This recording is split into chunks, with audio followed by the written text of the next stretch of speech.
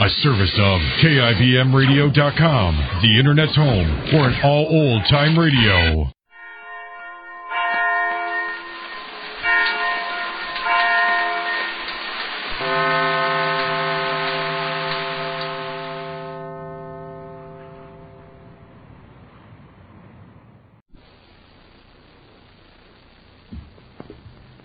For a wash that's deep clean, sparkling clean, use deep cleaning Oxidol. Oxidol is deep cleaning. Deep cleaning. Deep cleaning.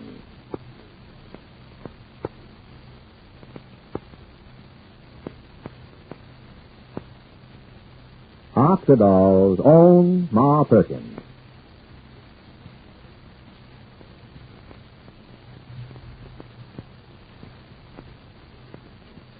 Ladies, with all the talk today about new wash day products, here's news you'll be especially interested in. News that means a dazzling clean wash for you. News about deep cleaning Oxidol. You see, it's an actual fact. Deep cleaning Oxidol washes out graying dirt. Dirt left enclosed by the leading wash day suds, the leading short-cut suds. And this is a fact that was proved to women in an amazing washing demonstration. Now, one of the women present at this demonstration was Mrs. Donald Smith of Elmwood, Ohio. And here's what Mrs. Smith saw. In this washing demonstration, they used my clean clothes. At least I thought they were clean because I had just washed them with the leading suds the way you're told to. Then they washed those clothes over again, this time with deep cleaning Oxidol. You should have seen the dirty wash water come out of those clothes I thought were clean. That dirty wash water showed me that Oxidol really can get out graying dirt left enclosed by those leading shortcut suds. Thanks, Mrs. Smith. And ladies, here's something we'd like you to do. Next wash day, use deep cleaning Oxidol and see for yourself how much dirt Oxidol can get out of your clothes.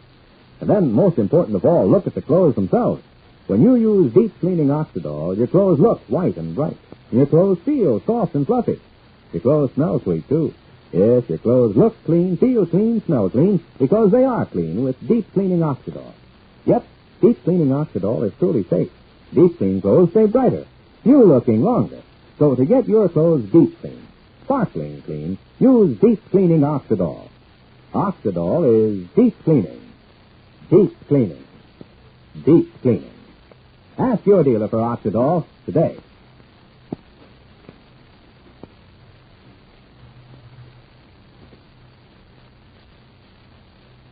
And now for Ma Perkins.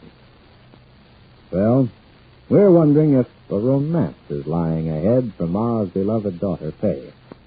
You remember that young advertising executive, Spencer Grayson? Well, he invited Fay to come to New York for the holidays. Of course, Fay replied that she just couldn't leave the folks and little Paulette at Christmas time. But how would he like to come to Rushville Center? And though the gentleman hasn't yet replied, well, we have hope. And today I can promise you some news. It's early in the morning right now, and Willie has opened up the lumberyard office. As he fusses with the stove, he hears, well, that you, Ma? Good morning, Willie, son. Well, morning, Ma. Come on over here near the stove if you're cold. I was just getting the old stove nice and hot. Land, it's warm as toast in here. You don't have to get it too hot, Willie. It ain't a cold morning. Well, the radio says it might get colder later today. I want to be prepared. Here, I'll take your coat, Ma. Ah, thank you. You sit right down there by the stove. I'll hang up your coat, Ma. Oh, Willie, dear, please don't rush. Thank you, son. Well, now, it's too early for the morning mail. Let me see what we got on our list for today. Well, that big order for Mr. Guffey also. Farmer Matthews called up on Saturday. He'll be in today for shingles for his hen house. Also, I want to find out when the bids are closing for that job over in Three Rivers, that washomatic or laundromatic or whatever it is. Also picking up the order that's waiting for us at the siding. Willie, also the two... Gone and memorized the whole day's business. That's fine, Willie, but, Landis, you do all the work that's left for me. I don't want to feel that I'm useless to you. I don't know. I wake up so happy these days. Maybe it's the weather, Ma. I feel I could lick my weight in prize fighters. Yesterday I went for a long walk with Junior, Sunday afternoon. Finally, even he had to say it. Pop, you're a dynamo, he says. No kidding, Junior. Oh, Willie, that's fine. So I'll pick up this old firebox again, and I'll make you comfortable, and then I'll set out on the day's business. Willie, please don't get that stove any hotter. It's hot enough now. Okay. I just don't want it to go out while I ain't here, and then you'd have to bother with it. The stove is my department. Yeah, I guess it's all right now. Any chance of Shuffle showing up today, Ma? Well, and I was half expecting Shuffle to come to the house yesterday. At least call up. But he didn't. Unless he was here from today. Maybe he's still sweeping up after Marietta's wedding. Boy, there was enough confetti and rice around the joint to keep him busy for a week. Yes, I kind of look forward to having Shuffle around again. Here, I mean. You know, the Three Musketeers, me and you and Shuffle. I look forward to it, too. The old grouch. Yes, I'm ashamed to admit it, but I kind of miss him. But here I'm wasting time. I've got a million things to do. Now the stove's going along good, Mom. I'm going out to load up the truck. If there's anything that comes up, I'll be right in the shed. So don't hesitate to call on me and... Well, you've been in the lumber business yourself for quite a while now. Why am I telling you what to do? Oh, Willie. You're a dear, sweet boy. I hope you never stay. You just stay the way you are, and I reckon we'll get along. We sure got along swell until now, Ma. Like I say, the Three Musketeers. And so right now Oh, a customer so early? And the police have tried him. Oh, only it's not a customer. Who? Is this here the Emporium, the place to advertise for help wanted? Shuffle. Understand there's a job open. Job for a feller with a weak back plus a weak mind. Low wages, but they're steady. This here the place? This here is the place, old friend. Good morning, Shuffle. Good morning, Ma. And who's this here red-in-the-face character I see beside you, ma'am? Is he made out of wood, too, like everything else this here establishment handles? There he goes. Hardly sets foot in the joint when he starts making remarks. Well, judging from your overalls, you old character, looks like you're a working man. Me? No, I ain't no working man, son. What I do is boss a working man. And the working man I boss is a certain red-in-the-face character named Willie Fitz. Oh, so now you're my boss. Listen, Shuffle, I was all set to hang out the welcome sign, dust off your desk and put a big welcome home sign right where you'd see it. But now I won't. Once and for all, get this through that comical head of yours. You don't boss me. Keep on talking, son. It's music to my ears. And the tune of that there music, it's Home Sweet Home. Oh, yes. Shuffle has come home. Shuffle's home, all right. You old buzzard. You young buzzard. You old sourpuss. Young red puss. Shake. Shake. I don't know if I should even say it, but I'm glad to see you, Willis. The only reason I'm saying it is for politeness. Welcome home, Shuffle. Okay, son. That's all I wanted to hear. Thank you. I want to say it too. Welcome home, Shuffle. Nathan. All three of us. We're acting like it's somebody's wedding or something, or like I just come back from darkest Australia. Ain't no need for everybody getting all soaked up. Maybe you ought to go away regular, Shuffle, once every 6 months or something, so we could have the big reunion all over again. It ain't a bad idea. But not if it means we got to have cousins in our lives again. Nothing doing. I can't stand the wear and tear on the nervous system. No. We don't need no discussion at this moment about the cousins. Oh, I can hardly believe it. It's been so many months. And now Shuffle is here again. Our very own Shuffle. Yep. Same foolish face, same old overalls, same old sweater. Oh. It's me, Ma.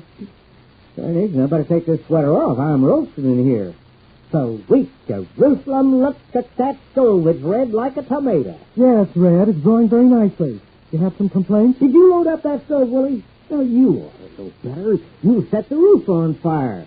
Tarnation, turn down the draft. You leave that draft alone. I've been fixing stoves since before you was born. Why, you got enough draft in there to set the whole town afire. Shuffle. I've heard enough. He comes back and in 1 minute he starts criticizing. I'm going outside to load up the truck. You can do as you please, Mr. Shuffle Shoulders. Here I go on and give you the big hello. I sure didn't know when I was well off. Oh, Willie, doggone it, you don't have to get so strong. Willie! Yes. I reckon I gone and done it now, Ma.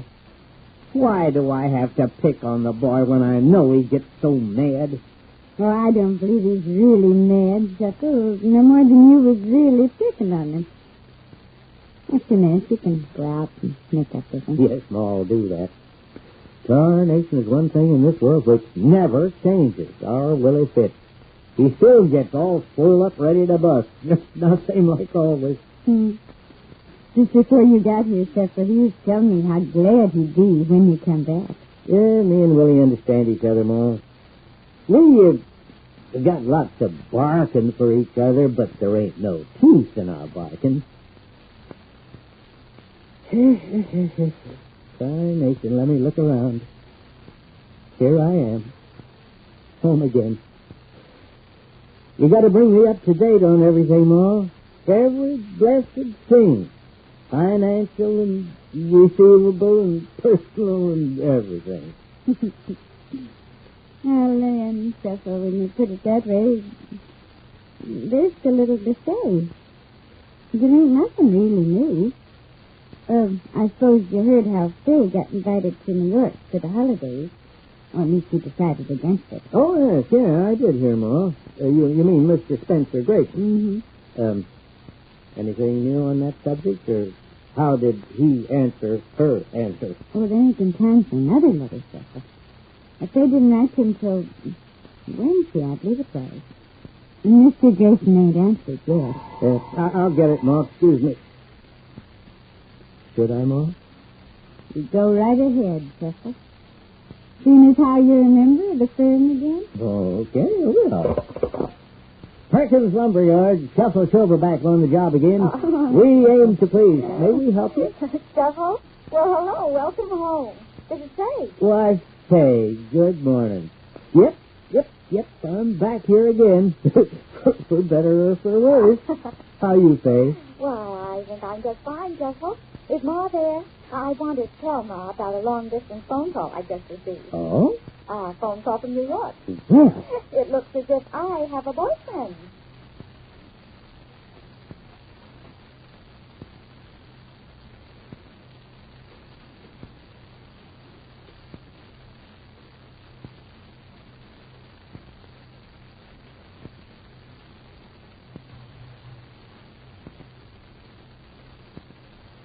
Ladies, prepare yourself for the surprise of your life the first time you wash your clothes with deep cleaning Oxidol. For deep cleaning Oxidol reaches deep down into fabrics and washes out graying dirt, gets clothes sparkling clean.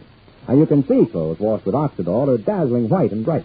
You can feel clothes are soft and fluffy. You can smell clothes are sweet and fresh. Yes, clothes look clean, feel clean, smell clean, because they are clean with deep cleaning Oxidol. So for a wash that's deep clean, sparkling clean, get deep cleaning Oxidol at your dealers now in the same familiar Oxidol package.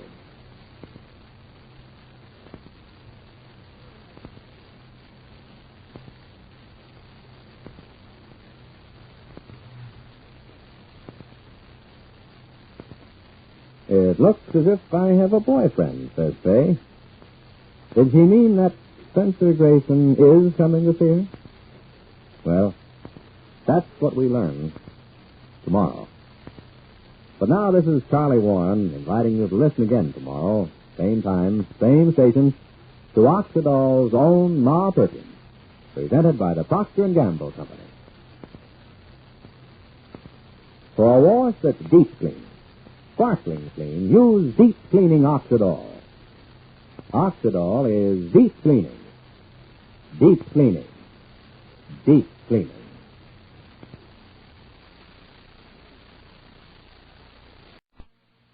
Lux presents Hollywood.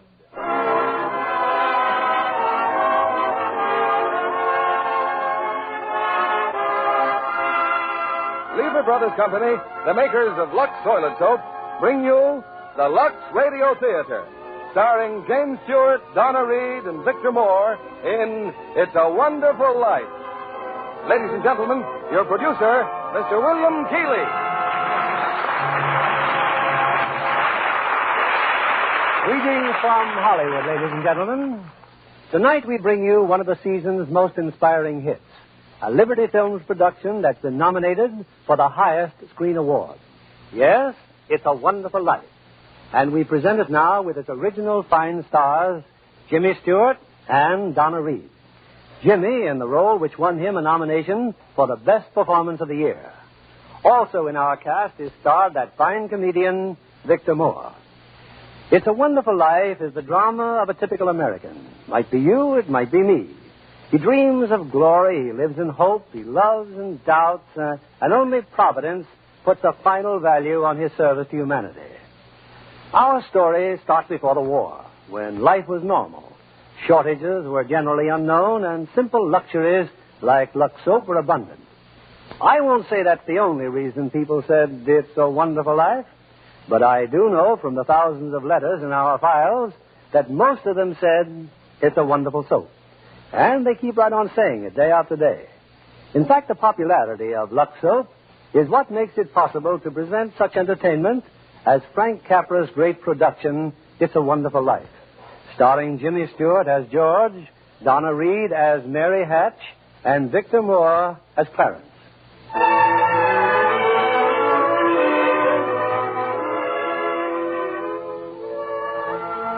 This is the story of George Bailey, citizen of Bedford Falls, New York.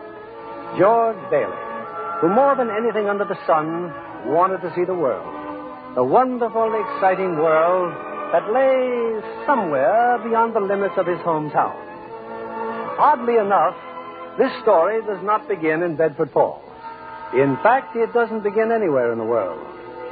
It begins in heaven, where the superintendent of angels has just summoned an apprentice angel named Clarence. Oh, I'm really going down to Earth, sir? Oh, how splendid. Yes. There's a very discouraged man down there, Clarence. George Bailey. At exactly 10:45 p.m., Earth time, he'll be thinking seriously of ending his life. Oh, dear, his life. Now, I want you to stop him if you can. Now, sit down. I'll give you Bailey's case history. Sir, if I should accomplish my mission, may I perhaps get my wings? I've been waiting over 200 years now, and, well, people are beginning to talk. Clarence, what's that book? The Adventures of Tom Sawyer, sir. I was reading it when you sent for me. Oh, fine book. Excellent. Well, you do a good job on George Bailey, and we'll see about your wings. Oh, thank you, sir. Now, listen. When George Bailey was a boy, two events occurred that you should keep in mind. One was when his young brother, Harry, fell through the ice and almost drowned. George saved him. Brother fell through the ice. George saved him. Ever since, George has had a bad ear. All that icy water, you understand. Yeah, bad ear. Yes, sir. The other event came a few months later. George used to work after school in Mr. Gower's drugstore. One day, Mr. Gower's only son died of influenza. It was a terrible blow, and poor Mr. Gower tried to lose his grief in whiskey. Where you been, George? Mrs. Blaine's called twice. What happened to her prescription? You lost it, didn't you? No, Mr. Gower. Here it is. Well, you good for nothing. Don't you know that Blaine girl's very sick? Mr. Gower, my ear. You're hurting my sore ear. Teach you to loaf, you lazy brat. Mr. Gower, you know what you're doing. You put something wrong in those capsules. Shut up. Oh, I know you feel bad, but look, Mr. Gower, look. This bottle, you use this bottle to make up the capsules. It's poison. Poison? Don't hurt my sore ear again, Mr. Gower. Oh, George. That's what you deliver, Mr. Gower. All I wanted was to make sure.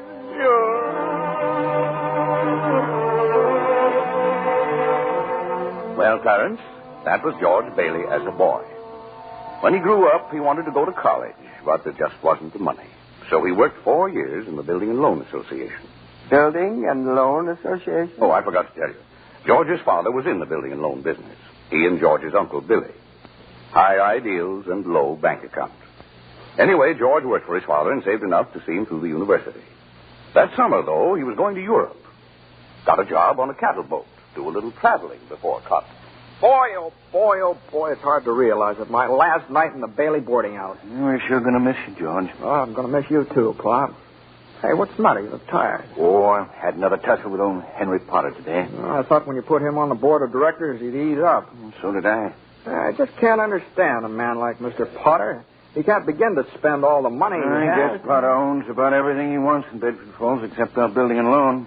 That's why he hates us. Hey, George, can I borrow your tuxedo studs? Yeah, help yourself, Harry. Well, where are they? In your suitcase? I'm not taking a tuxedo on a cattle boat, you know. Hey, where'd you get that suitcase anyway? Oh, Mr. Gower, going away present. And one of these days you're going to see that bag all covered with travel labels. Italy, Baghdad, Samarkand. Gonna have a pretty full summer. I'm going to have a pretty full life. Hey, why don't you come to the dance tonight? Well, I'd be bored to death. Well, you couldn't want a better death. Lots of pretty girls.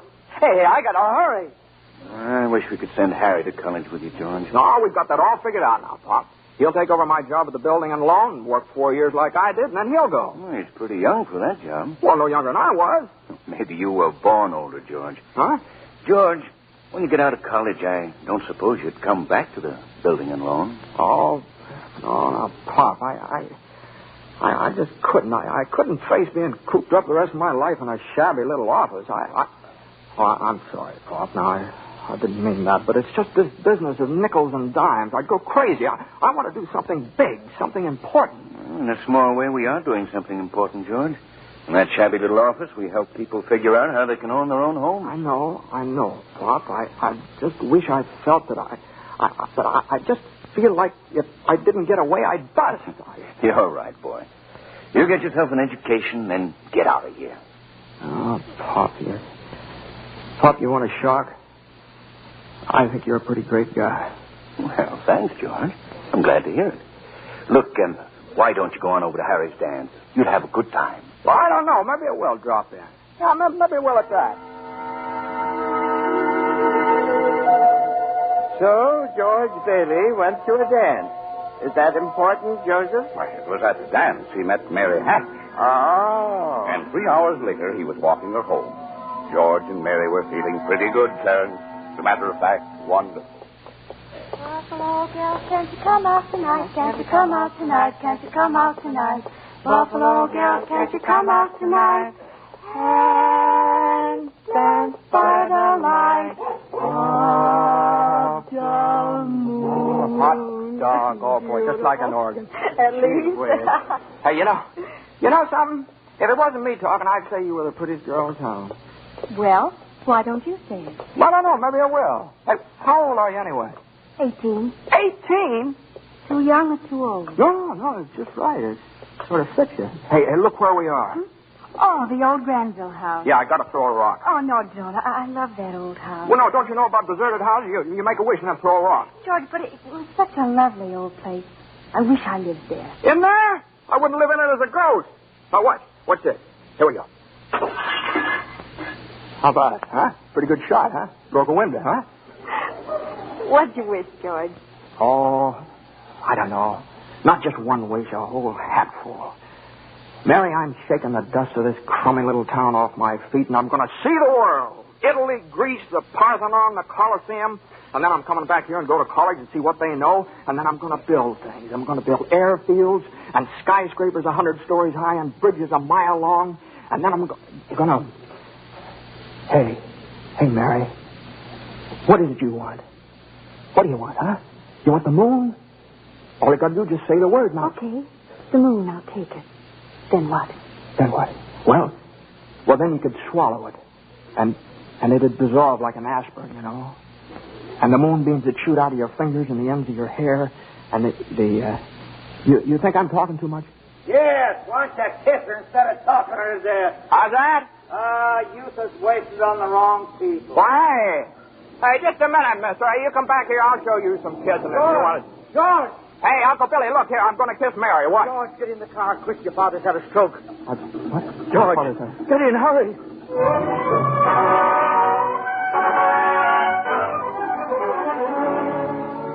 Well, George's father died that night, Clarence.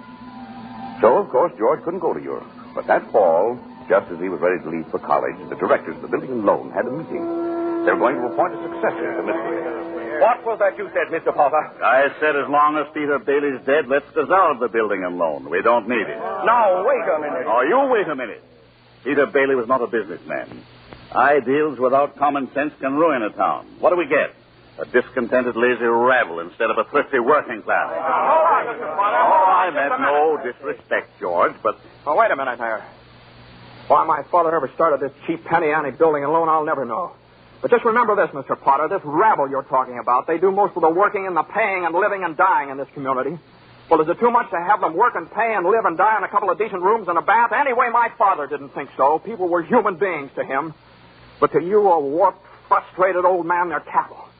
Well, in my book, Mr. Potter, he died a much richer man than you'll ever be. I'm not interested in your book, George. I'm talking about the building and loan. You're talking about something you can't get your fingers on, the darling. That's what you're talking about. Well, this town needs this measly one-horse institution, if only to have some place where people can borrow a few dollars without crawling to you. Now, come on, Uncle Billy.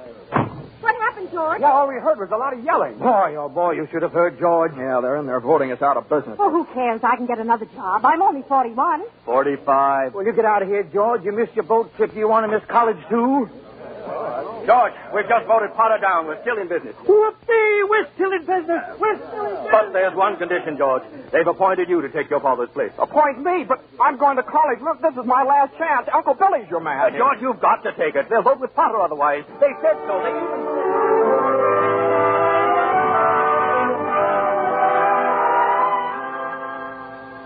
I know George Bailey didn't go to college. That's right, Perkins. He gave his college money to Harry. Harry went instead. But what happened to that good-looking girl, you know, Mary? Oh, George saw her now and then. Not very often, though, because Mary went away to school, too. Anyway, George waited 4 years more for Harry to come back and take over the building and loan. He could still see the world. He planned to work in the oil field, Venezuela. Except when Harry came home, he wasn't alone. There was a girl with him, his wife. George? Yeah, I'm out here on the porch, Mother. I just thought I'd get some air. Well, how do you like your new sister-in-law? Oh, she's swell. Looks like she can keep Harry on his toes. Yeah, and keep him out of Bedford Falls anyway. What do you mean? Well, Ruth's father, he's got a wonderful job for Harry up in Buffalo. Buffalo? Well, that means you can't... Yeah. George, did you know Mary Hatch is back from school? Hmm? Yeah. Nice girl, Mary. Mm-hmm. Oh, stop grunting. Mm-hmm. Give me one good reason why you shouldn't call on Mary. Well, Sam Wainwright. Sam's crazy about Mary. Well, she's not crazy about him. Well, now, how do you know that? Did she discuss it with you? Besides, Sam's away in New York. Oh, and all's fair in love and war. I see. Okay, Mother. I think I'll go out and find that girl and do a little passionate necking. Oh, George. Goodbye, Miss Bailey. By the way, do you want any books at the library? Library? George! George, you go and see Mary. Do you hear?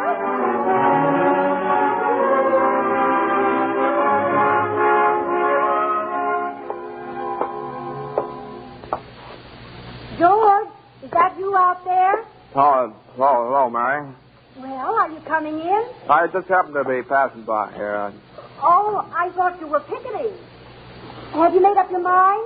How's that? Have you made up your mind? About what? About coming in. Your mother just phoned. She said you were coming over. My mother just phoned. What does she mean, Carla? I just happened to be passing by, that's all. I didn't... Well? Well, I'll come in for a minute, but I didn't tell anybody I was coming here. You said I can't go out for a walk nowadays without you. When'd you get back? Tuesday. When'd you get that dress? Do you like it? It's all right. Well, no point standing here on the porch. Come on in. I still can't understand it. I didn't tell anybody I was coming here, you know. Would you rather leave? Well, no, I don't want to be rude.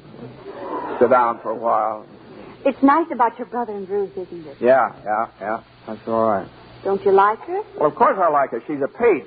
Oh, just marriage in general you're not enthusiastic about, hmm? No. Marriage is all right for a lot of people. It's all right for Harry, Sam Wainwright, and you. For Sam? Harry? It's George Bailey, Mother. What did he want? I don't know. What do you want? Me? Not a thing. Not a thing, and I just came in to get warm. He's making violent love to me, Mother. You just tell him to go right back home. Sam said he called you tonight from New York, didn't he? I guess so. How about the music? Your mother needs it. I didn't come here to... What did you come here for, then? I don't know. You're supposed to be the one with all the answers. You tell me. Oh, why don't you go home? I don't know why I came here in the first place. Good night. Good night. Okay, the way you're shouting, you think that... You think what? All right, I'll get it. George, on your way out, would you mind turning off the phonograph? I'd be very happy to. Doggone crazy song. Hello? Sam? Mary, gee, it's good to hear your voice. How are you, Sam? I forgot my hat. Hee-haw. What? Oh, I was just talking to an old friend of yours, George Bailey. Oh, Mark back, George? Old Mark back, George. Well, put him on. I'll talk to him, too. Wait a second. George. He doesn't want to speak to George. He does so. He asked for him. Why'd you call me? Because if you're... I'm in a hurry. Sam wants to talk to you. Oh. Hi, Sam. Hey, fine pad you are, trying to steal my girl. What do you mean? Nobody's trying to steal anybody's girl. Here, Mary, take her. No. Wait, George. I want to speak to you both. Tell Mary to get the extension upstairs. He says for you to get on the extension upstairs. I can't. Mother's on the extension. We can both hear, George. Just put your head a little closer. What? Yeah, that's better. We're listening, Sam. Well, I have a big deal coming up that's going to make us all rich. George, remember that time you told me about making plastics out of soybeans? Soybeans? Yeah. Soybeans, yeah. Well, my father's checked into it, George. See, and now he's going to put up a factory. How do you like that? A factory, huh? And here's the point, George. I may have a job for you unless you're still married to that broken-down building and loan. Oh, Mary? I'm here. You tell that guy I'm giving him the chance of a lifetime. Do you hear? He says it's the chance of a lifetime. Give me that phone. Here's George again, Sam. George. Now, you listen to me, Mary. I don't want any plastics, and I don't want any job, and I don't want to get married ever to anyone. Do you understand that? I want to do what I want to do, and you're not going to trick me. And you're... Mary. George. Mary. Oh, Mary, darling, I love you, Mary.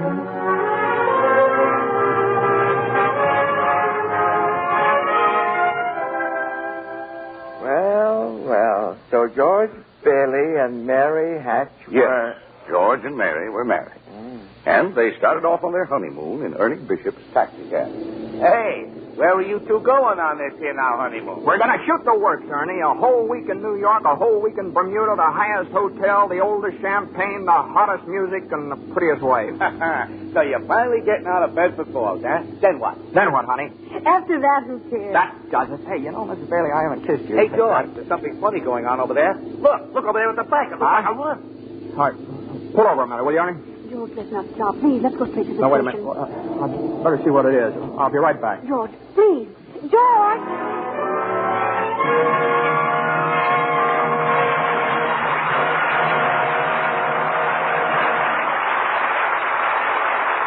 In a few moments, we'll return with the second act of It's a Wonderful Life, starring James Stewart, Donna Reed, and Victor Moore.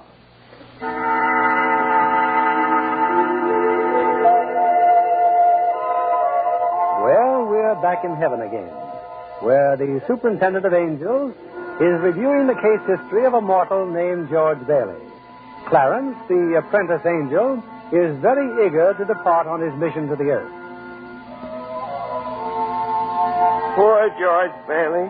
Oh, he's certainly in desperate trouble, Joseph. I'll go to him at once. Now, you sit down, Clarence. Sit down. We're nowhere near the point where George Bailey's thinking of taking his life. We're not? Now, where were we? Yes. George and Mary had just started out on their honeymoon when they ran smack into the financial panic of 1932. In the waiting room of the building and loan, 100 frantic people were clamoring for their safety. Hey, what's going on, Uncle Billy? What happened? All those people out there. This is a pickle, George. All I know is the bank called our loan an hour ago. I had to hand over all our cash. Holy mackerel. Whole town's gone crazy. Bank's in the same spot we are. Our charter. What about our charter? Our charter says we have to stay open until 6 p.m. The state can take away our license if we don't. How can we stay open till 6 without any money? George, where are you going? Out the top of those people. Come on. Now, please, folks. Now, just a minute. Just a minute. Now, please. How about our money, George? Where's our money? Oh, come on, now, please. Now, wait a minute. Now, listen to me. Now, you're thinking of this place all wrong. Your money's not here. Oh, wait a minute. Now, let me tell you, your money's in people's houses. In the Kennedy house, and the McLaren house, and in your house, and 100 others. Now, what are you going to do? Foreclose on them? I got $240 in shares. Now, let me have it. All right, Charlie. Now, you'll get your money in 60 days. 60 days? Well, now, look, that's what you agreed on when you bought your shares. I got my money. Yes. Old man Punter, taking over the bank. He'll pay you 50 cents on every dollar. Then let's take our shares to Potter. Half it. Please, folks, I beg of you not to do this. If Potter gets hold of your shares, he'll be owning this building and loan. He's got the bank, he's got the bus line, he's got the department stores, and now he's after us because he wants to keep you living in his shacks and paying the kind of rent he decides to charge. Now, We can get through this thing all right, but we've got to stick together. We've got to have faith in each other. My husband's got to work. We need money. I've got doctor bills to pay. I can't feed my kids on save. We still got some money. Hey, Mary. Here it is, George. You told me to hold on to it. Would have made a nice honeymoon. Bought furniture, too. Hey, now, wait a minute. Whoa, listen. I've got $2,000. All right, Charlie, how much do you need? $240. No, Charlie, now listen, just enough to tide you over. I said $240. Okay. Uncle Billy, give Charlie $240. All right, Ed. Now, how much just to get by? Well, $20, I suppose. Now you're talking. Now, Mrs. Thompson, how about you? $20 will do me. Good. $20. Uncle Billy, pay it back when you can now. Pay it back when you can. All right. Who's next?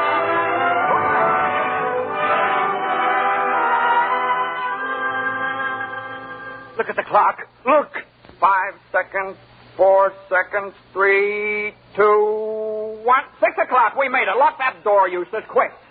Boy, we're still in business, Uncle Billy. We've even got $2 left. George, there's a call for you. Okay, and then call my wife, will you? She's probably over at Mother's. Mrs. Bailey's on the line. No, I don't want Miss Bailey. I want my wife. Mrs. Bailey. Mrs. Bailey. That's my wife. That's my... Give me the phone, will you? Hey, Mary. Listen, Mary, I'm sorry. Come home. Well, what home? Well, 323 Sycamore. Well, whose home is that? What? Well, Mary, how can I... Well, sure. All right, sure. I'll be there. Darren, guess what 323 Sycamore was? His mother-in-law's house, huh? Oh, no.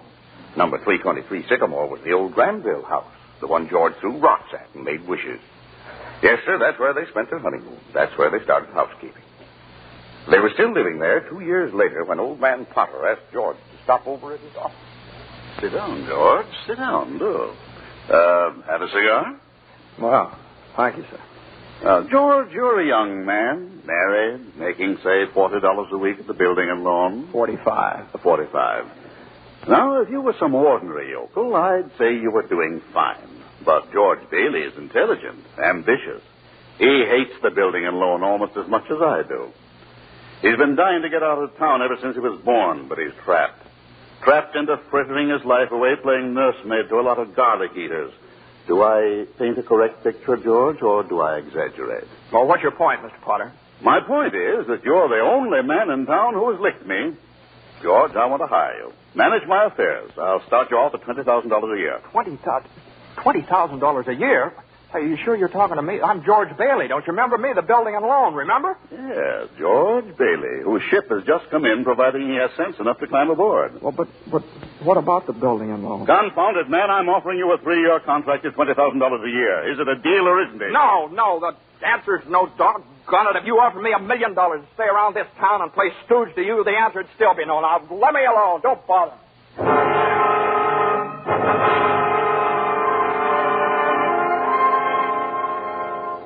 George, what does Mr. Potter want?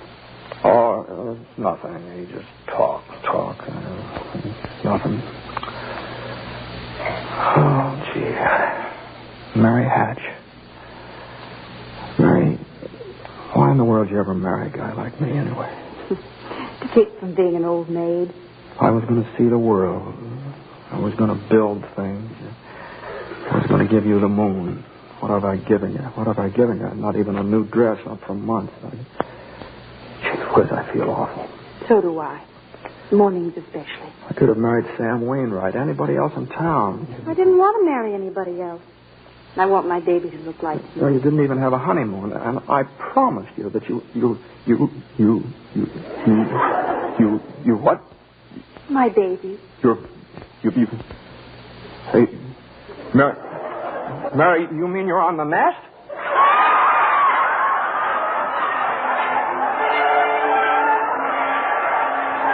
Well, Mary had her baby, Terrence. A boy. You don't say. Then she had another. A girl. Well, what do you know? Night after night, George had come home late from the office. Things weren't good with the building and loan. Potter was really bearing down on him. Then came the war. Mary had another baby by then. Oh. But she still had time to help out in USO. Uncle Billy sold war bonds. And George's brother Harry became a real hero. Shot down 15 planes. But George, what about George? Well, George was 4F his bad year. He was an air raid warden. On BE day, he wept and prayed. On BJ day, he wept and prayed again. We're getting pretty close to today, aren't we, sir? Yes, Clarence. You now know almost everything you have to know about George Bailey, except what happened that finds him down there at this moment, wanting to die. Well, sir, well, today's the day before Christmas, Earth time. George is pretty excited. Hey, Tilly! Eustace! Hey, look at the newspaper. Commander Harry Bailey, decorated by the president. That's my kid brother. The Congressional Medal of Honor. Gosh, George, gosh. What do you think about the 15 Jap planes? And the last one he got was just about to dive into a transport loaded with soldiers. You know what that means? He saved lives, hundreds of lives. Hey, gee, where's Uncle Billy? We're going to the bank, George. He's depositing that $8,000. Good. Who's that in his office there? It's that man again, the bank examiner. Oh, yeah. Well, good afternoon, Mr. Carter. Hey, Kelly, get the book from Mr. Carter. You know, that's my brother's picture there, Mr. Carter. He shot down 15 planes, and one of them... Well, Mr. Henry F. Potter comes to the bank to deposit some more loot, eh? Yeah, you old fool. How do you like the news in the paper, Mr. Potter? Just can't keep those Bailey boys down now, can you? Let me see that newspaper. Here, sorry I can't chat, you old thief. Gotta make a deposit. Here you are, Horace. Deposit slip, bank book, and a very Merry Christmas to you. You too, Mr. Bailey. Say, you've forgotten something, haven't you? Horace, I've forgotten things all my life. Get a wiggle on, boy. But, Mr. Bailey, where's the money? What's that? You want to make a deposit? Well, certainly I want. Well, it's customary to bring the money with you. It's gone. Where'd I put it? Where'd I put that money? A terrible thing, Clarence. Terrible. Uncle Billy couldn't find the money because the envelope with the $8,000 was folded up in that newspaper he gave to old man Potter. I just don't know what happened to it, George. I just don't know. $8,000. Uncle Billy, the bank examiner's here, and it's not our money. It belongs to the depositor. George, what are we going to do? We've traced every step I took. We can't stand here in the street. Are you sure you didn't put that envelope in your coat pocket? I think so. Maybe. Oh, I'm no good to you, George. I'm no good. Now listen to me. Think, will you? Now try and think. I can't think anymore. I can't. Where's that money, you silly old fool? You know what this means? It means bankruptcy and scandal and prison. One of us is going to jail. Well, it's not going to be me. Now get out of my way. I'm going home.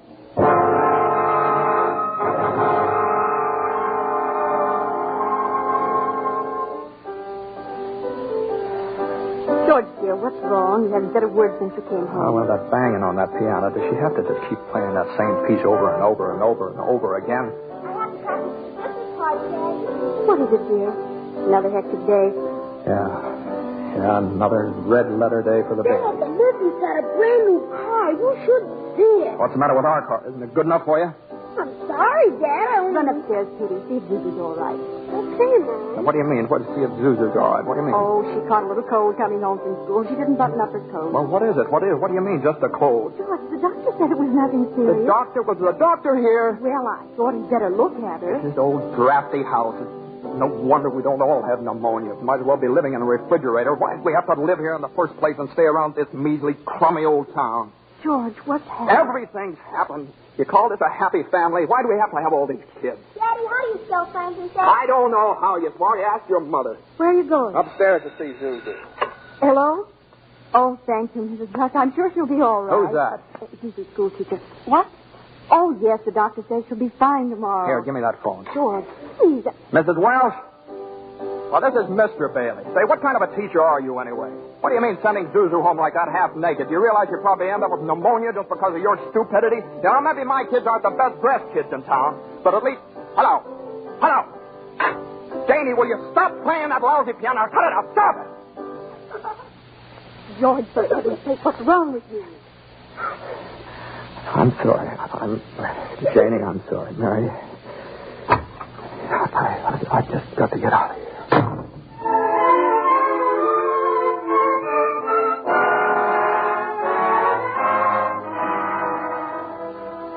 So that's it, George. You're short $8,000 in your account, eh? Oh, please, Mr. Potter, I'll pay any sort of a bonus if you still want the building and loan. You say it was lost. Have you notified the police? No, sir, I haven't done that yet. Harry's home. Oh, I come to me. What about your good friend, Sam Wainwright? I can't get a hold of him. He's in Europe. What kind of security would I have, George? What collateral? Yes, sir, I have some life insurance here. $15,000 policy. What's your equity in it? $500. And you want $8,000? You once called me a warped, frustrated old man. Well, what are you but a warped, frustrated young man falling on your hands and knees for help? Why don't you go to the riffraff you love so well? Ask them for help. I'll do anything, Mr. Potter, please. Please help me. My wife and kids. I'm calling the district attorney. $500. Do you know something, George? You're worth more dead than you are alive. Now get out of here. Get out.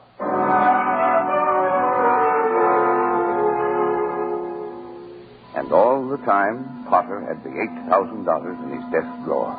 It's still there, Clarence. But where's George, sir? Where? Well, he went over to Martini's Cafe. He's had a couple of drinks, Clarence. He's just standing there, sort of in a daze. Oh, God.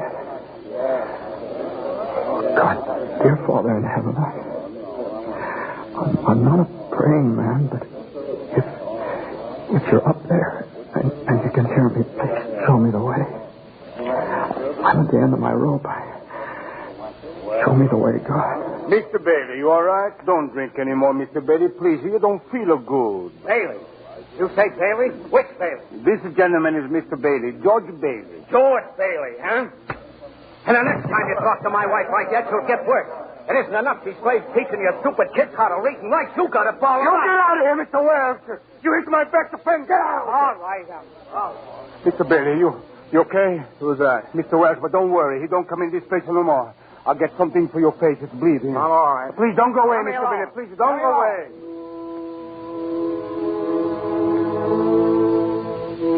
Well, George left Martini's Cafe 5 minutes ago, Clarence. He's at the river now, on the bridge, looking at the water. Are you ready, Clarence? All ready, sir. Very well. Save George Bailey's life, and you get your wheat. My wings. Oh, thank you, Joseph. George! George Bailey! Get away from that bridge! You hear me? George! George!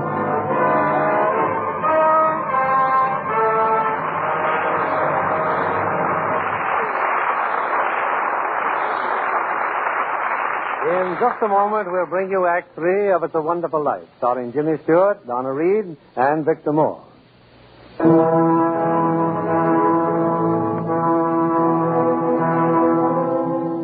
Numb with despair, convinced, as Mr. Potter said, that he's worth more dead than alive, George Bailey stands on a bridge, staring at the dark and frigid waters below. Suddenly, there's a splash.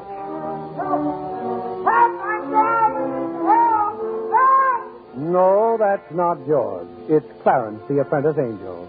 And there goes George in after him. It's a few minutes later now, and in the bridge-keeper's shack, George and Clarence are drying off. You both sure you're all right? You want a doctor? No, I'm all right. Oh, I'm fine. This underwear, I didn't have time to get anything more stylish. My wife gave me this on my last birthday. I passed away in it. You what, mister? I see Tom Sawyer's drying out, too. Who? My book. I left in such a hurry, I brought Tom Sawyer with me. Hey, how'd you happen to fall in? Oh, I jumped in. I jumped in to save you. Jumped in to save me? Well, I did, didn't I? You didn't go through with it, did you? Go through with what? Suicide. Hey, it's against the law to commit suicide around here. Yeah, it's against the law where I come from, too. Where do you come from? Heaven. Oh, that's very fine. Your lips bleeding. Yeah, I got a bust in the jaw in answer to a prayer. Oh, no, George. I'm the answer to your prayer. Hey, how'd you know my name? Oh, I know all about you. Well, who are you supposed to be, anyway? Clarence Oddbody, AS2. Clarence Oddbody. Well, what's the AS2 for? Angel, second class. Hey, I'm getting out of here. You may not need a doctor, but I do. Here you are, my good man. Hey, look here. Why'd you want to save me? Because I'm your guardian angel, George. Oh, I see. Well, you look like about the kind of an angel I'd get. What happened to your wings? Well, I haven't won my wings yet. That's why I'm an angel, second class. Oh, I see. But you can help me earn them, George, by letting me help you. Oh, don't happen to have $8,000 on you, do you? No. We don't use money in heaven. Oh, that's right. Yeah, I keep forgetting. I see. Comes in pretty handy down here, bub. Oh, tut. As I found it out a little late. You know, I'm worth more dead than alive. You mustn't talk like that. Joseph will never give me my wings if you keep feeling that way. You just don't realize what you've done for your folks. Why, if it hadn't been for you... If it hadn't been for me, everybody would be better off. My wife and my kids and my friends. Oh, this is not going to be easy. And I'll be better off if I hadn't been born. What did you say? I said I wish I'd never been born. George, that's wonderful. Wonderful? What? The idea you just gave me. Well, you got your wish. You've never been born. I've never been born? Exactly. No worries, no $8,000 to get, nothing. You simply don't exist. All right, okay, all right. George, I can do things, strange things. I can show you the world, George, the way it would be if you hadn't been born. Hey, wait a minute. This ear of mine. Hey, say something else in that bad ear. You don't have a bad ear anymore. Oh, I don't think you're concentrating. Don't you see, you're not the George Bailey you think you are.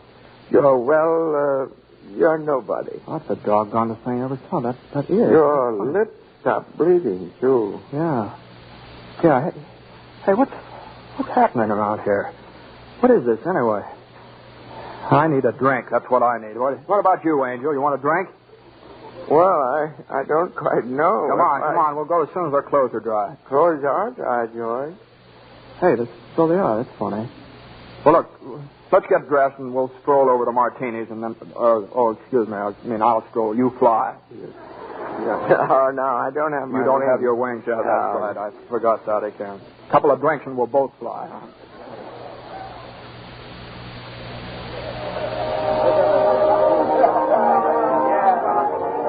What'll you have, fellas? Hey, where's the boss? Where's Martini?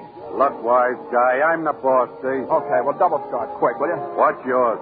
You know what I just love? Some mulled wine. Huh?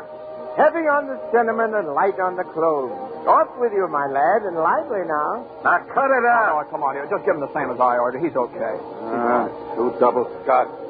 What about this place? It's all changed. All of Bedford Falls is changed. You're having your wish, George. You've never been born. Oh, there'll be lots of things you've never seen before. Oh, good. Somebody just made it. Made what? Every time a bell rings, it means some angel's got his wings. What'd you say? Look, Clarence, I don't think you better talk about angels around here. Don't they believe in angels? Oh, yeah, they believe in them, but it's just a Well, then why should people be surprised when they see one? Don't mind him, bartender. He's just a little fella. He just never grew up, man. How old are you, anyway, Clarence? Well, next May, I'll be 293. That does it. A couple of pixies, huh? Go on, get, you hear me, get. Where's Martini? Will you Stop tell me? asking about Martini. Ain't here any... Hey, you. Rummy, didn't I tell you never to come panhandling around here? George, look. Hey, it's Mr. Gower. Mr. Gower. Listen, Mr. Gower, don't you know me? This is George Bailey. You buy me a drink, mister? Just one drink, will you, mister? Pinky! Yeah, Nick. Throw the rummy out. Oh, no, please. Hey, bartender, that's Mr. Gower, the druggist. That rumhead spent 20 years in jail for poisoning some kid. If you knew him, you must be a jailbird yourself. Pinky, here's 2 more. Get him at it. Get up, George. Good thing you threw us in a snowbank, huh? So where's Mr. Gower? Mr. Gower doesn't know you, George. You see, you weren't there to stop him from putting poison into that prescription. What do you mean I wasn't there? Look, tell me, what are you? Are you a hypnotist? George.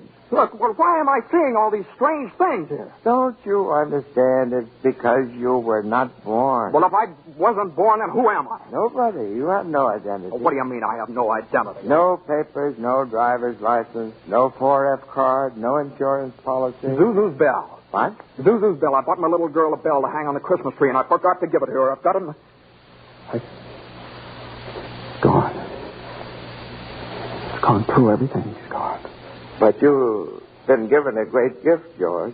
A chance to see what the world would be like if you'd never been born. You're crazy. You're crazy as a bedbug, and you're driving me crazy, too. Now, look, I'm going home to my wife and family. Do you understand that? And I'm going home alone. They did not leave him alone, Clarence. Keep following him. Joseph, I'll stay near him, sir. Poor George. He's seeing Main Street now the way it'd be if he hadn't lived. The thing that's really shocked him, sir, is the building and loan office. Know what's there now? Pawn shop. What's he doing? Can you see? He's talking to Ernie Bishop, the taxi driver. He wants to go home. You better tag along, Clarence. Oh, I will, sir. I will. Come on, step on it, will you, Ernie? Get me home. I'm off my nut. Where do you live, buddy? Oh, now, doggone it, Ernie. Don't you start pulling that stuff on me. 323 Sycamore. 323 Sycamore. Yeah, hurry. I'll put his Zuzu's sick. Okay, buddy. Hey, look, Ernie, I don't know what's happened. I'm going crazy or something. I got some bad liquor. Now, look, tell me this now. You're Ernie Bishop, right? And you live with your wife and kids down You see my wife? What do you mean? I've seen your wife. I've been in your house 100 times. What do you... We built it for you, didn't we? My wife took the kid and ran away 5 years ago, and I ain't never seen you before in my life, see? Okay, Ernie. Okay. Just step on it. Get me home.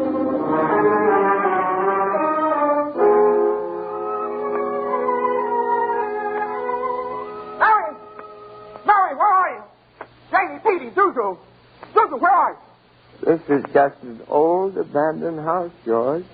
You have no wife, no children. Where are they? What have you done with them? Hey, I'll take that. See, I told you. All right, up with your hands. Oh, Bert the cop. Thank heaven you're here. Now, look, why don't you be a good fella, and I'll take you to a doctor. Bert, listen to me. What's the matter with you guys? Now, listen, it's that fellow there. He says he's an angel. He tried to hypnotize me. I hate to use my nightstick, but I guess I... Ow! Run, George, run. He can't hit you while I'm fighting him. George, run. My teeth aren't what they used to be. Joseph, help! Joseph! Where'd they go, Ernie? Where'd they go? I don't know. They just disappeared.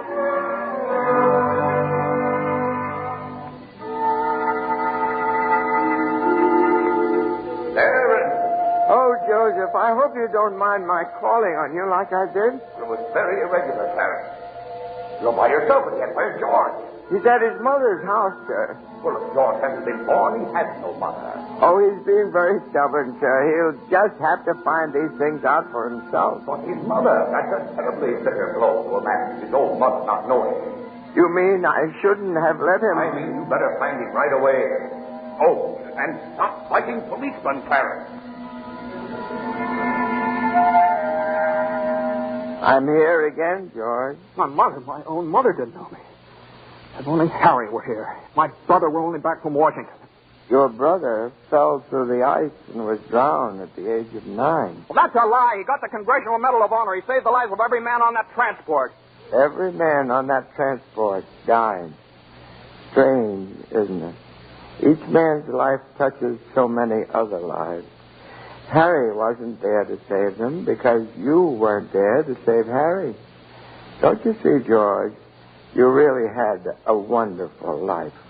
Don't you see what a mistake it would be to throw it away? Clarence. Yes?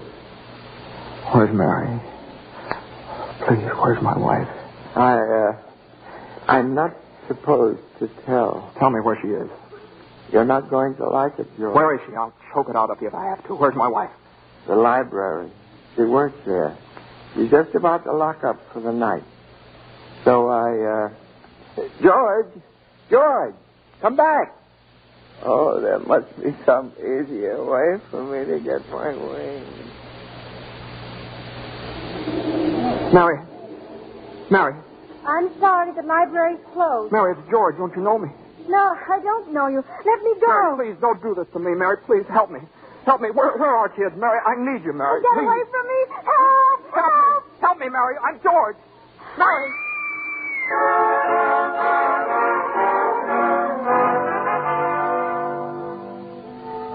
Clarence. Oh, where is he, Joseph? Where's George? I'm afraid I've lost him, sir. You knew you shouldn't have let him try to see Mary. Now they're after him, a mob. They think he was trying to hurt her. Joseph, I won't even get one wing, will I? You have one more chance, Clarence. Get over to the bridge by the river. I think George has seen just about enough. But the mob. But don't worry. They've lost him, too. Now, hurry up. Oh, thank you, Joseph. Thank you. Clarence. Clarence! Clarence, where are you? I'm here, George. Help me, Clarence. Get me back. I don't care what happens to me. Only get me back to my wife and kids, please. I want to live again. Oh, thank you, George. Thank you, boy. I want to live again, please. Oh, God, please let me live again. George? Is that you down there, George? Well, get out here, Bert. Get out here. You come in any closer, I'll let you have it. What the hell are you yelling for, George? Come on. George, Bert, do you know me? No, yeah, been looking all over town for you. Where you been? Hey, Bert, I'm alive again, Bert. You sure you're all right? Hey, your mouth's bleeding. It is. Hey, my mouth's bleeding. Bert, look at the blood come out of there, would you? And where's Zuzu's Christmas bell, Bert? I had it right in my pocket. Here it is. Hey, it's in my pocket. What do you know about it? Hey, Merry Christmas, Bert. Well, Merry Christmas. Get in the car. I'll drive you home. You will, Bert? We'll do that. And turn the siren wide open, huh? Merry Christmas, Bedford Falls. Hey, Merry Christmas, old building and loan. Merry Christmas, Mr. Potter. Yippee! Come on. Hey, Bert, come on in with me, huh? What are these people, these reporters? Hey, Merry Christmas, reporters. Hey, Mr. Bank Examiner, Merry Christmas. Mr. Bailey, there's a deficit. I know, $8,000 up that, huh? George, I've got a little paper here. I'm sorry. I bet it's a warrant for my arrest. Isn't that wonderful? Merry Christmas. Hey, where's Mary, you know? Look at this wonderful old drafty house. Isn't it wonderful? Have you seen my wife? Where's Mary? Mary! Ken! Hey, kids, Janie, Petey. Hey, I could eat you up. Where's your mother? She went looking for you, Daddy, with Uncle Billy. Oh, Daddy. Zuzu, my little ginger snap. How do you feel, huh? Fine, Daddy. Not a snitch of temperature. Not a snitch of temperature. Hallelujah. George, darling. It's Mommy. Mommy's home. Mary.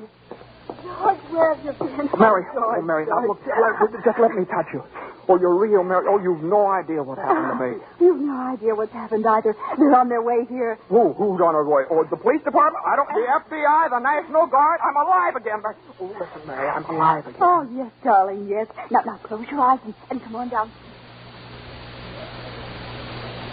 What is it? Get open my eyes yet, Mary? What's going on here? Now, keep your eyes closed. Now, I'll just walk you over here by the Christmas tree and... Well, the people I hear, lots of people. What is it?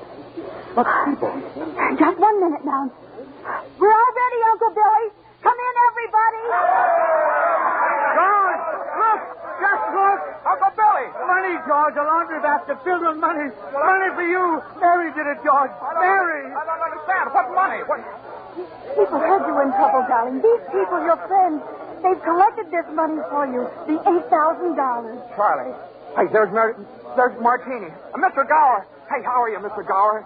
Mrs. Thompson, Ed, Tom, everybody. None of us would have a roof over our heads if it wasn't for you, George. Gosh, this is wonderful. Hey, Mary, look who's coming in. Mother. Hi, Mother. Hey, and Harry. Got Mary's telegram, George. I flew in as fast as I could. Hey, everybody, a toast. How about a toast? Oh, good idea, Ernie. A toast to my big brother, George, the richest man in town. Daddy, my Christmas bell. You must be dead. Here, honey. Here's your bell. Daddy. Darling, what's this on the table here? This book? The Adventures of Tom Sawyer. Look, there's something written in it. Dear George, remember no man is a failure who has friends. Thanks for the wings. Love, Clarence. Clarence? Yeah, he's a very dear friend of mine. Daddy, this is rustic. Every time the bell rings, an angel gets his wings. That's right, Zuzu. That's right. That's right. Attaboy, Clarence. Attaboy, Clarence. Happy landing.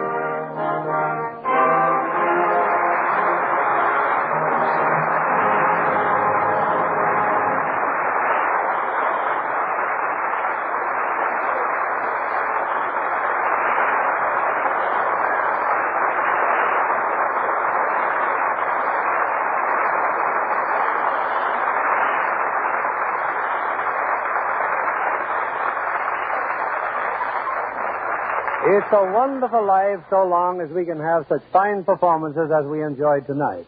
From Jimmy Stewart, Donna Reed, and Victor Moore. Jimmy, I'd like to thank whatever guardian angel whisked you back from Texas for our show this evening. Well, that guardian angel was an airline's wing, Bill. You were in Texas for the premiere of this picture, weren't you, Jimmy? Yeah, Frank Capra and I went down for 5 openings, as many nights. Pretty good down there in Texas. Jimmy? Yeah, every one of them. The 5 premieres over Texas. You know, it's a pretty big state. Takes that many to do it. Jimmy, I'm sure your fans were proud to read that you received an honorary degree from Princeton just the other week. Yes, how about that, Jimmy? Should we call you professor now? No. It's just an M.A. Oh, Master of Arts? Well, it might have been. I don't know. It might be for murdering architecture. That's what I studied. Well, you know, Donna has an honorary degree to her credit, too. LLC. What's that, Bill? LLC? Well, you can see it for yourself. A lovely Lux complexion. Well, thank you, Bill. Or rather, thanks Lux Toilet Soap. It's a wonderful complexion care. I use it faithfully. With wonderful results, I see. What's happening next Monday night on Lux, Bill? Next week, we have another of the season's most successful films. It's 20th Century Fox's thrilling screen hit, Leave Her to Heaven, with lovely Jean Tierney, and a star who appears in answer to literally hundreds of requests, Cornell Wilde. Based on a best-selling novel of the same name, Leave Her to Heaven is the strange, romantic story of a woman whose twisted mind and fiendish jealousy drive her to any lengths to hold the man she loves. Now, that ought to make great listening, Bill. I wouldn't miss it for anything. Good night. Good night, and thanks a million.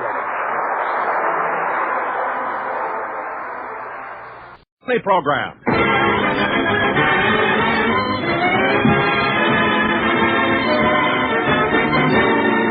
Starring Jack Benny with Barry Livingston, Phil Harris, Rochester, Dennis Day, and yours truly, Don Wilson.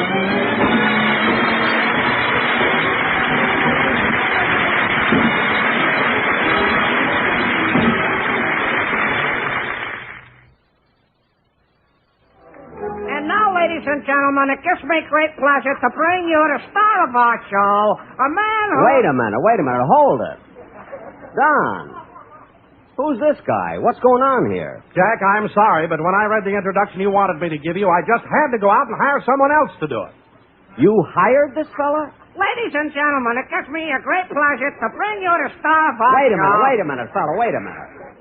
Don, you're the announcer on this show, and you've got to introduce me any way I want you to. Well, Jack, this time I'm not going to do it. I've got pride, you know.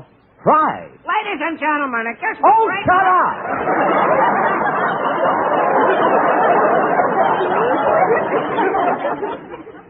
Don, what is this pride you're talking about? I'll tell you what it is.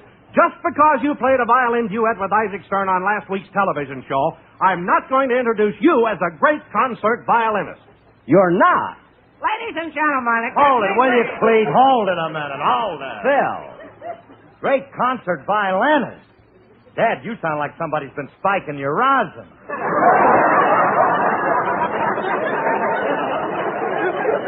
Well, you're a fine one to talk. What do you know about music? Okay, Jackson, okay. I will admit that personally I may not be the world's greatest musician, but I was smart enough to get together one of the finest musical aggregations in the world. Oh, you were, eh? Phil, if your band is one of the finest musical aggregations in the world, I'd like to ask you a question about Don Rice, your bass player. Nobody slaps a bass like Don did. That's what I'm getting at. Why is it he always sticks his hand in a bucket of water before he slaps the bass? Force of habit. What? Used to work in the brewery slapping labels on beer bottles. All right, Phil, I'll accept your explanation of Mr. Rice's musical eccentricity. But what about Bagby, your piano player? What about good old Bag? Well, Phil, I won't say anything about the fact that he's on parole. We'll forget that. But he can't read music, he doesn't know the white keys from the black keys, and I never saw such a crazy-looking piano. What's that extra pedal for? That was Bagby's idea. 4 pedals on a piano? What are they? Soft, medium, loud, and gas. Gas pedal? Never knows when he'll have to make a getaway. Oh, then that answers my other question. I was going to ask why the piano has white sidewall tires. Old Bagby thinks of everything. Well, it's too bad he doesn't think a little more about music. What? Phil, you know as well as I do, not only does Bagby play by ear, but if it isn't in the key of C, he can't play at all. Oh, he can't, eh? No. Okay, Jackson, you asked for it. Hey, Charlie. Yeah? Come here a minute. Phil, you don't have to go through all of Look, you said that all he knows is the key of C. Now, let's find out. Go ahead, ask him anything at all. Okay. How about something with 3 sharps? Go ahead, Charlie. Give him something with 3 sharps. Well... Think hard, Charles. Oh, I know. The Andante movement from the Barber of Seville by Gillette. Wait a minute. The Andante movement from the Barber of Seville by Gillette. 3 sharps, look sharp, feel sharp, be sharp.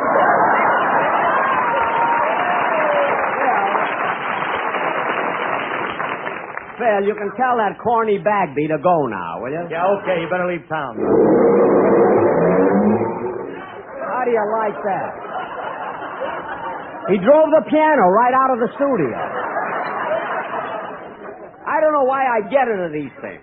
All I wanted was a classy introduction. Ladies and gentlemen... Not from you! I want the introduction from the one who's supposed... Oh, hello, Mary. Hello, Jack. What are you mad about? I'm not mad, just that I asked Don to do something when he refused that hurt my feelings. John Wilson, you ought to be ashamed of yourself. After all Jack has done for you. In fact, we should be grateful for what he's done for all of us. And when Jack requests any of us to do something, we should make every effort to comply with his wishes. Thanks, Mary.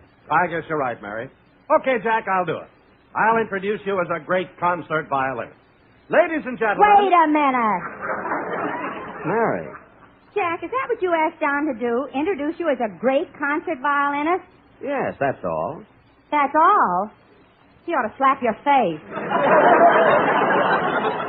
Mary, I thought you were on my side. Whatever gave you the idea that you're a great concert violinist? Because on my television show, I played a violin duet with Isaac Stern. That's why. And he wants me to call him Yasha Benny. What are you laughing at, Mary? Last year he killed a grasshopper, and for 2 weeks I had to call him Frank Buck. I didn't kill that grasshopper. I brought him back alive. So don't be so smart. And anyway, I don't know why Don had to go out and hire someone to... Oh, hello, Mr. Benny. Oh, hello, Dennis. I'm glad you're here. It's about time for... Dennis. Dennis, you're limping. Yeah, but I didn't get hurt bad. Hurt? Dennis, you have an accident? Yeah, as I was crossing Sunset Boulevard, I got run over by a piano.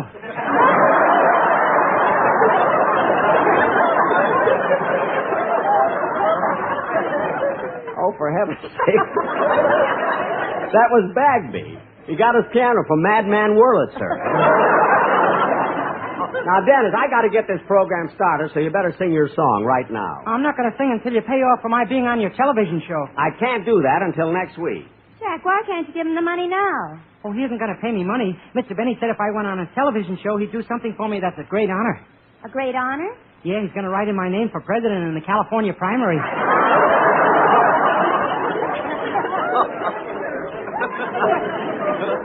Oh, for heaven's sake. Imagine writing Dennis's name for president. If I'm elected, I'm going to declare war on Johnny Ray.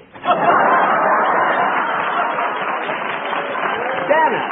I will now sing my campaign song. Just sing the song you're supposed to. If you're sweetheart...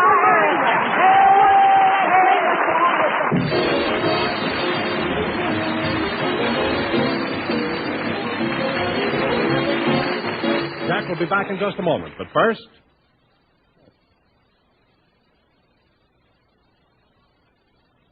Hey, Mr. Wilson, why ain't going to do no introduction or give me my dose so I can go home? You haven't done anything. I'm not going to pay you. Oh, yes, you are, Don. You got yourself into this.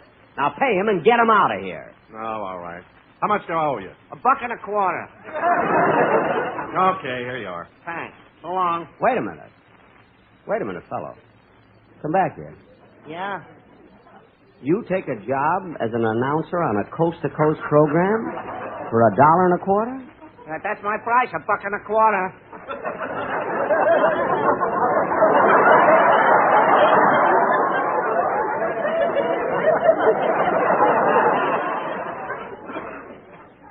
Come here a minute.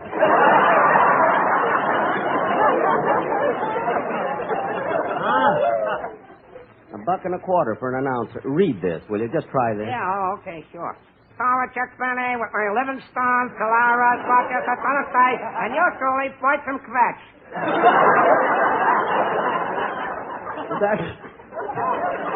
That's your name? Say, that's all right, Mr. Quetch. Jack, you wouldn't dare. Hey, I can lead a band, too. Now, wait a minute, Quetch. You ain't leading my band. Phil, you stay out of this. I can also sing tenor. Well, did you hear that, Dennis? Who cares? I'll be in the White House.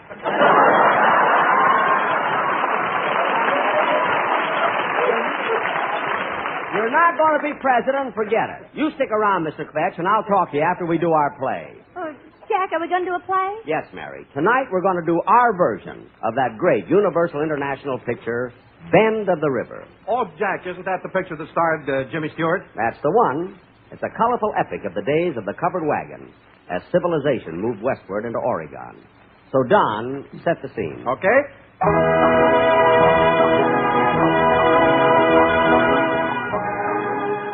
In the year 1867, at the end of the Civil War, a covered wagon set forth for the northern tip of Oregon. Its destination was a new settlement, and leading this intrepid group of pioneers was that fearless frontiersman, Buck Benny. Yes, Buck Benny. That's me. Our wagon's cargo was not guns, ammunition, or other implements of war, but food to tide the settlers through the rugged winter.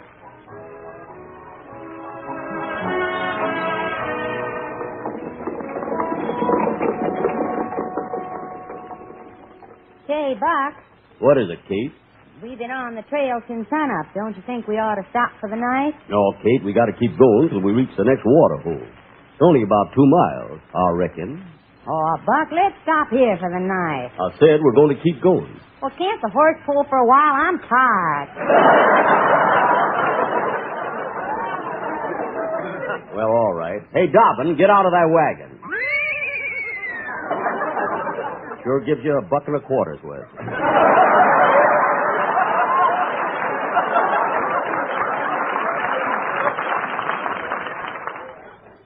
Buck, why can't we stop here? We got plenty of water. I know, but it's not safe here. This is Indian country. You sure? Of course I'm sure. Look there on the ground. A scalp. That's yours. Pick it up. Oh.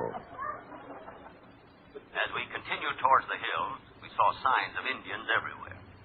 Though we knew we were surrounded by redskins, we made camp and ate our evening meal. We each ate a can of beans, and they would have been easier to digest. We'd have had a can opener. Suddenly, I heard horses' hoofs. As we listened in the darkness, guns ready for action, the horse came closer. Suddenly, a stranger galloped into our camp. He was about as tall as Jimmy Stewart. And he was slim like Jimmy Stewart. Come to think of it, he smiled like Jimmy Stewart, too. He came up to me and said, Say, excuse me, partner. I've been riding alone for days. I reckon it's all right if I join you into Oregon, ain't it? but he didn't talk like Jimmy Stewart.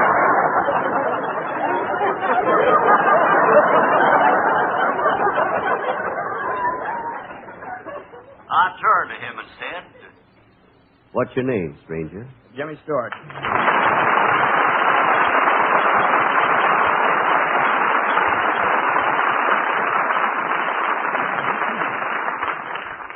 Must have been him, all right. All the Indians applauded.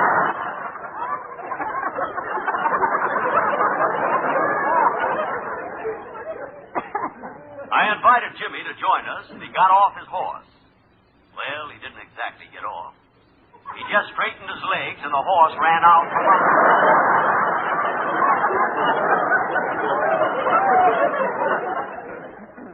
We talked for a while, and then I introduced him to my wife. Oh, Jimmy, Yes, Buck. I'd like you to meet Kate. Hi, Jimmy. Wow. Kiss me, Kate. What? Come here, baby. Hey, hold on there.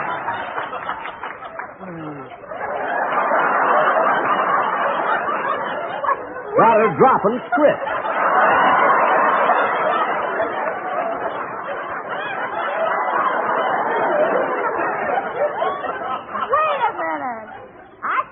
were the shy, bashful type. Now, that's in pictures. For the kind of dough I'm getting here, I'm letting myself go.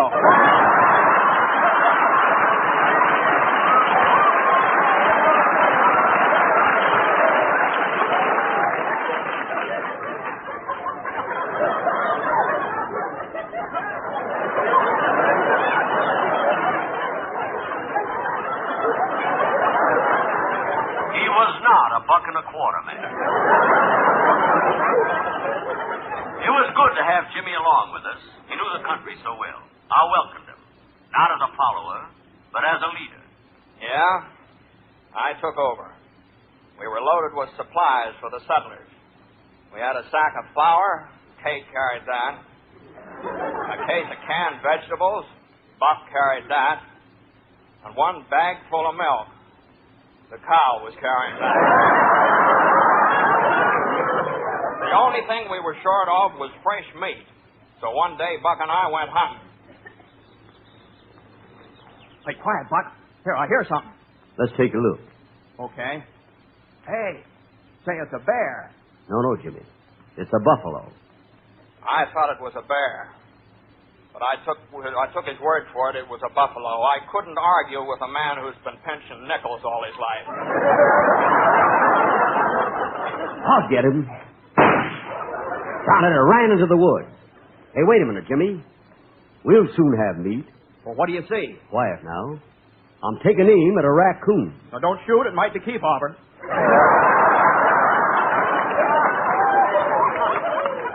Oh, yes. Come on. Finally, we returned to the camp with plenty of game. This was due to our wonderful hunting dog. This dog wasn't a pointer. He was too well-mannered to point. He'd just nudge you and say, "Over there, stupid."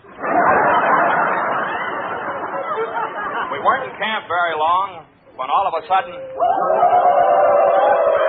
Indians! Hey, they're attacking! Come on, let's see if we can fight them all.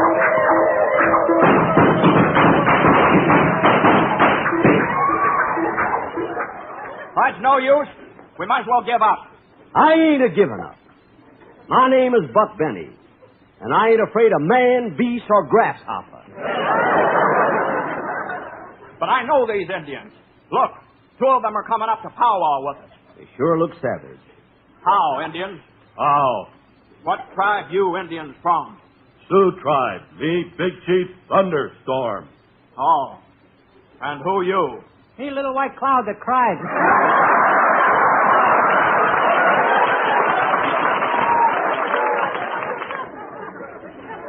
What?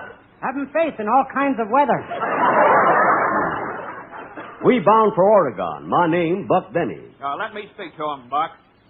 I talk their language. Listen, you Indians. Ugh? Coela Monga, Shoshone Tabits, Iroquois Oog, Palebwo TP. Vaja Nagula Munga, Diga Muga Muga. Og Nagula Iroquois Tanahouse Wigwam. Magohu Shoshone Onga Sagano Talena. Sagamo Squaw Tomek Gichi Gumi. Oga Nuga Magahoho.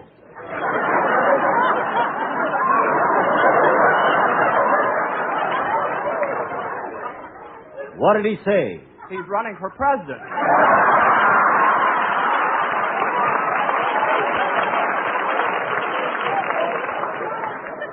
Now, Chief, we're not looking for trouble. We want peace. Only way you can have 'em peace is make you join tribe. You mean make us Indians? Yeah. We decided to be adopted by the tribe. And that night, after adoption ceremonies, we sat around the campfire with the other Indians and sang songs. Like the Seminole, Navajo, Kickapoo, like the Cherokee, I'm an Indian too. Just like Battle Axe, Jesse Block, Manny Sachs, like those Indians, I'm an Indian too. Some Indians often say, here's what we'll do. Take some Indian made for riding Tippecanoe. I'll wear Marcus a wampum feather. We'll go to proof you don't know your song.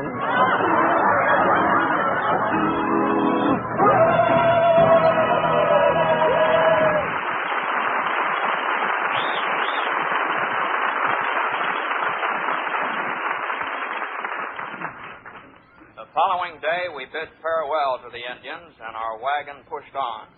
We crossed the mountains and kept traveling.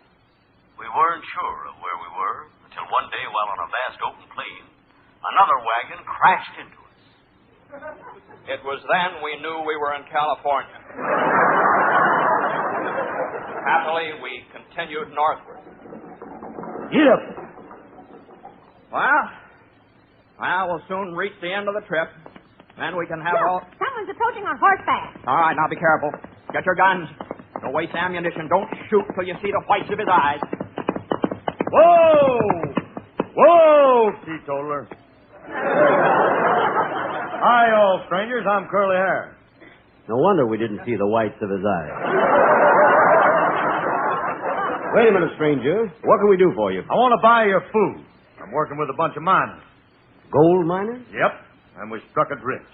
We got tons of gold, but we need food to carry us through the winter. Our food ain't for sale. It's for the settlers in Oregon. But I'll pay you well. I'll give you 10 times what you paid for it. And in gold. He's offering us gold, Jimmy. Gold. Let's sell. Now, Buck, think what you're doing. With the gold, you'll starve to death. But with the food, you'll live. Live to see another spring with its flowers and soft breezes and balmy air scented with orange blossoms.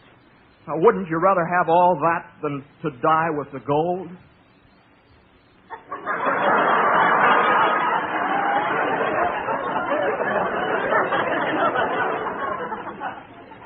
We waited 2 weeks while Buck thought it over. I made up my mind, Jimmy. We're going to sell the food. And I say we're not. Who's going to stop me? Me and my shooting iron. Well, I've got a gun, too. Draw. Oh. I hated to do it, Buck, but it was the only way. Oh, that's all right, Jimmy. And I'll forgive you before I die. Oh, now, wait a minute, partner. Don't say die. Huh? We cowboys never die. We just go on to the big corral up yonder and gather around the heavenly campfire where the chuck wagons always fill, where the deer and the antelope play, and the wagon wheels sing a happy song, and the little dogies wander around among the purple sage. And there ain't no last roundup because the cowboys... Get through already. This won't sound good on the Amos and Andy show.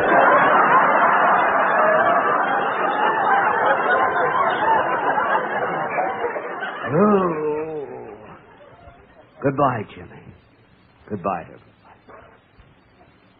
So, Buck passed on. But I know that even though he's not with us, he's happier now than he ever was before because we buried him in the gold mine. So the wagon train pushed onwards. Ever onwards we pushed till we reached the settlement in Oregon at the bend of the river.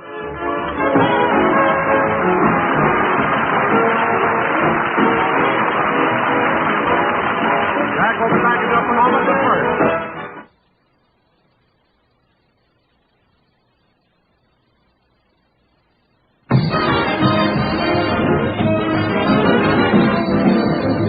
We're a little late, so good night, folks.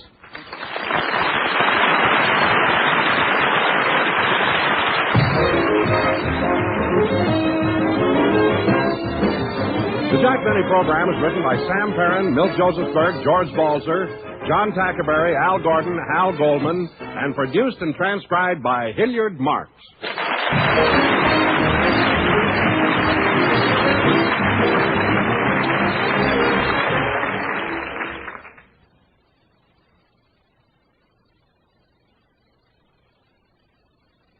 Lux presents Hollywood.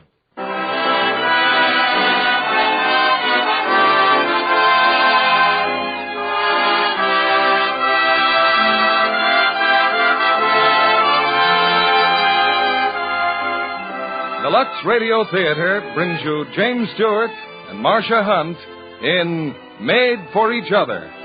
Ladies and gentlemen, your producer, Mr. William Keeley.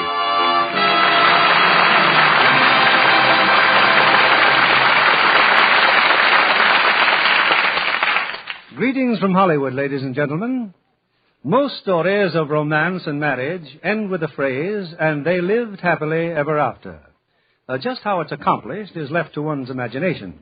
But our drama tonight, from the screen hit Made for Each Other, starts where others leave off and tells the best part of the story. What happens in the marriage of two lovable and average Americans? For those lovable Americans, we have two amiable and more than average stars, Jimmy Stewart and Marcia Hunt, a promising combination to usher in the holiday season. Apart from romance, the title Made for Each Other suggests many things, from apple pie and cheese to California and sunshine, or should I say Florida and sunshine. And to thousands of women, I'm sure that it suggests fine fabrics and Lux Flakes. A letter from one of our listeners reminds me of a previous Monday night when I referred to Lux Flakes overseas as literally worth its weight in gold. She politely reminds me that when it comes to laundering precious fabrics, Lux is worth its weight in gold at home, too. And figuratively, at least, I'm sure she's right. Fine fabrics and Lux Flakes are most assuredly made for each other.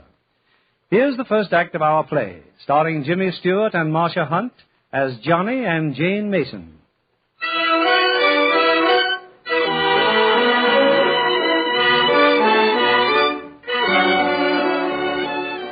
High in a New York skyscraper is the law firm of Doolittle, Smiley, and Hutch. Dignity is definitely the keynote of their impressive office. But on this spring morning, dignity is lacking in the extreme. For the whole staff is gathered in the reception room, each co-worker well supplied with rice and old shoes. Suddenly the door swings open and the office boy dashes in. Hey, he's coming, Johnny Mason. Do you see him? Sure, I saw him. He's on the elevator. Mr. Shoe's ready. Sure. Where's my ride? Quiet. Shh. Here he comes. Hello, kids. Hey, what's everybody looking at? A fine trick you pull on us, Johnny Mason. What are you talking about? Thanks. Now, wait a second, can't you? Wait a second. Guys, can't a fella get married? It isn't unusual, is it? Or is it? Mason! Just because a guy happens to go off... Mason! Oh, well, good morning, Judge Doolittle. Come into my office. Yes, sir. I was just on my way. Never to see mind. you. Come in and close the door.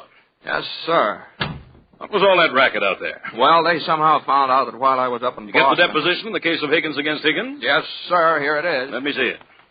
Go on. What about the uproar? Well, after I got the deposition, I had a few hours to spare. What kind of nonsense is this? This isn't the deposition.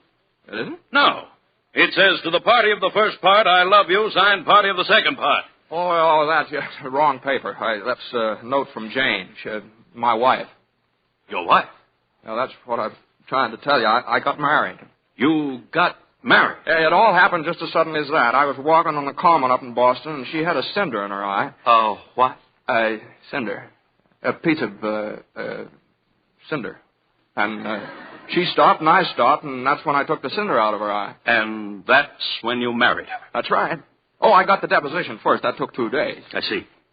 Pretty quick, wasn't it? Yes, sir. I imagine Eunice will be rather surprised at this. Your daughter? Oh, well, she can't be any more surprised than I am. Hey, Judge Doolittle, you know, when people get married, they usually go on a honeymoon. Nonsense. Honeymoons are a waste of time. Yes, sir. But you know how women are, and if it wouldn't inconvenience you... How about Higgins against Higgins? It'll inconvenience them, won't it? No, sir. That is, if you'll pardon me, I've arranged a continuance with the opposing counsel. A continuance, eh? All right, Mason, take a week. A week?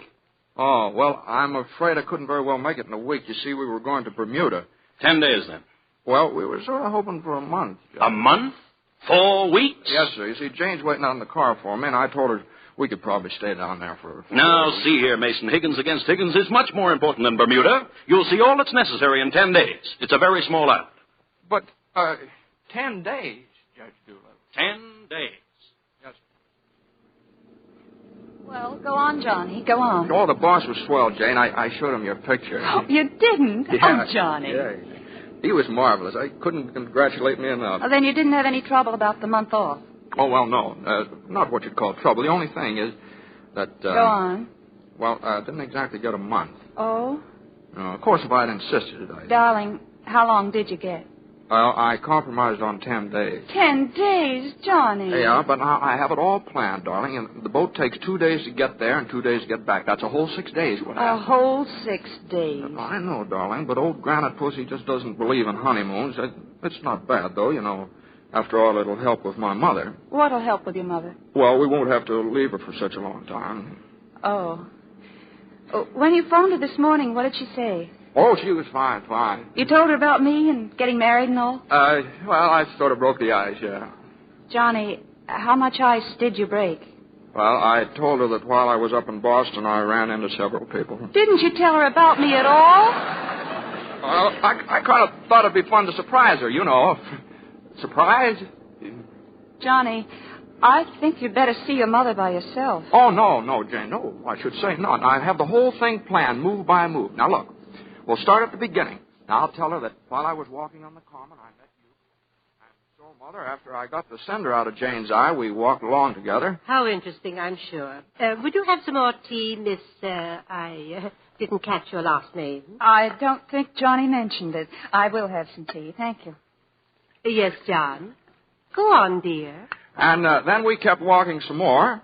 And then we had a bite to eat. Yes, go on. We had a bite to eat, and I told her I was crazy about her.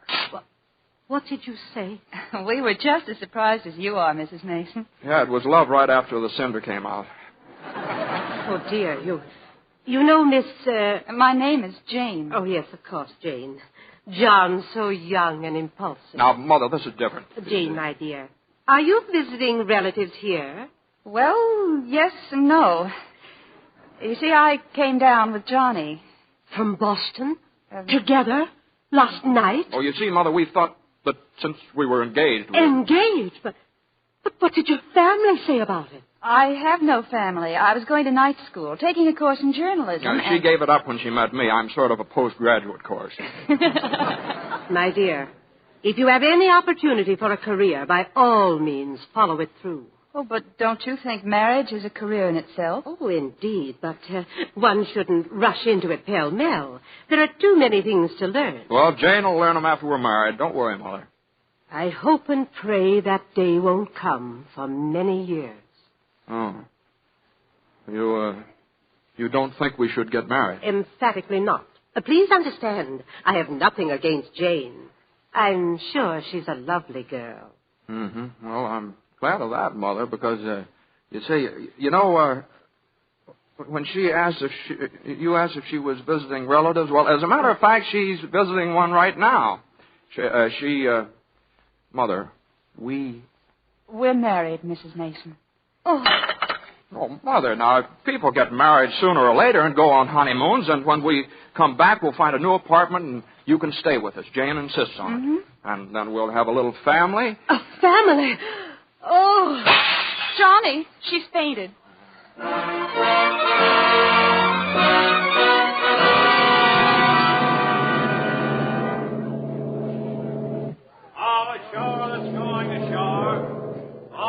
Well, it's time for me to leave, I suppose.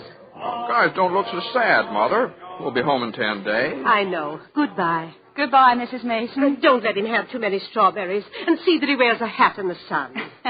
I will. Now, take it easy, Mother. He almost had a sunstroke once. Oh. That was 14 years ago. And if he gets seasick, don't forget the pills I gave you. Oh, and take care of yourself, too. Thank you. Goodbye, Mrs. Mason. Come on, we'll wave to you from the rail. No, you stay here. I couldn't stand to see the boat leave with you on it, John. Goodbye. So long, Mother. I'll see you in a couple of weeks. Take care of him. He's my only son. I will. Gee, there's funny things, Mother. Let's go in the stateroom, huh? Come on, let's unpack. We've got lots to do, darling. No, let's just sit here and think. You know? All right. You know, this is the first time in my life I've been away from America. Me too, Johnny. Hey, Janie. What? Hey, you remember when I took that cinder out of your eye? How could I forget? You know I threw it away. Oh. I should have kept it. If it weren't for that cinder, maybe we'd never met. Oh, Johnny, don't say that. We had to meet. I don't know, maybe, but I don't know. it hadn't been for that cinder, though, you know. Oh, Johnny, isn't everything just beautiful? Hey, that's us. We'll pull out pretty soon. Bon voyage, darling. Bon voyage, sweetheart. What's that? I don't know. Go see. Come in? Hello, Mason. Just caught you in time. Well, Carter, nice of you to come down. Jane, this is Mr. Carter of the office. How do you do? Mrs. Mason? Well, good thing I got here. You've got just 5 minutes to get off the boat. Get off the boat. Oh, don't mind him, dear. He has a funny sense of humor, yes. Doolittle hasn't. He wants you back in the office right away. What are you talking about? Higgins against Higgins. Well, what about Higgins against Higgins? Higgins against Higgins goes on the calendar next week. Johnny, they can't. Oh, Carter, no, I got a continuance for a whole month. Except the other attorney didn't sign it. Judge Doolittle had the case reset for this week. Well, what does that granite push think I am, a puppet? Some kind of a pawn he can push around like a pawn? Like a pawn? It's out of the question. Is that what you want me to tell Judge Doolittle? Yes. Well, now, Jane, will you excuse us a minute, Carter? Certainly, but you'd better hurry. That's telling them, Johnny. Yeah, sure, Jane, but, look, now, I mustn't be too impulsive like Mother says, you know. Higgins against Higgins, my most important case. Not as important as our honeymoon, dear. No, of course not, darling, but I don't want to lose my head. Now, you see, darling, a lawyer is a little like a doctor or a soldier. You see? You're not giving in to them. Well, no, not exactly. But maybe we could go on the honeymoon after the case is settled. I could turn the tickets in now. Oh, no, Johnny. But Judge Doolittle said that... I hate Judge Doolittle. Darling, and I hate Higgins against Higgins. But I can't... And that nasty little man out there, Carter, I hate him. I know, you probably hate me, too. Oh, Johnny. And it would have been so beautiful.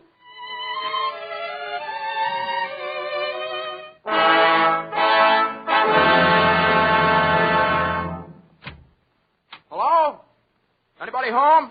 Johnny, I've been worried to death. Yeah, I got tied up in court. I didn't know whether I'd get home in time for the party or not. Well, did you bring the wine for the dinner? Sure, you see, old Granite Puss's favorite brand. Oh, well, hurry, darling. They'll be here any minute. Well, all I got to do is shave and change my shirt.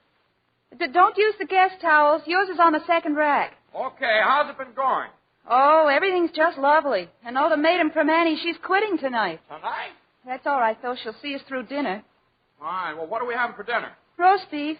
Say, that was certainly a brilliant idea of yours, inviting Eunice Doolittle at the last minute.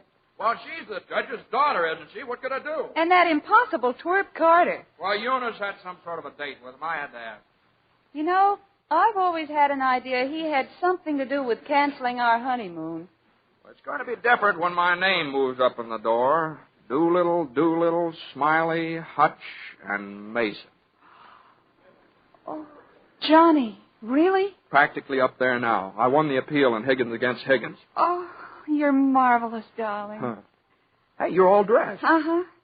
Well, except for this. Hook me up, darling. Where to hook you?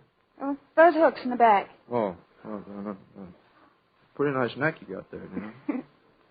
As nice as Eunice Doolittle's. Well, what do I know about Eunice Doolittle's neck? I never even noticed she had a neck.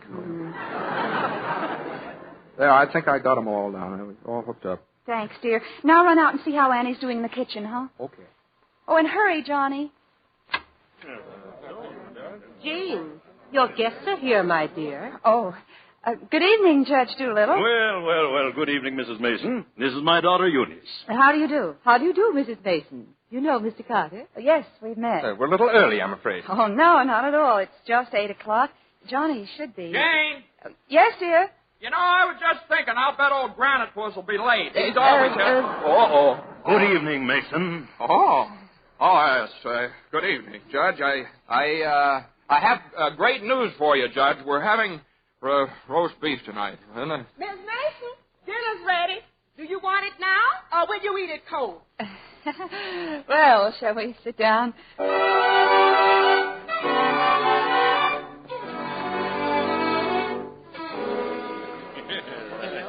Annie, you may serve the dessert, please. That's what I'm doing, ain't I? But, Annie, this isn't the ice cream. Maybe it don't look like it, but that's what it is. But what happened to it? Somebody defrosted the... Oh, that something's going to happen in the firm next week? Oh, yes. We're appointing a junior partner. And Daddy's consulted with me. Quite a job to pick the right man. I shouldn't think so. Surely it's a question of merit, John. As a rule, I always trust my own judgment, but there's nothing like a woman's intuition. That's why Daddy consulted me. And the new partner will be... Beginning next Monday, the new name of the firm will be Doolittle. I, of course, will head it as I have for the past 25 years. And very capably. Smiley. Oh, naturally. Doolittle, my brother. Oh, do hurry, Daddy. Hutch. And Carter. Congratulations, Carter. Thank you, Judge Well, Doolittle. Thank you. That's nice. Well, Carter, congratulations. Look, I'd like to propose a toast. A toast to the new partner. Well, I'm sorry. We seem to have run out of wine. I'm sorry.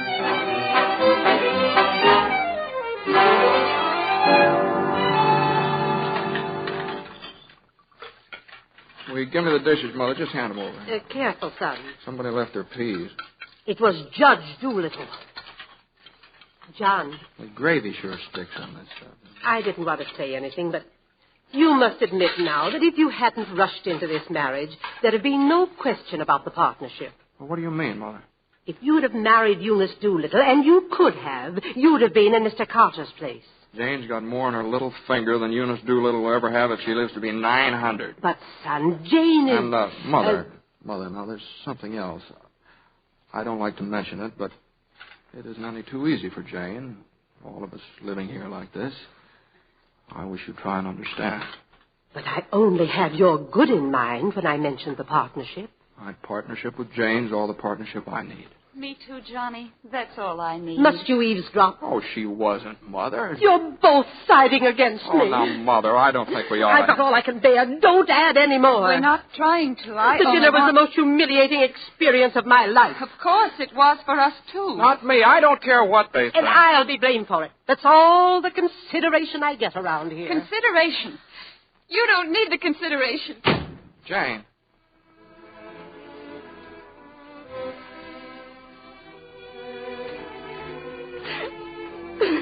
Janie, darling. Oh, I'm terribly sorry, Johnny. I didn't want to do that, but it's just me, I guess. Don't worry, Janie.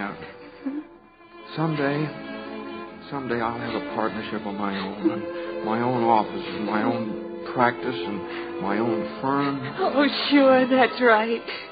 And I know a swell name for it. Mason and Mason. Yeah, Mason and huh? You mean father and son?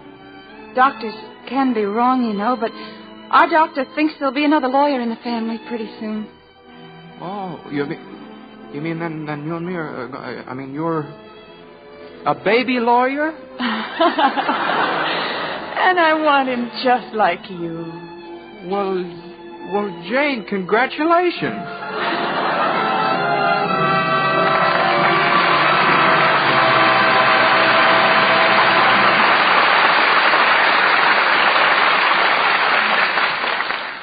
We'll return with Act Two of Made for Each Other, starring Jimmy Stewart and Marcia Hunt, in just a moment.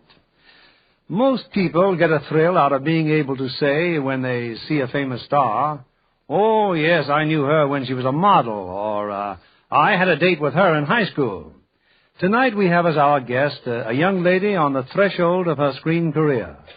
So one of these days you may be saying, "Why, I heard her on the Lux Radio Theater."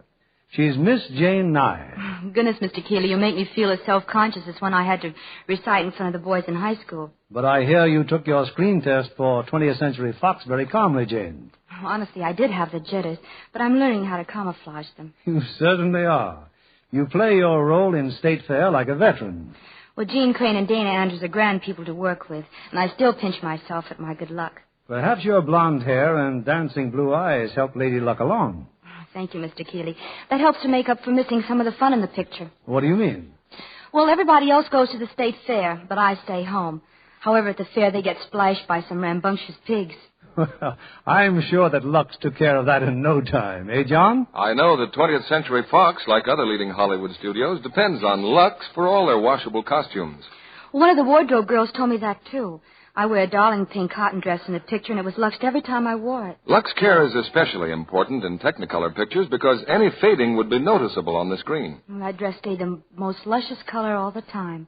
Is pink your favorite color, Jane? Almost, Mr. Kennedy. I like pastels especially, but not washed out ones. That's why thousands of women Lux all their nice colored rayon and cotton dresses, blouses, and sweaters. Tests prove that colors stay lovely up to 3 times as long with gentle Lux care. Strong soap, hot water, and rough handling can make fabric soon look faded and drab. You can depend on this promise. Anything safe in water is safe in Lux. Here's your producer, Mr. William Keeley. The curtain rises on Act 2 of Made for Each Other, starring Jimmy Stewart as Johnny and Marcia Hunt as Jane.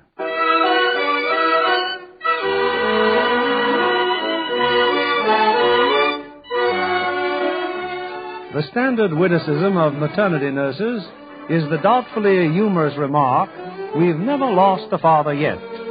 But Johnny Mason, like many fathers before him, is not so easily convinced. His knees are shaking, his face is contorted with terror as he awaits the advent of his future law partner. Nobody looks at him, nobody speaks to him. Johnny Mason is a lone and lonely man in a woman's world. Hey, nurse. Hey, speak to me, nurse. Nurse, speak to me, will you, please? Yes? Look, tell me, how about it now? How about what? About my baby. Oh, you want to know if he's arrived yet? That's sort of the general idea, yeah, if you don't mind. Well, it won't be long. And remember, we've never lost a father yet. Hey, nurse, is that him? Is that my baby? No, and don't you come another step closer. Well, if he's my baby, I'll... Please, this is not your baby. Well, when's my baby coming? Now, don't worry. We've never lost a father yet. I know. But you better be careful this time, that's all. You'll just have to be patient. All right. Be patient. Have you ever been a father? I'll die on my feet if I don't... Hey, doctor, how about my baby? Young man, I am not your doctor. You aren't, huh? Well, do I have a doctor? Why doesn't somebody speak to me around here? Why doesn't somebody tell me something? Gosh, I stand there and they won't even look at me. Fine thing. Please, are you Mr. Mason? What? Who, me? Yeah. I've been standing around here. What's that? This is your baby, Mr. Mason. That's my girl? It's a boy. And Jane, how's Jane? She's fine. Mr. Mason, aren't you a little pale? Oh, me? No, I'm all right. I never felt sick.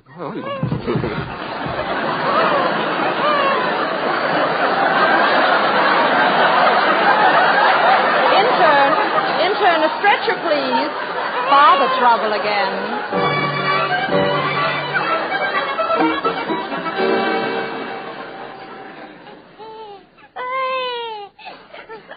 It's a touch of colic, I know. No, Mother, he's just hungry. I'm sorry, my dear, it's colic. He's cried for 5 minutes. Johnny, where's that bottle? Coming, dear. Here you are, fella, just warmed up right. Hey, look, he's smiling at me. That's gas. Oh. Give me that bottle, Johnny. You answer the door. Well, whoever it is, I'll tell him we're not here. Well, at least he stopped crying. You see, he was hungry. If he was fed on time, he wouldn't cry. I know, Mother, but the bottle wasn't warm enough. Why wasn't it? I won't say anything. What's that, dear? Nothing, Mother. Who was it, Johnny? Oh, it's the mailman. A present for the baby from old Granite Puss. Well, how thoughtful. I'll bet it's a summons. Hey, look, it's a bank book. Well, the old darling. How much? Oh, $10. $10. I hope it doesn't plunge Doolittle into bankruptcy. I think it's very considerate of Judge Doolittle to think of the baby's future. Well, it isn't much, but gosh, it's a start, isn't it? Why, of course. That's the proper spirit, John. Oh, it isn't that. Johnny, come in here, please, in the bedroom. Will you watch the baby, Mother? That's what I'm doing. He'd choke if it wasn't for me. Hey, what's the matter? What's the idea? Johnny, how long are you going to stand for it? Stand for what? Judge Doolittle's contempt for you, his intense unappreciation of your work. Well, what's that got to do with the $10, Elvis? It isn't the $10. It's what it means. He holds you at just that much. No, I suppose so. The $10 from anyone else would be swell, but not from Doolittle. You do all the work in that office, and Doolittle knows it. Yeah, I know. The bills are piling up, and Christmas is coming, and, well, the income just doesn't match the outgoing. And still you let Doolittle take advantage of you. You deserve a raise. Why don't you tell him that? I'd lose my job. You won't lose your job. You're too valuable. If you left, Doolittle would come crawling, begging you to come back. Crawling, huh? No, you don't know old Granite Push. All you've got to do is speak up. Don't ask for your rights, demand them. What are you, a man or a mouse? I'm a mouse. You're not either. You're too modest. You don't appreciate yourself, honey. You're not having the things you should have. Well, neither are you. You remember when I got you that wedding ring? Later I was going to get you a big one with the diamonds and the mink coat over. I want them, Johnny. And I want a honeymoon in Bermuda. And an apartment large enough so the baby doesn't have to sleep in the dining room. You can get them for me if you get what's coming to you. Well, if I only knew how to go about it. I'll tell you how. You just walk in and say, Judge Doolittle, there's something I've got to say to you right now. What'll he say? Well, he'll say, sit down, Mason, what is it? And you'll say, Judge Doolittle, I've been working for you for 5 years. I've given you all that's in me, every ounce. Yeah, and then he'll... No, wait, no. He'll say, there's no doubt about that, Mason. And I'll say... All right, Judge Doolittle, what are you going to do about it? I hate to think of what'll happen then. No matter what he says, you say either a raise and a junior partnership or accept my resignation effective immediately. Effective immediately? Mm-hmm. Effective immediately. I'm going to do it. I'm going to do it some of these days. Johnny, some of these days is tomorrow. Well, yeah, but how can I can't do it. You walk into his office. You say, Judge Doolittle, I've got something to say to you right now. Say it. Oh. Judge Doolittle, I've got something to say to you right now. Either I get a raise and a junior partnership, or else... Judge Doolittle, I've got something to say to you right now. Either I get a raise and a junior partnership... Mason, what in the world are you doing? Oh, me? Well, I was just rehearsing. Rehearsing? Well, yes, it was very important, sir. It's more important you answer your buzzer. Oh, come in here. I'm sorry. I guess I must have been busy rehearsing. Sit down. Yes, sir. Mason, you've been doing mighty good work lately. Well, thank you, Judge. You've been capable, loyal right from the start. Well, that's mighty nice of you, Judge. But these are extraordinary times for all of us. Oh, they are. Yes, sir. Some of our biggest clients are affected. Oh, yeah? Most of them claim it's all they can do to stay in business. They do, huh? So they're cutting expenses right and left. And we're the first to feel it. Naturally, we have to do something about it. Judge Doolittle, there's something I have to say to you, right? Tighten our belts. I'm asking everyone to take a 25% cut in salary. Oh, but Judge Doolittle... No, I'm glad you understand, Mason. It warms my heart to see such a splendid spirit of cooperation in one of my men. Thank you, sir. Yes. By the way, Mason, please answer the buzzer next time. Yes, sir. Yes, sir. Johnny Mason, your wife's on the phone. My wife? Well, tell her I won't be home.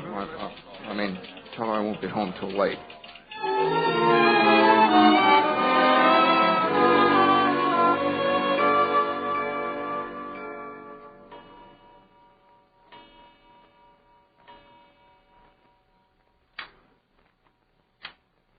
Johnny? Johnny, is that you? Yes, it is. The great John H. Mason, big shot lawyer. Good morning, Johnny. Good morning. How do you feel? I feel fine. Fine. Oh, what time is it? What time is it? 4 o'clock, 5 o'clock, high noon? Oh, it's just 3, isn't it? Well, if you knew what time it was, why did you ask me what time it was? What difference does it make anyway what time it is? I feel fine. You'd better go to bed, Johnny. Well, must I be told like a child? All right. I'll go to bed. Are you going to sleep? Yes, I'm in bed, of course. I'm going to sleep. Do you think you'll be comfortable? Of course I'll be comfortable. Don't you think you'd be more comfortable if you took off your hat? Well, maybe it would. Can I help?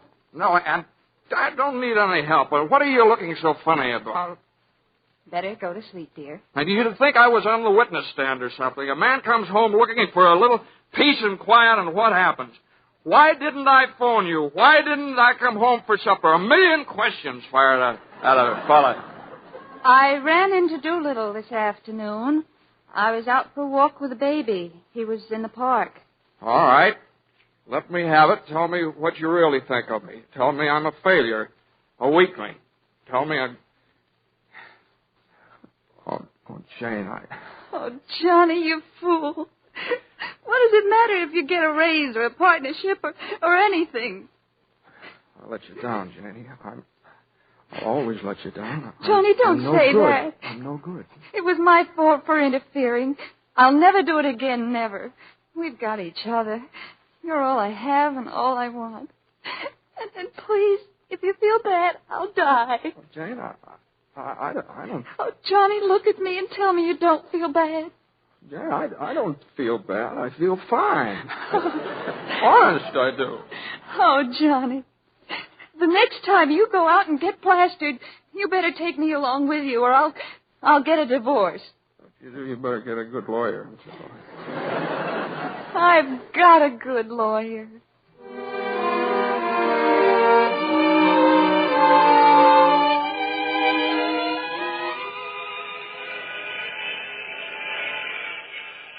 Johnny, will you close that window, please? You know I have a cold. Oh, I'm sorry, Mother. I just wanted to hear the crowd. Looks like a big New Year's. Yes, for some folks. How's the baby, Jane? I just looked at him. He has the sniffles. All babies have sniffles this time of the year. He caught it from you, Mother. Me? That's simply ridiculous. He's had sniffles all day. When I took his temperature... That's when he caught your cold. He certainly didn't. He had no temperature. It's all right, Johnny. It's just the sniffles. I suppose I ought to stay in my room all day. Oh, Mother, please. It's New Year's Eve. It's just like any other day as far as I'm concerned. You're both perfectly willing to leave me all alone to wait for the New Year, when it's probably the last New Year I'll ever see. Not that it matters, I suppose. Oh, gee whiz, Mother. Now, why do you keep saying things like that? Look, Johnny and I aren't going anywhere. We'll celebrate right here at home. How's that? That's fine. There's nothing in the house to eat. Well, I'll run over to the delicatessen and get some bologna and stuff like that. Huh? Mustard, Johnny, and pickles. You know I can't eat those things before going to bed. I never did approve of Annie, but I certainly miss her cooking. That doesn't say very much for mine, Mother. Oh, you'll learn, my dear. I won't say anything. I won't say anything. When I was married, all well-brought-up girls knew about cooking. Oh, Mother, please. Why, Jane, what is it? I can't cook. I can't keep house. I don't know how to bring up a baby. Oh, Jane, I don't know what do you're this. talking about. Oh, yes, you do. You presented me from the very first moment you saw me. You resented me because you wanted Johnny to marry Eunice Doolittle. I've done nothing of the sort. But they were engaged. I was never engaged to Eunice Doolittle. Not what you'd call engaged, perhaps. Well, and even if I were, you shouldn't keep mentioning to Jane. I don't understand why she's so touchy about it. Touchy? That's why you hate me. Jane, stop it. No, let her go on. I know my place here. I'm only a guest, an unwelcome guest. Oh, now, please. Now, what's the matter with you two? Nothing's the matter with me. I never interfere. Please, It's her Mother. house. Mother. It's not my house. Oh, I'm Jane. a stranger around here. Jane, please. Everything I say is wrong. Everything I do is wrong. Just because I happen to mention Eunice Doolittle. Now, stop it, both of you. Very well. I won't say another word.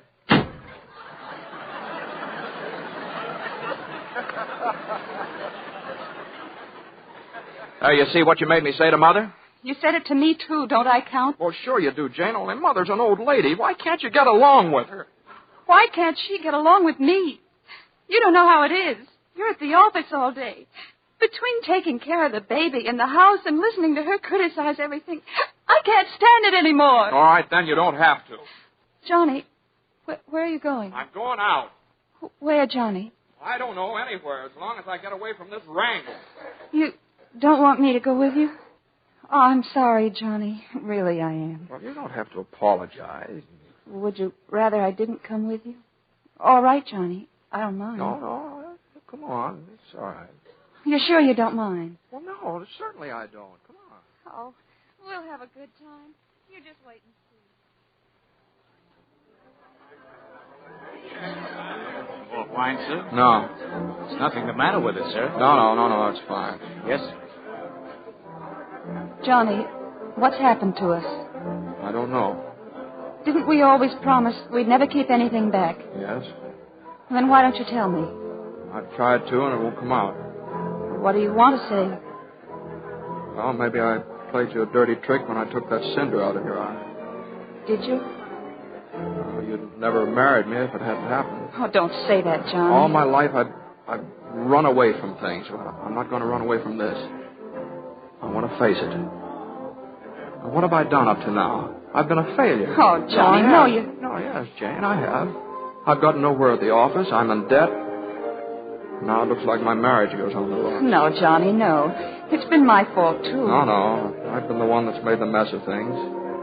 Even my own kid has to sleep in the dining room. I've made a household drudge out of you. Johnny, I love being a household drudge. You're tied down to the house and baby. Maybe we shouldn't have had him. Johnny, the baby, you're not sorry about him. Crazy about him. Crazy about you, too. I'd die for either one of you, but... No, that wouldn't work either. I don't even carry life insurance. Now, let's be sensible about it, Jane. I'm no good for you. Maybe it's the other way around. You were doing fine till I came along. Well, what is it? Do you want a divorce? Well, I'm trying to look at it sensibly, that's all, from your viewpoint. I never thought this would be our New Year's. But anyway, we've finally got something to celebrate. Well, Happy New Year. Happy New Year. I guess we must be pretty intelligent people to come to a decision like this and be so sensible about it. Yeah, I guess we must. Everything didn't go wrong, though. We did get a baby out of it.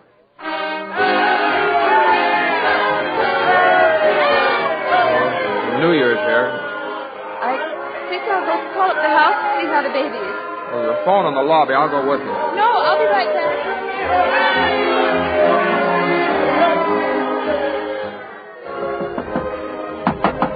Jane, let me in. Let me into the booth, Jane. I want to... Jane, listen. Wait. Hello. Go on, Mother. Yes, I'll come. I'll come as fast as I can. Jane, what is it? At the house? Where? All right. What's happened, darling? Johnny. What's the matter?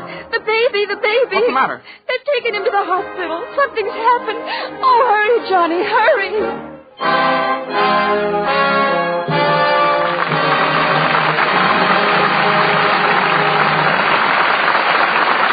We pause now for station identification. This is CBS, the Columbia Broadcasting System.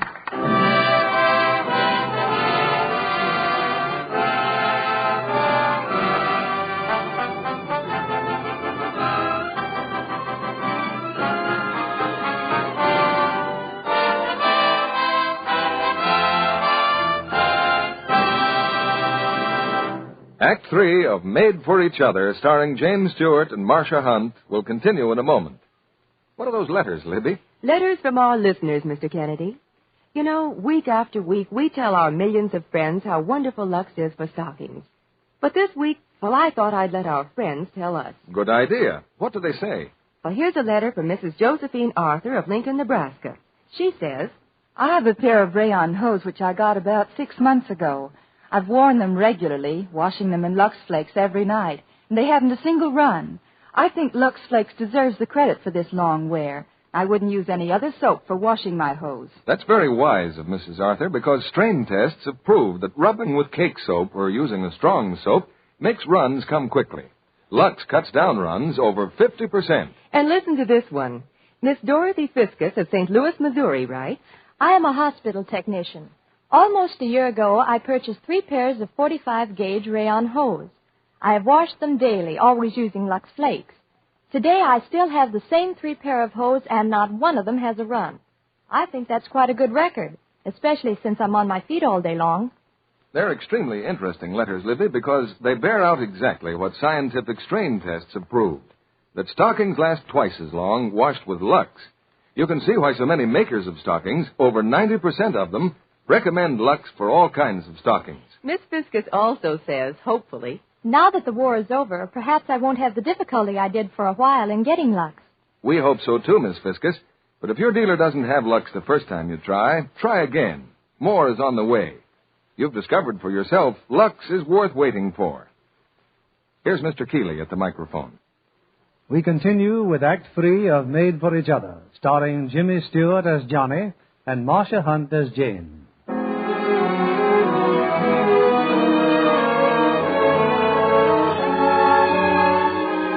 Only a few hours have passed, but to Johnny and Jane they've been eternity. In the waiting room of the hospital, they sit close together, hardly trusting themselves to speak, while just down the hall their baby fights for life with every breath.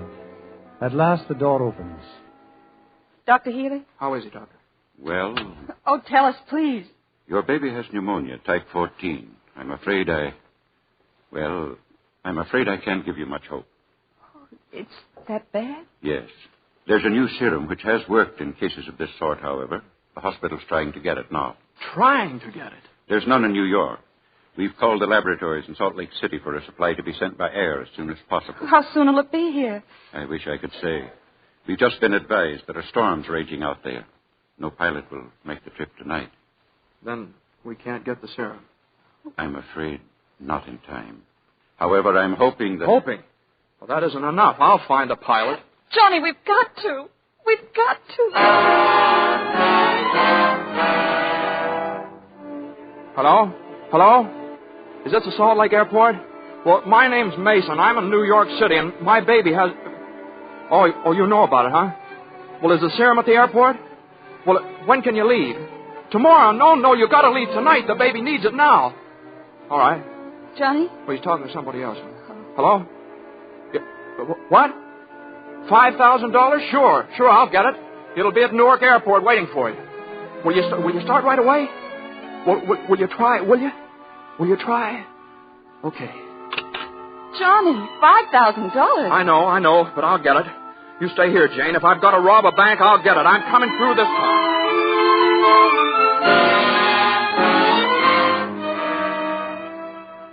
This is an outrage. You don't dare waken Judge Doolittle. Is this his room? Mr. Mason, you must leave immediately. Doolittle, come on, wake up. Mr. Mason, please, he'll be furious. Doolittle, come on, wake up. Who is this? That's Mason from the office. I've got to talk to you. Why, you must be drunk. I'm not. Now, look, Is this Judge. your way of celebrating the New Year? Now, you listen to me. No, now, you listen to me for a change. When you asked me to take a cut, I took it, didn't I? And then I had to make my baby sleep in the dining room, and that's how he caught his cold. What are you talking about? I'm talking about my baby. He's got pneumonia. And I need $5,000. That's what it'll cost to get the serum from Salt Lake. And you're going to let me have it. My baby's dying. He's dying. Do you understand that? Your baby? Well, why didn't you get in touch with me sooner? I'm terribly sorry, Mason. I don't need sympathy. I need serum. Every second counts. All right, Mason, all right. Simon, my checkbook and a pen. Yes, sir. Oh, Judge, thanks. Thank you, sir.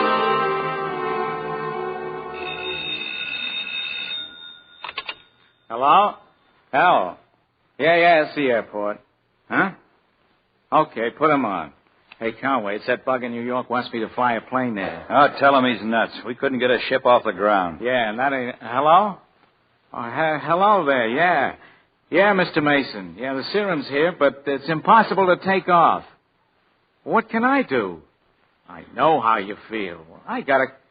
What can you do with a guy like that? Give me that phone. Wait a second, Mr. Mason. Conway will talk to you. Look, Mason, what do you think this is, a suicide club? You can't expect any guy in his right mind to fly a plane on a night like this. But a ship wouldn't stand a chance of getting through. Huh? Oh, now look. Holy smoke. Now, wait a minute, buddy. Take it easy. Hold on a minute. Hey, Hatton. Yeah? Hatton, look. Let me borrow your plane. Are you crazy? You ought to know how it is. You got kids of your own. I'll give you half the money if you loan me the crate. I suppose you crank it up. Then you can keep the whole $5. I won't need it. Okay, Conway, but you're nuts. Hello, Mason. Relax. I'll highball her into New York tomorrow. Jane, has Johnny called yet? Yes. He's waiting at the airport. What did he say? Just that the plane's left Salt Lake. How long will it take to get here? 14, 15 hours, I don't know. It'll be too late. Shall I get you a coat, dear? The doctor says he's going fast. Here, dear.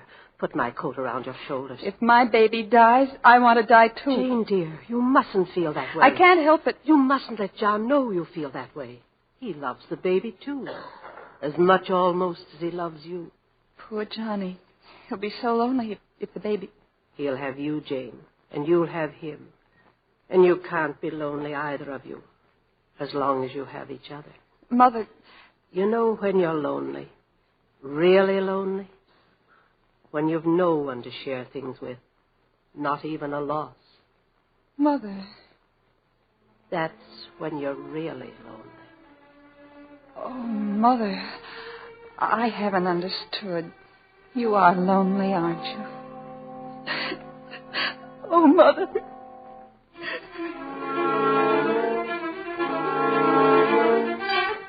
Rock Springs, Wyoming. Conway calling Rock Springs. Conway in NC24 over Rock Springs. Relay this message to Newark. Blizzard increasing. Ship icing up.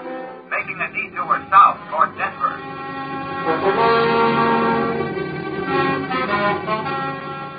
Conway calling Denver. Emergency. Losing altitude. I'm on instrument. Can't even see my wingtip. Relay Newark. Conway calling Denver. Tell Newark I'll find. Denver calling. Coming Conway. Denver calling Conway. Denver, Colorado calling all stations to Newark. Stand by to try contact NC24. Emergency. Lost contact with Conway in middle of message. Try contacting him and relay all messages to Newark. Denver.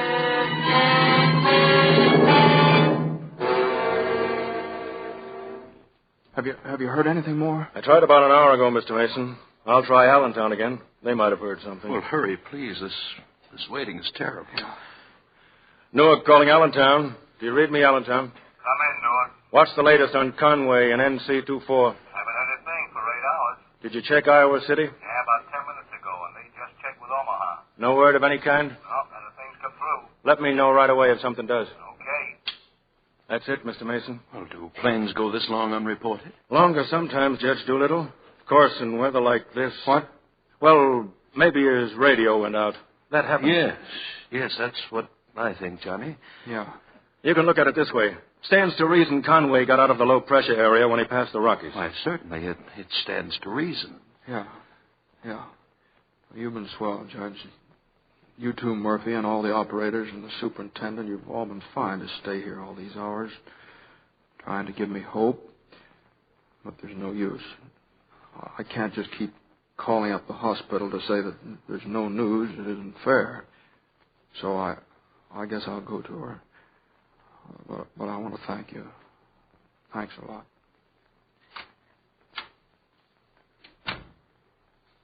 Murphy. Yeah? Murphy, there isn't a chance, is there? Judge, if Conway is still up in that crate, it's a miracle.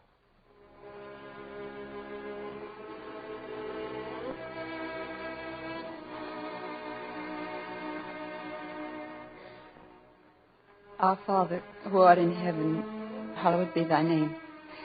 Thy kingdom come, thy will be done, on earth as it is in heaven. Give us this day our daily bread. And... I can't. I don't know how. And forgive us our debts as we forgive our debtors. Oh, Johnny, you've come. And lead us not into temptation, but deliver us from evil. For thine is the kingdom, and the power, and the glory, forever. For thine is the kingdom, and the power, and the glory, forever. Oh, Johnny, I don't know how. I've forgotten how to pray. Well, just ask him, darling. He'll know what you want. Oh, dear God. You know how much he means to us. We've only had him such a little while. And we want to see him grow up to be a man. Oh, please, help our little baby. He's so small, so helpless. Oh, please, please, please.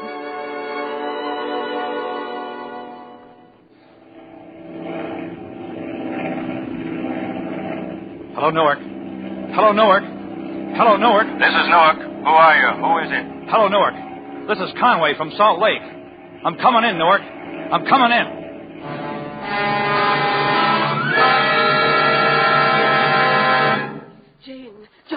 Jane, my dear. Mother, what is it? Dr. Haley, is it all over? No, my dear. It isn't all over. The baby's sleeping soundly, normally, for the first time. Johnny, did they tell you the news? Conway got through with the serum. What? Judge Doolittle brought it to the hospital himself. The baby's going to get well? We administered the serum as soon as it arrived. He's picked up amazingly. He's going to be well? Oh, Janie. Dear God, thank you. Thank you.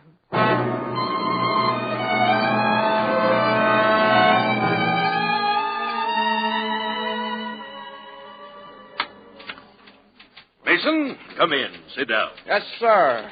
Mason, I want to congratulate you on the handling of the Higgins against Higgins case. Yes, sir. But you see, our boat leaves in an hour. Higgins and Higgins are so pleased they've decided on us to settle the second case. A second case? And I'd like to have you try it, my boy. Oh, but Judge Doolittle, I've got reservations. We're sailing this afternoon. Jane and I are going on our honeymoon. Come outside a minute, Mason. But, Judge, Jane and I are due at the... Jane, what are you doing here? Look, Johnny, I brought the baby down to show you. Follow me, both of you. All three of you. But, darling, why did you bring Johnny? We've got to be at the dock. Will you stop for a minute?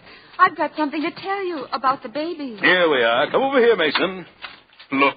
At what? At the door. Look. Read it. On the door, my boy. Well, you just say law offices of Doolittle, Smiley, Hutch, and... Carter and Mason. I've given you a partnership, my boy. The partnership, Johnny. And incidentally, you'd better get down to the boat. There's some extra reservations waiting there for you. The bridal suite. Wow. Well, thanks, Judge. Oh, the baby. I forgot. Johnny, we rushed down the minute it happened. What happened? Is he all right? Johnny, the baby can talk. Oh, go on. Baby, they don't believe us. Come on, darling. We'll prove it. But he can't talk. Janie's too young. Show them, darling. Come on, dear. Don't be afraid. Speak up. Come on. Now say Daddy. Say Daddy. Daddy. Come on now, please, darling. Say Daddy. Well... what do you know? I thought you were kidding.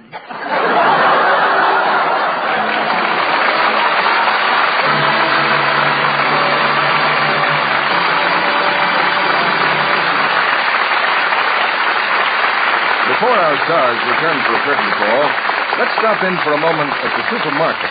Betty Smith is there, scanning the soap shelves. There goes a box of Lux in her cart. Nancy Gray is looking, too, but not where she's going.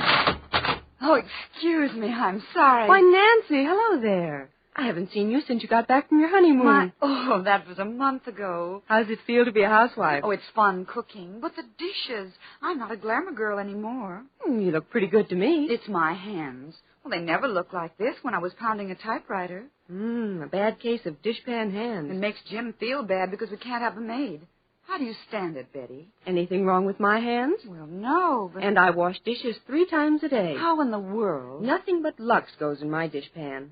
That strong stuff you have there is swell for some purposes, but not for my hands. Well, I was only trying to watch the pennies. But Lux is thrifty. It makes such rich suds a box lasts much longer. It would fix up those hands of yours in short order. Really? You just take a box and try it. Bet you'll see an improvement in less than a week. Sounds easy. It really works. Before you know it, your hands will be just as soft and smooth as ever. Changing to Lux Flakes for dishes is good advice for any housewife who's having trouble with red, rough dishpan hands.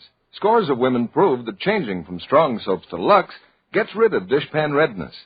Budget watchers like it, too. It's been proved that Lux does up to twice as many dishes, ounce for ounce, as any of 10 other leading soaps tested. We return you now to William Keeley. Once more, the spotlight turns on Jimmy Stewart and Marcia Hunt as they come back to the microphone for a well-deserved curtain call. Thank you, Bill. Jimmy, I understand that as soon as this program is over, you're packing to go home for Christmas. That's right, Bill. Back to Pennsylvania, the town where I was born and raised. How about you, Marcia? What's your hometown? Well, I was born in Chicago and raised in New York. I guess I'm strictly a city girl. Well, I back you both up. I come from Pennsylvania and from a city, Philadelphia. Did you get your start in acting there, Mr. Keeley? Yes, our football team needed uniforms, so we put on a play. I was 16 and played an old man of 60. I must have been pretty awful. You started your acting career in high school, didn't you, Jim? That's right, Bill. The senior class presented what they call the comedy each year. Was that pretty high-class humor, Jim? Oh, yeah. Well, as I remember, one line in which an old henpeck character says to his wife, he says, "Oh, how I miss the old spittoon now that it's gone." And she says, "You've always missed it. That's why it's gone."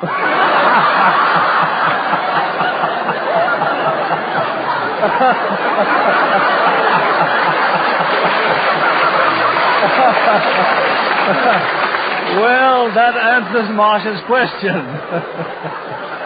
And a question to you now, Mr. Keeley. What is Lux presenting next week in the theater? Next Monday night, of course, is Christmas Eve. And since that calls for something rather special, we're presenting David O. Selznick's moving and absorbing drama, I'll Be Seeing You, with two of Hollywood's finest players, Dorothy McGuire and Joseph Cotton. It's the touching story of a girl and a soldier, both on furlough for the Christmas holidays, whose sudden love is shadowed by a haunting secret, creating one of the screen's most gripping and dramatic situations. Well, it ought to make a great play for you, Bill. Good night. Good night, and happy holidays.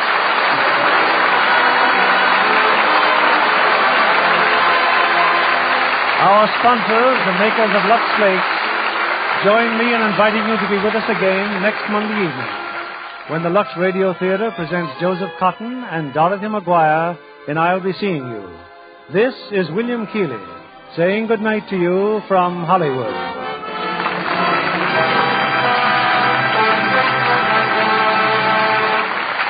Why isn't soap plentiful now that the war is over? Because soap takes oils, and we're still short of them. Those we used to get from the Pacific still aren't coming in. Now that butter and shortening are no longer rationed, there is less fat than ever for industry. Until we can get more oils and fats from other sources, your government asks you to save every drop of used fats from your kitchen. Saving used fats is just as important now as at any time during the war. More fats for industries will help ease the shortage of fine oils for soaps. Your butcher will actually pay you for the used fat you turn in, 4 cents for every pound. Jimmy Stewart will next be seen in the Liberty Films Frank Capra production, It's a Wonderful Life. Marcia Hunt appeared through the courtesy of Metro-Goldwyn-Mayer, producers of They Were Expendable. Tonight, the Canadian government pays tribute to the motion picture industry of Hollywood, its studios and stars, for their cooperation in Canada's war financing program throughout 9 Victory Loan drives. At a dinner which is right now being given to leading members of the industry, Canada's ambassador to Washington, the Honorable C.B. Pearson, will express his gratitude and his thoughts for future cooperation in the following words. Your industry, ladies and gentlemen, has as much power as any single agency of man to heal the wounds of war and knit together the pieces of a shattered world. This program is broadcast to our men and women overseas through cooperation with the Armed Forces Radio Service. Our music was directed by Louis Silvers. And this is your announcer, John Milton Kennedy, reminding you to tune in again next Monday night to hear I'll Be Seeing You with Joseph Cotton and Dorothy McGuire.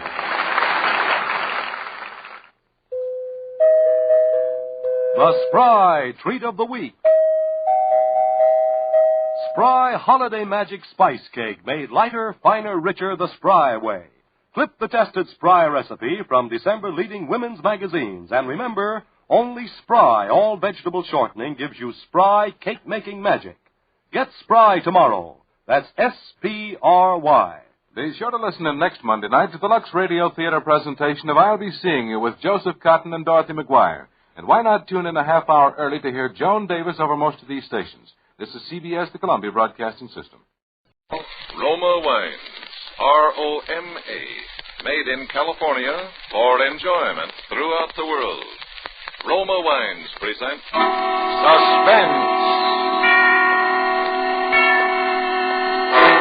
Tonight, Roma Wines bring you Mr. James Stewart as star of Consequence, a suspense play produced, edited, and directed for Roma Wines by William Spear. Suspense, radio's outstanding theater of thrills, is presented for your enjoyment by Roma Wines. That's R-O-M-A, Roma Wines. Those excellent California wines that can add so much pleasantness to the way you live. to your happiness in entertaining guests, to your enjoyment of everyday meals. Yes, right now a glassful would be very pleasant, as Roma Wines bring you James Stewart in a remarkable tale of Suspense. Maybe the costume was the decisive factor. Or maybe it would have happened anyway. In any event, the occasion was the 10th reunion. And the class of 29, as such occasions demand, were all dressed identically in cowboy suits. And there was Ted Wolfe, whom I hadn't seen in 10 years, although in college he'd been by far my closest friend. And so, of course, I brought him home to dinner. And Gwen managed to be quite charming, even though it was the maid's night out. She didn't even kick about the oven. And that's how it started out, just like that. Just like any pleasant, casual little evening. Oh, Gwen, that was a wonderful meal. Last one I'll get like that for a while. Thank you, sir. Well, have you really got to go tonight, Ted? Can't you take another day or so? Oh, not very well. Got my plane reservations and everything. Anyway, I told him I'd be back this week, and tonight's just about the deadline if I'm going to make it. Well, what time's your plane? 3 a.m. Oh, say, that reminds me. I can't go aboard in this thing. Oh, you probably will. I think you're both kind of stuck on yourselves in those cowboy outfits. Worse than a couple of kids. Sure, I'm going to wear mine to the hospital tomorrow. No kidding, old people will think I'm nuts. All right, spoil sport. I'll call the hotel later. They'll bring your bags over here. You can change here. Although I should think a cowboy suit would be a sensation in Ecuador. Are you really going to Ecuador, Ted? At first I thought it must be a joke.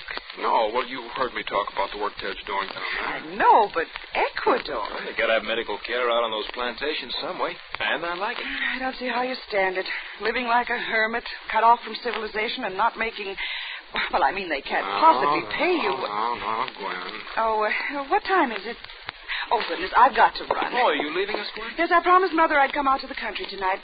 Anyway, I know you two would much rather talk over old times by yourselves. I'm sorry. Well, in case I don't see you again, thanks for everything. It's been swell. Well, you're coming back sometime, aren't you? Maybe 5 years, maybe 10, maybe never. Oh, silly. You come back next year and kind of stay for a while. I am sorry I have to go, but you two have a nice evening. Oh, there are eggs in the icebox, Phil. Did he always have to have fried eggs at night when he was in college, Ted? That's Phil, all right. So, goodbye, darling. No, don't even get up to come to the door. Now, I'll phone you tomorrow night. Goodbye, Gwen. Have a good trip, Ted. Bye. Bye. Oh, you're a lucky man, Phil. Am I? I suppose you know that the main reason I came to this shindig at all was to see you. Well, why me? It's been a long time since you and I had the same dreams, Ted. You haven't lost them, though. You're still in there pitching. Oh, yes. Private practice. 2 cars in the garage, 2 chickens in the pot. That's the kind of ball I've been pitching the past 10 years, and it's the kind I'll keep on pitching until some other doc says coronary thrombosis and they carry me out. You can't kid me, Phil. You're happy. And I'd just about given up the idea that there was such a thing as a happy man. And now you think you found one? I know I have. I knew it the minute I came into this room. I knew it the minute I saw her. Gwen? Yes, Gwen. I hate Gwen. You what? And what's more, she hates me. Oh, it's nothing that shows on the surface. We get along because we have to, because my reputation would suffer if we didn't. Phil, you can't be serious. No? Why do you think I've given up every dream I've ever had? Why do you think I spend my life treating the imaginary ills of a lot of wealthy hypochondriacs? So Gwen can have this and Gwen can do that. So Gwen can satisfy every greedy instinct and every petty, rotten ambition any woman ever had. Good Lord. I never realized. Well, you've got to do something about it, Phil. You got to get out. Go to another city. Go to another country. Yeah, she'd be after me like a hawk. She'd have me up before the Medical Association. Oh, there are 1,001 things she'd do and would do. I've thought every way there is. There's no use. Well, now I've got that off my chest. Now you know. I'm sorry I disillusioned you. Dr. Martin. Oh? Yes, well, now? Oh, right. I'll be right down. Hey, you're not going out now. I want to talk to you. No, I'm still a doctor. Even Gwen can't stop that. I'll be back before you leave, though. If you want to stick around, I'd sort of like to ride out the airport with you. Is it really important, Phil? Yeah. Now, just make yourself at home. You can fix anything you want out in the kitchen, but look out for that oven, though. It leaks when you turn it off wrong. I won't be long. Okay. I'll wait, Doctor. Thanks, Doctor. Kind of hoped you would, Ted.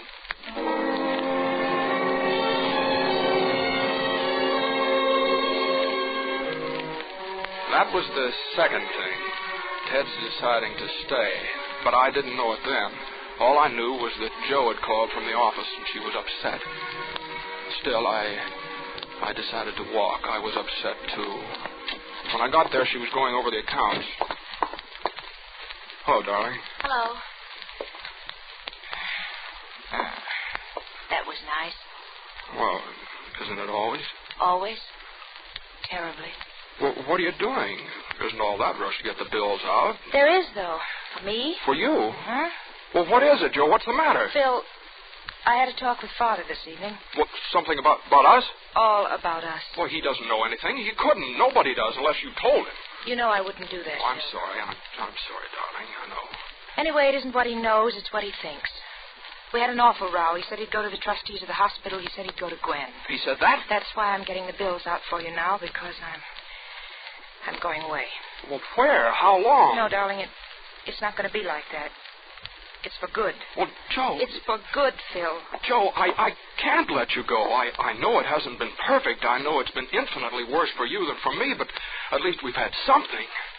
At least I've always known you were here on the other side of the door, and I could see you and talk to you. I can't live with a door between us anymore. Well, maybe you just don't love me enough to... No, darling, I'm sorry. I didn't mean that.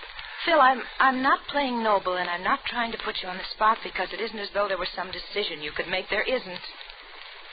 This had to happen someday, and it has. That's all. I could go with you. You couldn't do that, Phil. Well, why not? I could change my name. I could go to another city, even another country. I could get back into research. I could... darling. It's no go, Phil. Oh, I know. I asked her for a divorce again this morning. You don't have to tell me the answer. There is no answer for us, Phil. Not one that we can take. There we are. Yeah, there we are. Well, you better go now. I got all this to do. Well, let me help you. No. Well, why not? I could weaken. And then where would we be? Oh, Jo, Oh, please. no, Phil, please go. Please, please, please. All right. I'll go.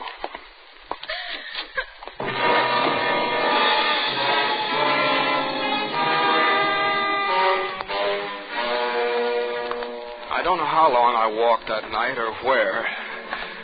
Perhaps most men are weak and never know it. But when you're losing the woman you think you love, that's when you'll find it out. That's when you'll see yourself at last in the pitiless glare of all your poor, frightened, childish helplessness. And so I walked, and I was sick to the depths of my soul. And I walked some more. And somewhere in the distance I heard a siren. There was a glow against the sky, fire. And then I realized I was near my home. And then it wasn't just a glow against the sky of any fire. It was my own house. Burned almost to the ground. How'd it happen? I don't know. Somebody said they think it was the gas stove. Stunned and confused, I began edging through the crowd, and then there was a sudden stillness. And a few men took off their hats. And I saw it. The stretcher. And the blanket thrown over the shapeless form. And the blackened, shriveled cowboy boot. And I remembered. Ted had been in the house. Just got him out now. Yeah, what's left said you wouldn't hardly know it was a man.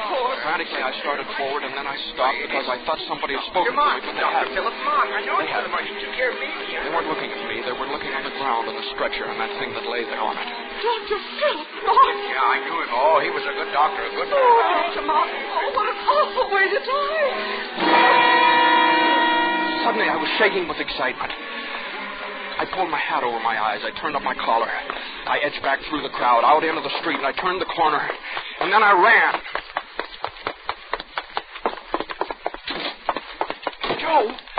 Jo! I'm going with you. Phil, what did you do? You haven't... No, Joe, it's all right. I'll tell you about it later. We're free. Joe, we're free. I'm dead. I mean, Dr. Philip Martin is dead.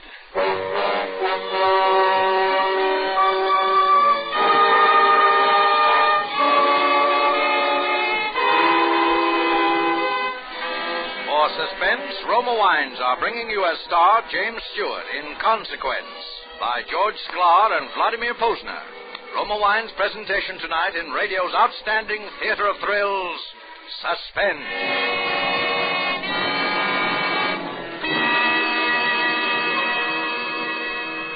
Between the acts of Suspense, this is Truman Bradley for Roma Wines. Nowadays, weekends again call for entertaining, for friends and families enjoying themselves together. To the millions who regularly entertain with wine, and to those who haven't yet discovered this simple secret of inexpensive hospitality, here's a tip from famed hostess Elsa Maxwell.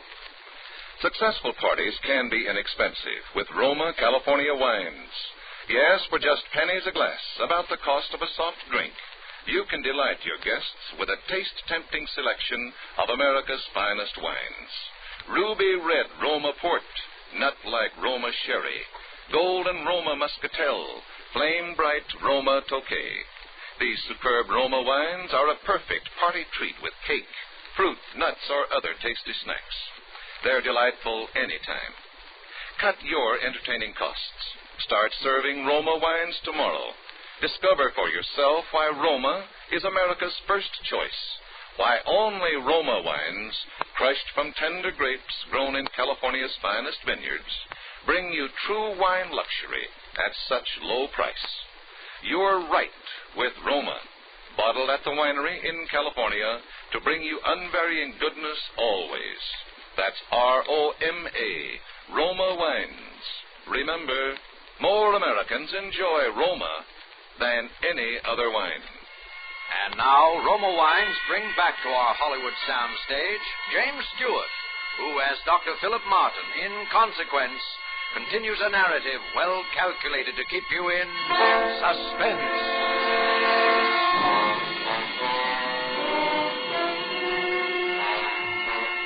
There must be something of the criminal in every man, because it seemed that I knew automatically everything I would have to do and how I was going to do it. Hotel Wilton. Dr. Wolf, please. Dr. Theodore Wolf. Thank you.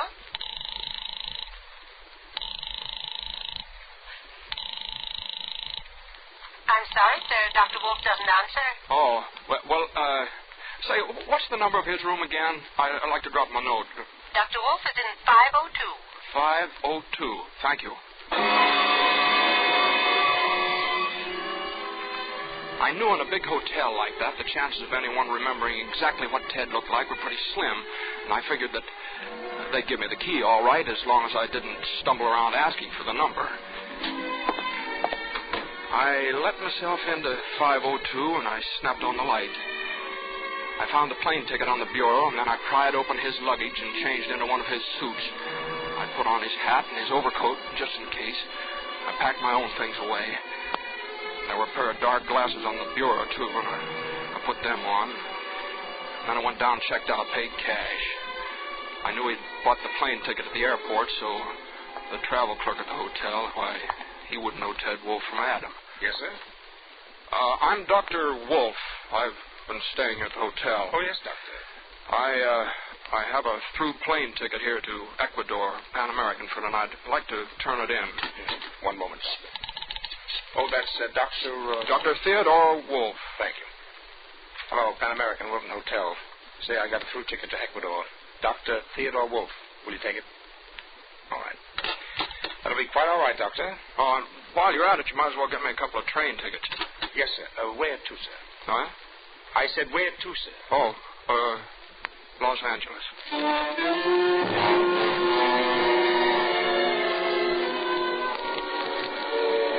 We'd taken care of everything. A note to my bank, supposedly from Ted, enclosing Philip Martin's check for $5,000, and a letter in my own handwriting explaining that I'd agreed to lend him that amount, and asking the bank to forward the money to my account in Los Angeles. My account is Ted Wolf. And we drafted a letter to the people in Ecuador, and in Los Angeles, Jo became Mrs. Ted Wolf. At first, everything clicked.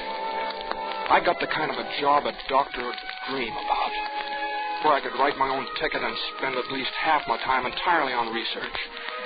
And Jo started taking courses in a medical degree. Well, after all, she was only 24. And then, right here in broad daylight, in the hospital, it happened. Hello. Jo, pack a bag as quick as you can. Just enough for 2 or 3 days in the mountains. As fast as you can. Bill. It's Gwen.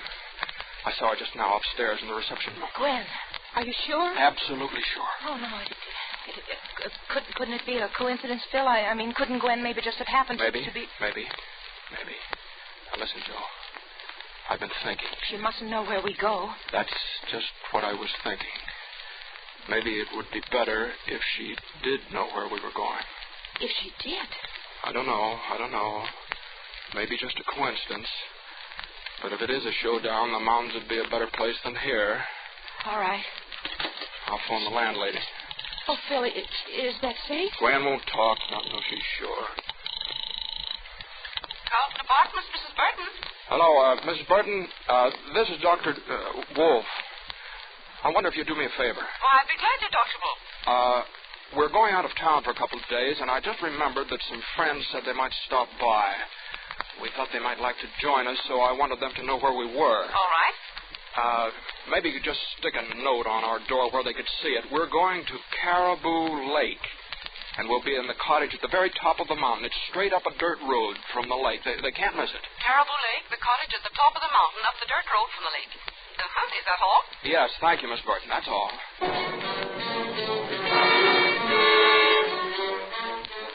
Caribou Lake is nothing much more than just a general store where you can buy bait, hire boats and cottages. And that time of year, there's hardly anybody there except the people who run the store. And our cottage was a good 3 miles away up a twisting dirt road running above the lake. But you could see it good and plain even at night when the lights were on. We stopped at the store and both went in to buy the things we needed, food and kerosene, matches, stuff like that. Then we went on up the mountain. By that time, it was almost dark, and Jo fixed something for us to eat. Neither one of us could touch it. We were watching the road for lights of a car. It was about 8:30 when we saw them. They went right past the store without stopping, and they came on up the mountain. They couldn't have been anyone else but Gwen. Well, she didn't waste any time. Phil, what if the car is rented? No, she'd bring her own. She loves to drive. Phil, you're not afraid, are you? No, not anymore. I'll go.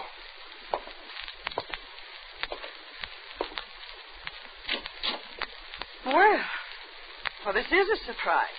Hello, Gwen. Dr. Martin. Always poised. Nothing surprises you, does it? I suppose it was the check. Partly. And then I happened to notice that a Dr. Theodore Wolf had married a Miss Josephine Reynolds in Los Angeles. And it did occur to me that your idealistic friend must have been an awfully fast worker. Well, aren't you and your bride going to ask me in?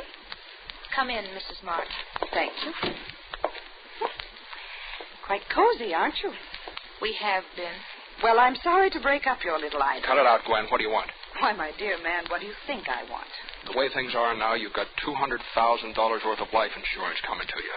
Why don't you let us alone? Philip, I don't know whether you realize how much worry and anguish you've caused me. Sure, I know. I know just exactly how much. Then perhaps you also know exactly how you stand with the law in this matter. I don't know about all this impersonation business, except that it would permanently ruin your career. But I do know that the laws covering bigamy are quite drastic. I used to think that money meant everything to you, Gwen. I guess it doesn't. I don't feel called upon to accept rebukes from you, Philip, for anything. Not after what you have done. I feel that I'm being most generous to both of you. What is it exactly you want, Gwen? Either you come back and we'll explain the whole thing as amnesia or something, or you'll both go to jail. How could you? You shut up. Listen. Does anybody else know about this? Of course not. Nobody knows you came out here. Or why? After all, Philip, I do have some pride left. I just said I was taking a little trip to New York to forget. All right. Now, just give us a couple of minutes to talk things over, will you? Alone. Very well. Although I don't see that there's very much to talk about. Will you go outside or shall we? I'll go. I'll wait in the car. Oh, Phil. It's all right, Joe. I don't mind now. Neither do I. Do you think you can do it? Me? Yes, I'll have to have an alibi. Have you thought about how... Yeah, all day, I guess. But it's all right. It's good. She'll disappear the same way I did. Fire? Yeah. Only I'll have to be down at the store when it happens. This place will go up like kindling. And when they pull her out, they'll think it's you. Nobody knows she's here. And I'll be there to say it is you. How are you going to I got that all fixed. It's down in the cellar. All you have to do is... Here. Use this hatchet. Can you? Yes, I will. And then go out to the car and get on the floor in the back seat under a blanket, locked from the inside. I can probably get away right afterwards. All right, Phil. I'll see you in the car. The whole thing shouldn't take more than a couple of hours. Phil, you're not afraid. Are you? No, I'm glad. Gwen? Yes? Come on in. Well, have you decided? Yes. You might as well eat with us. There'll be a few details to talk over. I'm not sure I feel much like eating in this house, Philip. Well, I'm not going to start back hungry. Give me the keys to your car, will you? It's blocking mine. I've got to go down to the store and get something for dinner. Really, Philip? Oh, stop griping. You've won. Give me the keys. Very well. But I wouldn't try any mad dashes if I were you. Now, don't be a fool, Gwen. No, I don't suppose you would. Alone. She went in. I took the keys. First, I went around back and down cellar. I put a lot of old newspapers around the wood pile and doused the whole thing with kerosene. And then I cut a stub of a plumber's candle and set it on the papers and lit it. I knew just about how long it would take the candle to burn down, about 45 minutes, something like that. And then I went out and got in Gwen's car and started down the mountain without lights.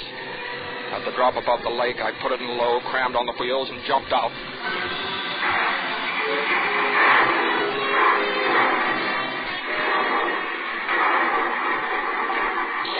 It bounced once and then went over where there's about 40 feet of water. Unless somebody told them where to look, they'd never find it. All that had taken about 15 minutes. The walk down to the store took about 20 more. Forget something, Dr. Wolf? Yep. Like a fool tobacco. I can't get through the night without a pipe. Know just how it is. You walk down? Yep. Yeah, working up an appetite. Here you are. You folks have callers tonight? No. Oh, why? Why? Thought I saw a car go up your way a while back. Oh, I saw the lights. They didn't come up. Somebody must have made the wrong turn. Didn't they come back? I don't know. I was out back for a spell. Do you see that car come back by, Daisy?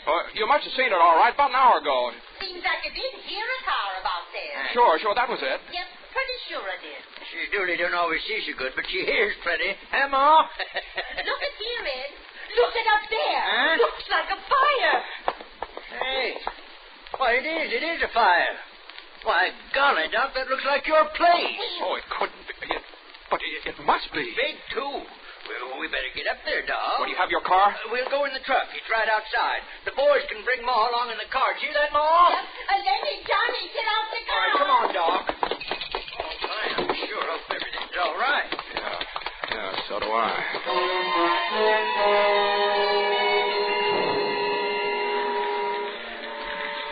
ledge was all wood and dry, and it was completely gone by the time we got there. It was the boys who dragged her out of the embers. I wouldn't look if I was you, Doctor. Oh, Joe. It must have been quick anyway. She's burnt almost to nothing. Hey, Ma, you better go on, Doc. We'll take care of everything.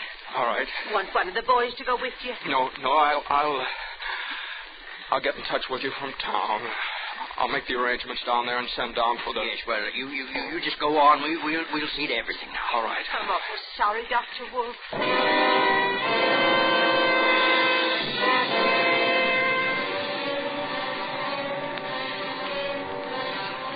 I climbed into the car and started down the mountain.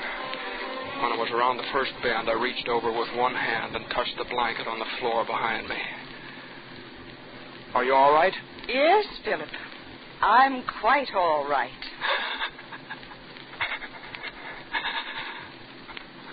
Gwen.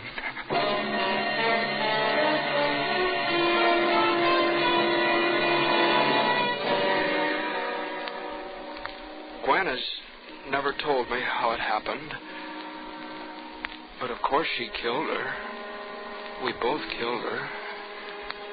I know that I'm trapped. I'm hopelessly, irrevocably trapped by the terrible burden of guilt we share between us, as she is. I know now that two people held together by such a frightful bond cannot both go on living, for that bond can be broken in only one way. One of the two must die. And so I write this only to have the true facts brought to light in the event of such a death. For no matter how innocent it may appear, no matter how natural the cause, no matter how plausible the accident, it will be no accident. It will be murder. Cold-blooded, calculated, deliberate murder.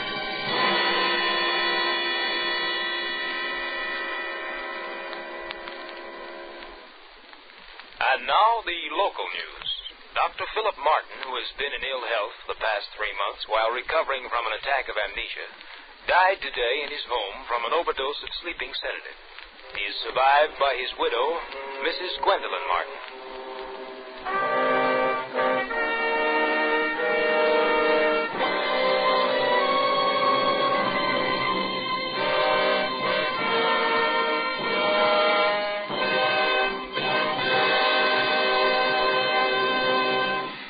Suspense. Presented by Roma Wines, R-O-M-A. Made in California for enjoyment throughout the world. Before we hear again from James Stewart, the star of Consequence, tonight's suspense play, this is Truman Bradley for Roma Wines. Here's a suggestion that will make tomorrow night's fish dinner a meal to remember. Delight your family by serving delicious pale gold Roma California Sauterne. The delightful bouquet and delicate, tempting taste of Roma Sauterne bring out the flavor fullness, the real appetizing goodness of fish or fowl. Lend an air of friendly companionship to the meal. And best of all, you can enjoy Roma Sauterne often. It costs so little, actually only pennies a glass. Join the millions who have made Roma America's first choice. The reason? Roma gives you true wine taste luxury at low price. Make Roma Sauterne with seafood a regular Friday night custom. Get several bottles of delicious, inexpensive Roma Sauterne tomorrow.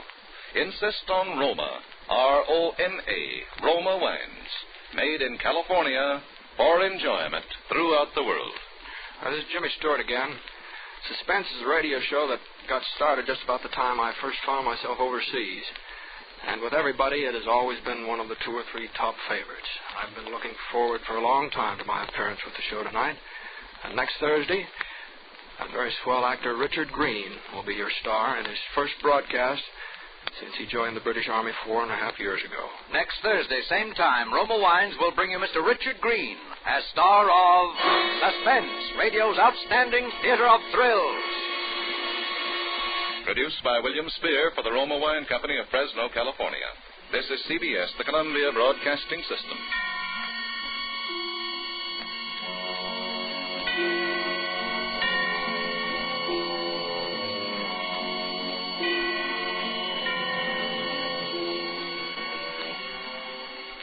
Greetings from Hollywood, ladies and gentlemen.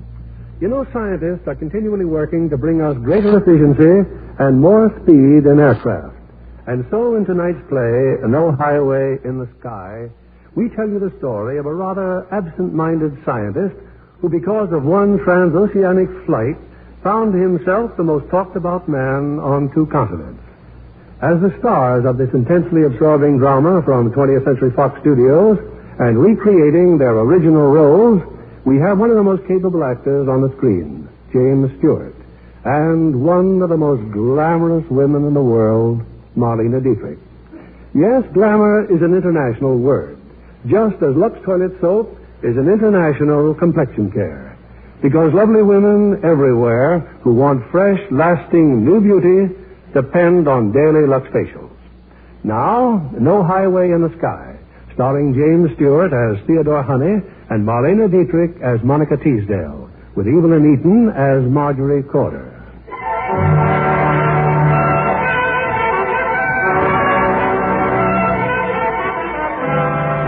One of England's proudest possessions is the aircraft establishment at Farnborough, where some of the world's finest commercial planes have been developed. It's closing time, and one of the officials has just left the plant. With him is a scientist, Mr. Theodore Honey. It's very kind of you to drive me home like this, but I assure you that Yes, you've told me several times, Mr. Honey, you could just as easily have taken the bus. I always go home on the bus. Mr. Honey, I'm rather curious about that experiment of yours in the vibration shed. Perhaps Sir John told you I've been away for several months, and now that I'm back, may I ask just what you're up to in there? Well, yes, I'm vibrating. So I understand. The entire tail assembly of the new Rutland reindeer is suspended in midair, and you're vibrating it. Why, Mr. Honey? Well, I'm waiting for the tail to fall off. Oh, I see. But these planes are already in service. Yes, they are, yes. Sir John tells me you're an American, Mr. Honey. Rhodes Scholar, eh? Yes, I've been here for several years. I can't remember exactly how long I've been here. He's quite proud of you, Mr. Honey. He tells me you're invaluable. But what are you trying to do to our reindeer aircraft? Well, that's rather difficult to explain in words of one syllable. Well, I have managed as many as 2 syllables on occasion, Mr. Honey. Oh? Well, very simply, the purpose of my work has been to arrive at an end result for the original theoretical hypothesis of Kerslinger of Ball and Shilgard of Uppsala, in which they postulate vibration as a source of energy. Now, I reason that since this energy does not appear in any of the ordinary forms, such as heat or electrical potential, it must be absorbed by the metal itself, and that sufficient absorption would result in nuclear fission of the aluminum atom in an isotopic form with crystalline affinities. And what all that means is that the tail will fall off the airplane? Exactly, yeah. Oh, here's where I live. Oh, you wouldn't care to come in? Well, thank you, I'd like to. You would? Well, I'm afraid all I can offer you is some sherry. Well, that'd be very nice. It's probably not very good. I've had it quite a while. Well, perhaps it's time to see if it's suffering from fatigue. Oh, that couldn't happen to sherry. Oh, no, you see, sherry that's strange. I'm sure this is the right key. Where? Oh, I'm so sorry. This is the second time this week, Mr. Honey. Oh, yes, this row of houses, they all look alike. Yes, they do, don't they? Yes, it's the one next door. You know, it's very easy to make such an error, you know. Especially if you've just moved into the neighborhood. Oh, we've lived here 11 years. Oh, this is my house right here. I'm sure this is my... Good evening, Father. I'm glad you're not late. I have everything planned for... Oh. Hello. Hello. You don't recall where we put the sherry, do you, dear? The top cupboard, behind the dishes. You said it would be out of Mrs. Higgins' way. Oh, the top cupboard. Oh, yes, of course. Yeah, I remember perfectly. I put it up here behind the... Oh. Yes, Father? It appears to be empty. I guess Mrs. Higgins found it after all. Well, I'll get some more. Please, I wish you wouldn't. Oh, no, it's no trouble at all. The shop's just around the corner. Elspeth, will you entertain Mr... I don't believe you told me your name. Scott. This is my daughter. I'll be right back. Well, Elspeth, now all these books are your father's, I suppose. Oh, yes. They're all over the house. It's very difficult being a scientist. One has to think so much. Oh, I know. When my father's working, I keep very quiet. And what about your mother? Does she help you keep quiet? My mother's dead, Mr. Scott. An air raid during the war. I'm very sorry, Elspeth. You must miss her very much. Yes, I do. My father does more, I think. And what do you do when your father's not busy? Well, quite often we play games. He makes them up. For example, we play pyramidology. Pyramidology? It's based on the science of the Great Pyramid, and it's very scientific. The Great Pyramid is the only known architectural example of squaring the circle. That is, the area of the base is directly equal to that of a circle, with the height of the structure.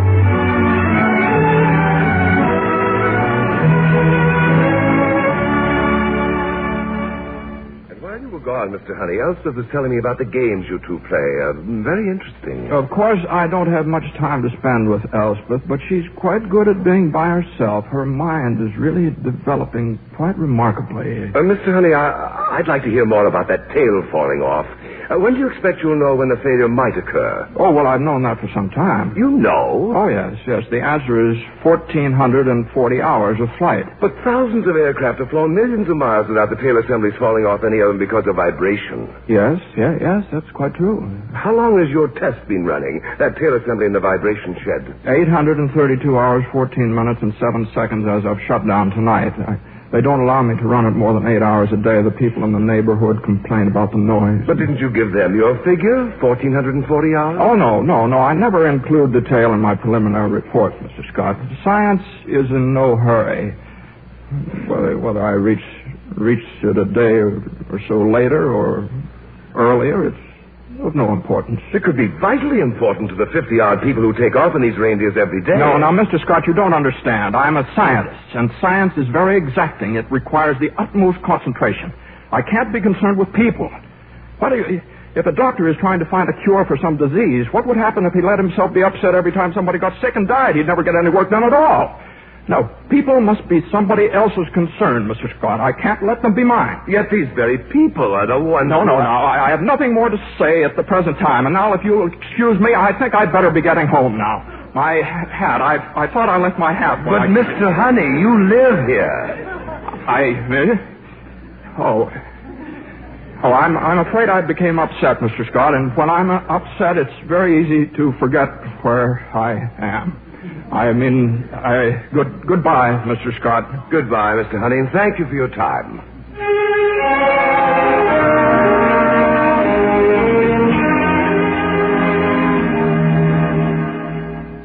And after I left Honey's home last night, Sir John, I came back here to the plant.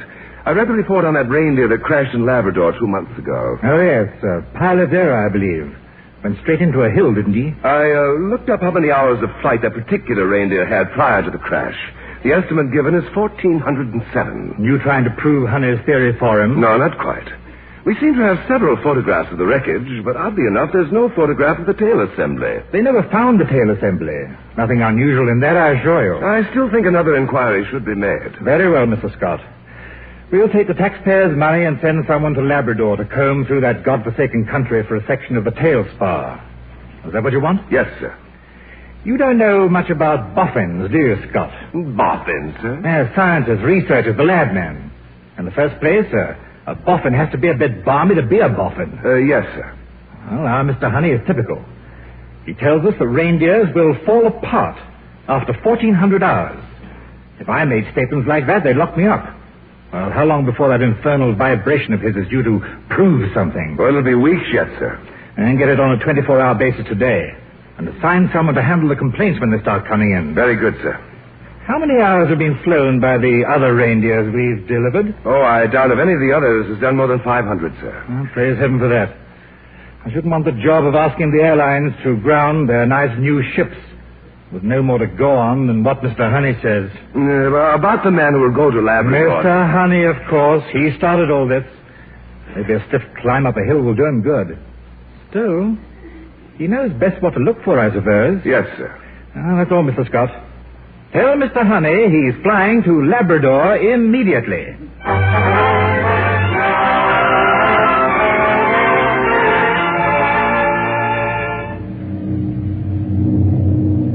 Ready for loose loosen that safety belt now, Mr. Honey. Here, let me help you. Oh, thank you, stewardess. We'll serve dinner in about half an hour, but if you care for coffee or a sandwich... Well, I brought some sandwiches. My daughter made them. Her name's Elspeth. Well, they're probably much better than ours. You're sure you didn't bring your own coffee? No, just sandwiches. Miss, that woman over there, isn't that the film actress? Isn't that Monica Teasdale over there? Why, yes, she's crossed with us often. Would you like me to take over your autograph book? Oh, no. I don't even have one. No, I wouldn't want to trouble her. I'll be back with your coffee in just a moment.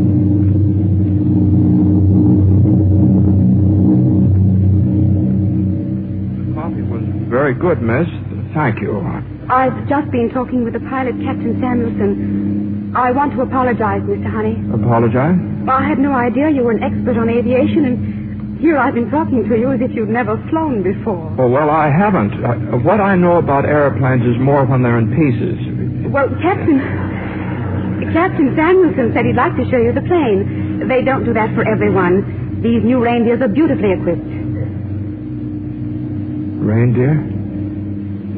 Is this a reindeer we're in? That's right. A nice new shiny one.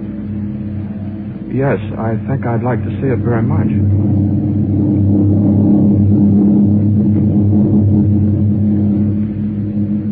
Well, now that you've met the crew, Mr. Honey, let me tell you about our engines. Well, I don't suppose many things go wrong with them these days, do they, Captain? Almost never. We don't even use reconditions anymore. We get brand new ones every 600 hours. Now, these happen to be our third set. Oh, about the... Did you say the third set of engines? Yes, that's right, sir. I thought the reindeers were new on this Canadian run. Oh, they are, but this particular aircraft was one of the first off the line. We were loaned out for a while on the South American run. Well, for how long? Oh, Dobson, how many hours has this plane flown? According to the logs, 1,422 up to takeoff today. 1,422? Yes, sir. Captain, I must speak to you alone. Now. At once. You seem disturbed, Mr. I am disturbed considerably. Now, where can we go? Well, there's the baggage locker off, but why can't we... Captain, please. Please, hurry.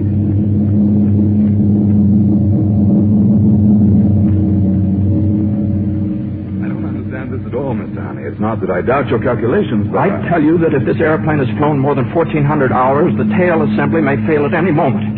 That's the reason I was on my way to Labrador right now to investigate. That crash 2 months ago, that reindeer crashed at 1,407 hours within a few hours of my calculations. Less time than this plane has flown. And you know for certain that the tail assembly failed? The tail assembly wasn't found with the wreckage. Oh, I see. Every minute we spend talking about it... The matter is that all of this is just your opinion. Well, if you have any suggestions, Yes. You can cut the inboard engines to break up the vibration frequency and then turn back. Turn back. And if you don't turn back, this airplane's going to crash into the sea. And we're all going to be killed. I see. Well, I'll radio a full report of all you've told me. If London tells me to turn back, I will. Meanwhile, I'll cut the inboard motors as you suggest. It'll make us late at Gander, but I'll take that responsibility. Gander, that's in Newfoundland. Yes, sir, I'm quite aware of that. But you told me you would radio London. I will. But there won't be anyone at the airport at this time of night to make a decision like that. My instructions will be to maintain the course. Very well, Captain. Let's wish ourselves luck.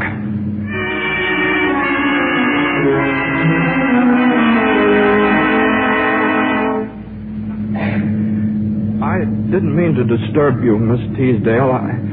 My name's Honey, Theodore Honey, and I'd like to talk to you. Of course. I'd be very pleased. I've always Mrs. Honey and I've always felt I owed you a great deal. Oh? Your pictures, they meant a lot to my wife, and that's why I wanted to talk to you. You're very kind, Mr. Honey. I'm afraid we're in very serious danger. The tail of this airplane may drop off at any moment. Is that so? Yes. Now, I've been looking around the plane, and when it happens, go to the men's room and sit on the floor. Now, the partition there is very rigid because the stove in the galley is bolted to the floor on the other side, you see? Bolted to the floor? I see. Yes. Now, if you survive the initial impact, try to get on a life raft, and they may pick you up when they search for us in the morning. That's certainly very interesting. I'm to go to the men's room. Yes, that's right. And sit on the floor. Yes. And if I survive... Yes. Excuse me, Mr. Honey. Yes. I'm afraid Miss Teasdale's very tired. We really should let her rest, don't you think so? No, but I Yes, I am rather tired, but thank you very much, Mr. Honey. Oh, you rang for the stewardess, did you? Well, yes, I did. I'm very sorry. I was only trying to help. I'm sure you were. Some other time, perhaps. You shouldn't have done that, Mr. Honey. Yes, it's quite sure. Clear I shouldn't have. I'm sure you don't want to alarm people. You won't do it again, will you? No, I won't do it again. You know about this, don't you? Yes, Captain Samuelson just told me. Well, he'd rather that you didn't speak to any of the other passengers. May I speak to you? Of course. I'd like to tell you what I was trying to tell Miss Teasdale. Well, do it. It will make you feel any better. Well, now, if it happens at this altitude, there'll be a little less than 3 minutes before we hit the water. Yes. Now, there's one place where a person could have a chance to survive the impact. It's in the men's room. Now, at the first sign of trouble, you go in there and sit on the floor with your back against the partition. Now, the partition's very rigid because the stove in the galley is bolted to the floor. Do you see? You're very observant, Mr. Honey. Yes, I am. Yes, I'm very observant. I tried to tell Miss Teasdale because I felt I owed her something, and now I want you to know. And I won't talk to anyone else. No one's worried about me like that for quite a while, Mr. Honey. But I think they're going to be all right. Won't it just be calm? And please remember what I told you. Meanwhile, try to get some rest. That's it, Mr. Honey. Here, now, let me fix your pillow.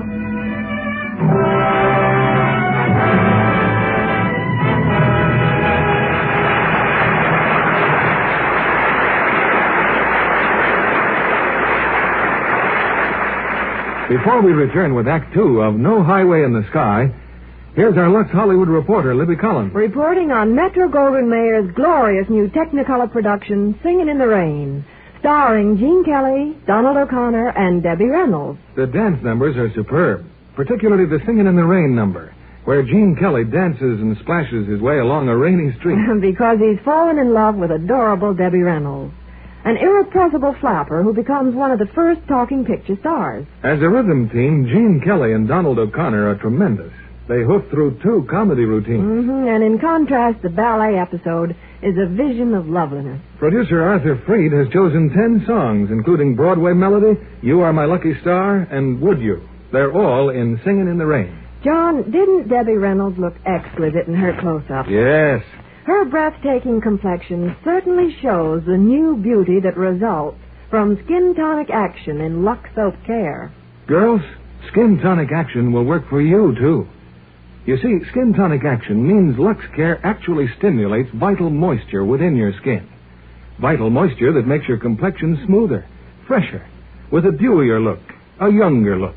Skin tonic action works real magic on dry skin. Yes, dry, flaky skin especially needs moisture from within. And that's just what skin tonic action of Lux Soap Care gives you. It works from within to make your complexion definitely smoother, definitely fresher. That's not just a promise. It's a scientific fact. Right, Libby. New tests prove dramatically that skin tonic action gives softer, younger beauty to any normal skin. So be guided by scientific evidence. Be guided by the Lux Lovely complexions of glamorous screen stars. Try Lux Care now. Just 1 cake of Lux can make a thrilling improvement in your skin. Lux Toilet Soap and the beautifying benefits of skin tonic action are guaranteed by Lever Brothers Company. Now our producer, Mr. William Keeley. Act 2 of No Highway in the Sky, starring James Stewart as Theodore Honey and Marlena Dietrich as Monica Teasdale, with Evelyn Eaton as Marjorie.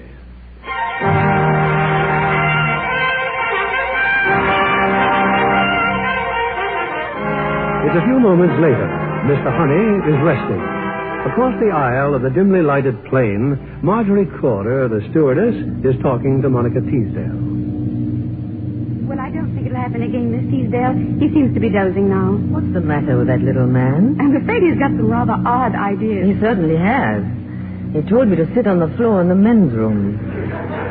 If that isn't an odd idea, I'd like to meet one.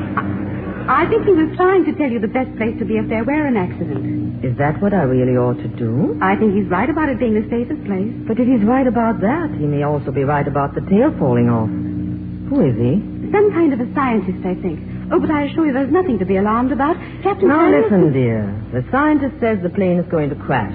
The The captain says it isn't. Your vote doesn't count because you have to string along with the captain, so that leaves it a tie. And as far as I'm concerned... What's that? The motors, they don't sound the same. We've merely cut our inboard engines to save fuel. Why should it be necessary to save fuel? Well, all I meant was... Just a minute. If I'm going to meet my maker, I'd like to know about it. If you'll excuse me, I'm going to have a little talk with Mr. Honey. Miss Teasdale, please, I've just got him quiet. Right now, I don't want him quiet.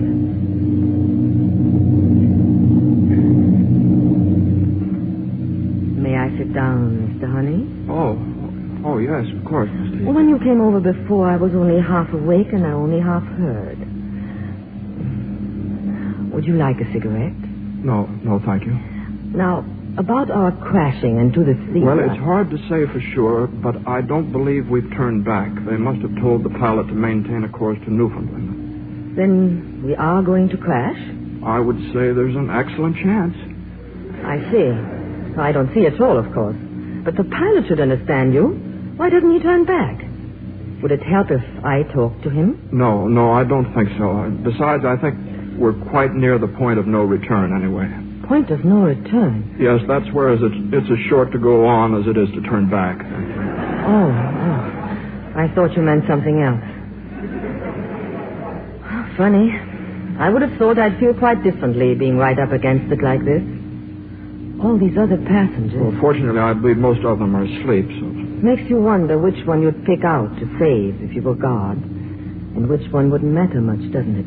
Oh, I don't know. I never thought much about things like that. No, you never had time, did you? You were so busy with your multiplication table. But you had a chance to play God for a little while. Why did you pick me out when you decided to save someone? Oh, but you ought to live.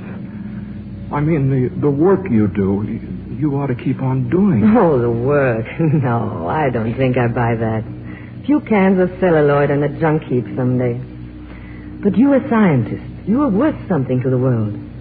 I think I've picked you to be saved. Well, that's very nice of you, Miss Teasdale. But I think it'll be all right about me. Haven't you any family? Oh, my little girl, she's staying with neighbors until I get back. The little girl is worth a lot to come back to. Oh, yes. We're really very fond of one another. She's 12 now. She's much more soundly developed than most children her age. She really has a remarkable grasp of crystallography. Oh, that's very good, of course. Yes. What is it? Oh, it's quite fundamental. You see, crystallography... Has she got a compact? What? One of these things, a compact. Oh, I don't know. Why? Never mind. That isn't it, eh? No, that's not it. Some more minutes and each one is kind of like a present, isn't it? You know what I was thinking about just then? All the people who will come to my funeral. That'll be quite an occasion. Do you have a family, Mr.? No, not even a husband at the moment. But there's my agent. Oh, my agent, he'll be very sad. He had 5 more years to go at 10%. And then there's Lauren Colvin. She'll cry the most. She'll give a beautiful performance, and then she'll try to get the part in the picture I was going to make. I suppose that's why I don't feel the way I should. I would have stopped working quite a while ago if I could have figured out what to do with myself. I was married 3 times, but it never came to anything. I wouldn't be a bit surprised if it was all my fault. Maybe Providence is trying to tell me something. Maybe it took a first-class high dive into the middle of the Atlantic to make me quit. And maybe I'd rather it ended with a big splash. Oh, no. Miss Teasdale, you've made people happy you don't even know about. Why, like my wife, Mary. You know that she took me to see one of your pictures that last night before the bomb came? She talked a lot about it after we got home. Oh? You made that last night very happy for her. Now, that's worth doing, Miss Teasdale. You know, when we used to go to pictures, we used to walk right out of them whenever Mary didn't like them, but we never walked out on one of your pictures. Mr. Honey, that is not exactly the best compliment I've ever had, but maybe it's the nicest. Well, that's why I had to tell you what I did. I have to do everything I can for you, don't you see? You mean it, too, don't you? If scientists are always so busy figuring out new things, why don't you figure out a mascara that won't run? Oh, well, I'm afraid that's a little out of my field. It's all right. I'll be as good as new in a minute. Thank you for holding my hand.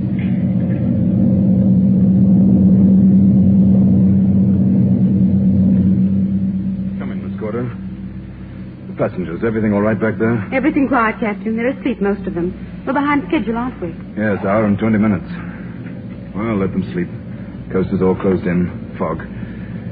We may have to sit up here till it breaks. Want some coffee? The only thing I want is to get this ship... Take a look to starboard, sir.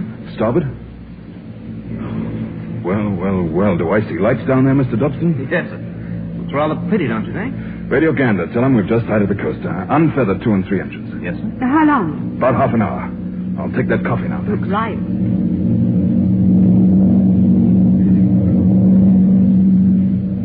Miss Teasdale. Oh, yes? Sorry to awaken you. We're landing in about 20 minutes. We're that close? We're still in one piece? Yes, it's a lovely clear night. So it is. The stars are out. Oh, I must have fallen asleep on your shoulder, Mr. Honey. Oh, well, that's all right. That's quite all right. I'm sorry you had to be so worried, Mr. Honey. How long will we be in Gander? About an hour, I imagine. Excuse me, please. Quite a night, Mr. Honey. I guess you must have multiplied somewhere where you should have divided.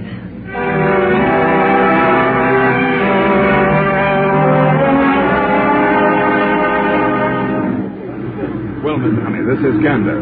Well, the stewardess asked me to stay here on the plane. She said... Mr. Honey, this is Mr. Lund. He's in charge of all flights in and out of Gander. Yes, how do you do? Mr. Lund, I want this aircraft inspected as no other's ever been inspected. Every ruddy inch of it. Yes, sir. We'll get on it immediately. If, as I expect, this inspection is satisfactory, I'm refusing to carry Mr. Honey any further. Well, now, just a minute here, sir. I consider his presence aboard an unnecessary hazard.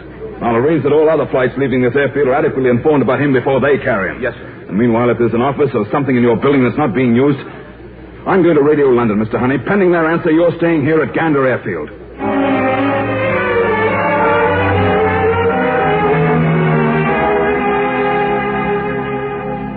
Well, you all right, Mr. Honey? It's a nice warm office, isn't it? Here, I hope you like bacon and eggs. Well, thank you. It's very nice of you, Miss Corder.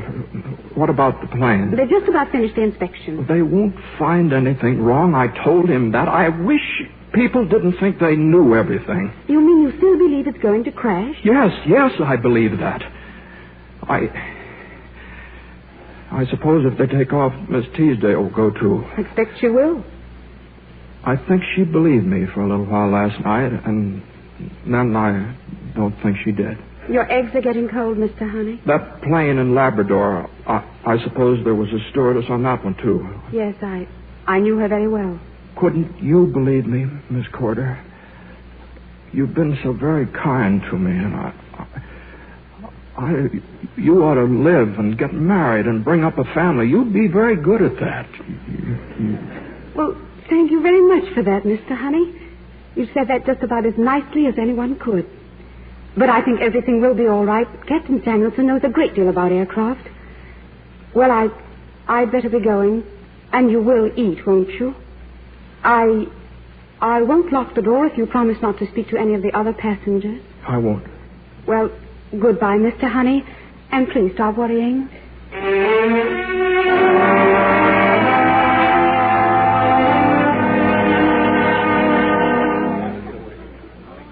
Well, that's about it, Captain. The safety locks are out and the landing gear, but apart from that, your aircraft is clear. You can pick up new locks in Montreal. There's no risk involved. No, of course not. Keep a man standing by the lever on taking off and landing, just so nobody catches a coat on it or something. Be rather awkward, you know, if the wheels retracted while you were still on the ground. Well, just sign us out and we'll be... What are you doing here, Mr. Honey? Captain, I just happened Mr. Honey, I'm flying this aircraft to Montreal. I want you to get off and stay off. Captain, you mustn't take this airplane off the ground. You can't do it. Believe me, mathematics is a very exact science. It'll be just like that crash in Labrador and the stewardess and all these people. Stop and get him off the plane. No, you can't do this. I won't allow it. Get away from that This plane has got to be... Oh, it just folded up. I pulled the lever and it just folded right up and sat down.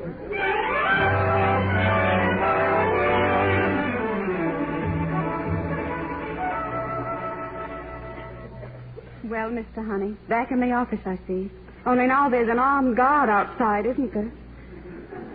Mr. Honey, why did you do it? I just had to do it, that's all. I had to do it. They wouldn't listen to me.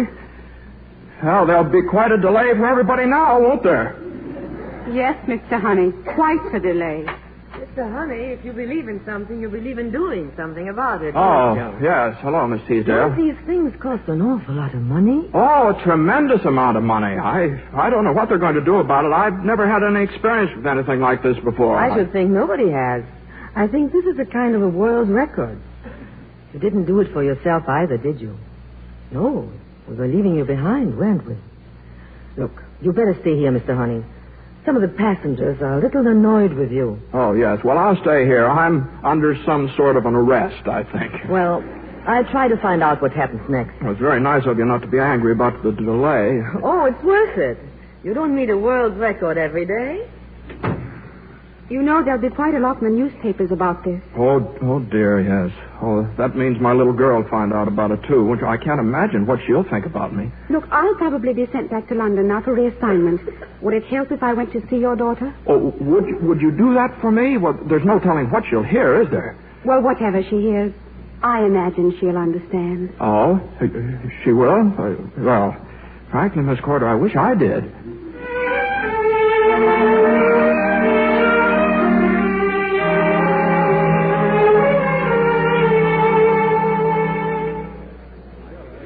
Come in, Mr. Scott, come in. Well, I understand you finally got through to Gander. Yes, Sir John, and it's true, right down to the last blasted detail. Mr. Honey wrecked the plane. Mr. Honey dropped that reindeer right on its belly. It should interest all you gentlemen that in addition to frantic calls from the press, the ARB, the Treasury, and the Home Office, I also heard from Sir David. Oh, dear. It is Sir David's belief that there isn't enough money in the Bank of England to pay for the damage done to British aviation by the implication of the safety of their aircraft. Furthermore, he refuses to fly Mr. Honey back to England. But Honey must be returned at once, Sir John, for the inquiry. Sir David has contacted the RAF. He said they, at least, are equipped to take risks. Excuse me, sir. There's a Miss Monica Teasdale to see you, Sir John. Teasdale? Yes, the film star.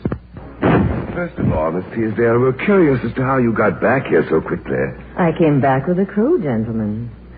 Something about having to return for reassignment, so I decided to come along. Now, about Mr. Honey. Ah, yes. Mr. Honey is expected here tomorrow night.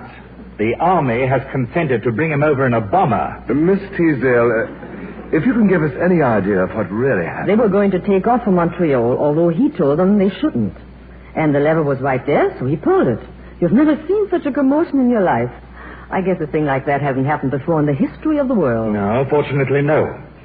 Have you known Mr. Honey long? No. I met him on the plane. He came to tell me that he thought we were in trouble. And what did he do? Explain his theory? He did, and I believed him. Did you understand it? Not a word. Well, then how could you? I mean, after all... I don't know a thing about mathematics, Sir John. But I know when a man knows what he's talking about. That funny little man is brave and kind and on the level. But they'll throw him to the wolves now, won't they? The wolves? They'll say he's a lunatic and let it go at that. Well, that's why I wanted to meet the people he worked for. I want to find out if you're going to stand by him. Somebody's got to, you know. We don't know whether Mr. Honey is right or wrong, but I assure you nothing will be spared to get at the truth.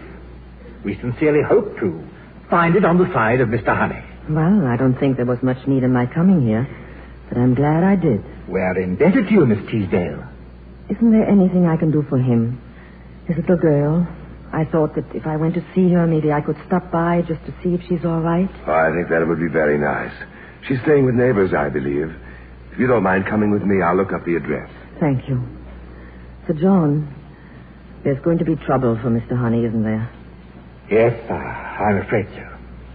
Thank you again, and goodbye.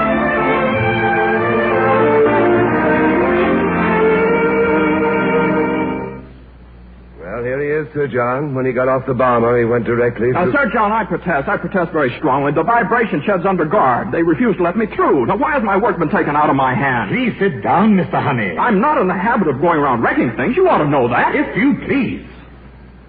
The Board of Inquiry has agreed to defer the hearing concerning your conduct in Gander until your test in the shed has reached the 1440-hour mark. The figure you yourself suggested. That figure was suggested and arrived at by the science of mathematics. Fact remains that if your test proves your contention, the airline and everyone else will be extremely grateful to you.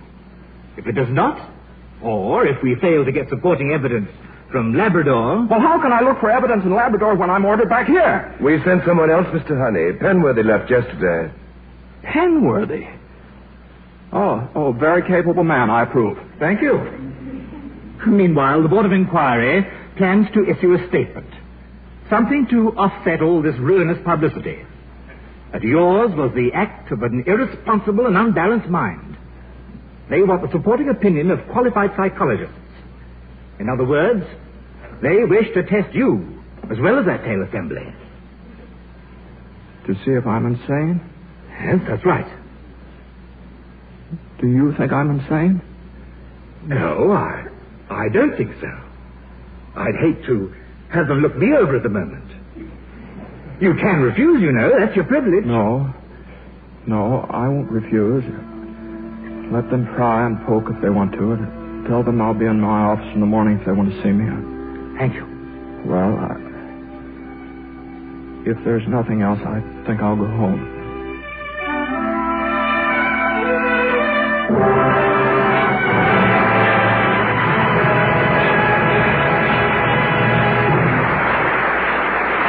We'll return shortly with Act 3 of No Highway in the Sky. Have you ever wondered how a star is born? Well, my guest tonight is just the girl to tell you.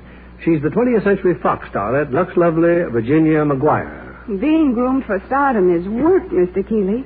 After winning a photoplay scholarship, I studied at Pasadena Playhouse. Now I'm learning from the stars out at Fox, like Susan Hayward. You know, Susan plays Jane Froman in 20th Century Fox's new Technicolor musical, With a Song in My Heart. Yes, and the other wonderful stars are Rory Calhoun, David Wayne, and Thelma Ritter. You'll see the romantic story of Jane Froman's marriage to the pilot who saved her life. And how the courageous singer got off her hospital bed to entertain so she could pay for more operations. Jane Froman recorded 30 top tunes for With a Song in My Heart. Her voice is thrilling. So is Susan Hayward's sparkling complexion. Susan is devoted to Lux Soap Care with its newfound skin tonic action. Well, here in Hollywood, we think skin tonic action in Lux Care is the beauty news of the year. It makes complexion so much smoother and fresher. Skin tonic action actually stimulates moisture within your skin. It's this moisture within that gives your complexion dewy freshness. Yes, it's moisture from within that counteracts dryness, that makes skin look smoother, younger. Its benefits are really wonderful. Tests prove skin tonic action brings radiant new softness to any normal skin, your own skin. So try Lux Toilet Soap Care now. Just cream in the rich lather, rinse warm, splash cold. You'll see an immediate improvement in your complexion. Mr. Kennedy, I love Lux for my bath, too. Naturally. The big bath-size cake of Lux is Hollywood's way to all-over loveliness. To the smoother shoulders, smoother arms, so important with summer's bare fashions. Thank you, Miss McGuire. Girls, tomorrow, get Hollywood's own fragrant white Lux toilet soap. Remember, 9 out of 10 screen stars are Lux girls. We pause now for station identification. This is the CBS Radio Network. And this is WDAM in Danville, Illinois, the commercial news station.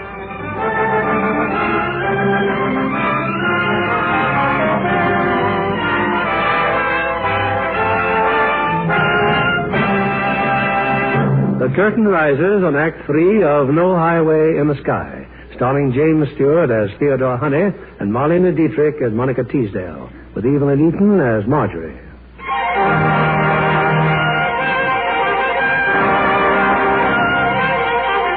Well, Mr. Honey has wandered wearily back to his house, and here another surprise awaits him. Marjorie, the stewardess. So I thought I'd stay here with Elspeth because, Well, we didn't think you'd be back here till tomorrow. She's asleep now. Well, that's very kind of you, Miss Corder. She's such a sober little thing, isn't she? Was she worried about me? Yes, so was I. Oh, did you see her presents? Present? Miss Teasdale brought them. Miss Teasdale, is she here, too? No, but you brought her the loveliest things. Oh, and you should see the compact. Well, what did she want to do a thing like that for? I think you'd be surprised. Well, everything that's happened, it's my own fault. I have no one to blame but myself. You did think there'd be a crash, didn't you? Yes, but what I should have done is to offer my hypothesis to Captain Samuelson in an orderly manner. Let him make his own decision. How is anybody going to take my work seriously if I go around doing things like that? They're saying I'm crazy. I don't blame them. And if you had to do it again, you just let it go ahead and crash? That's just the point. I probably would have done the same thing over again. I'm evidently quite a weak character, Miss Corder. Well, I expect you know what you're doing. Well, I'll phone for a taxi and say goodbye, Mr. Honey. Goodbye? Well, I could come back in the morning. Would you mind? Oh, no. No, I wouldn't mind. I'd like to. I'd like to be here to see how things turn out. Yes. Yes, Miss Corder. Thank you very much.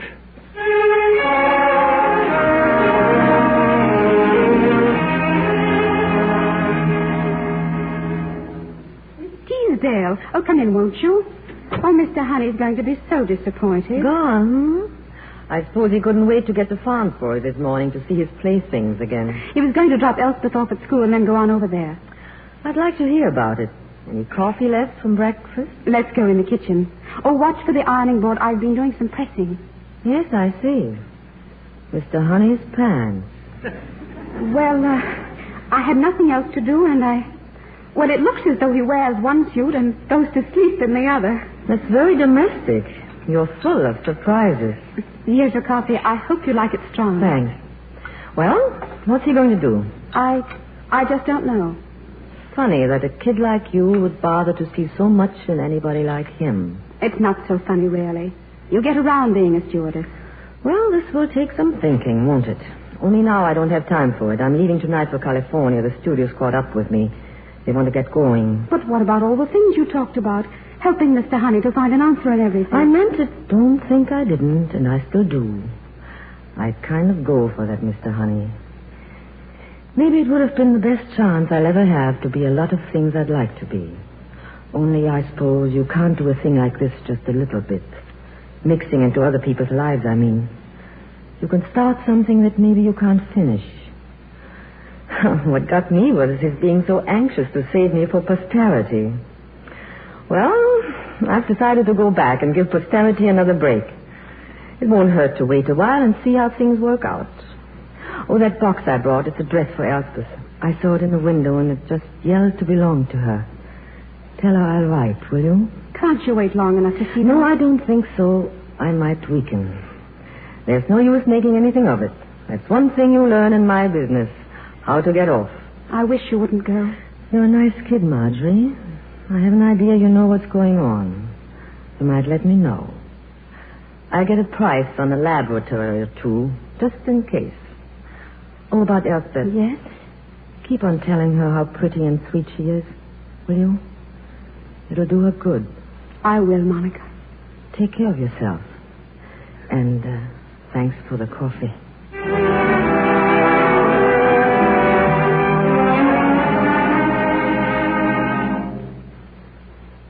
Good evening. I'm late, I know.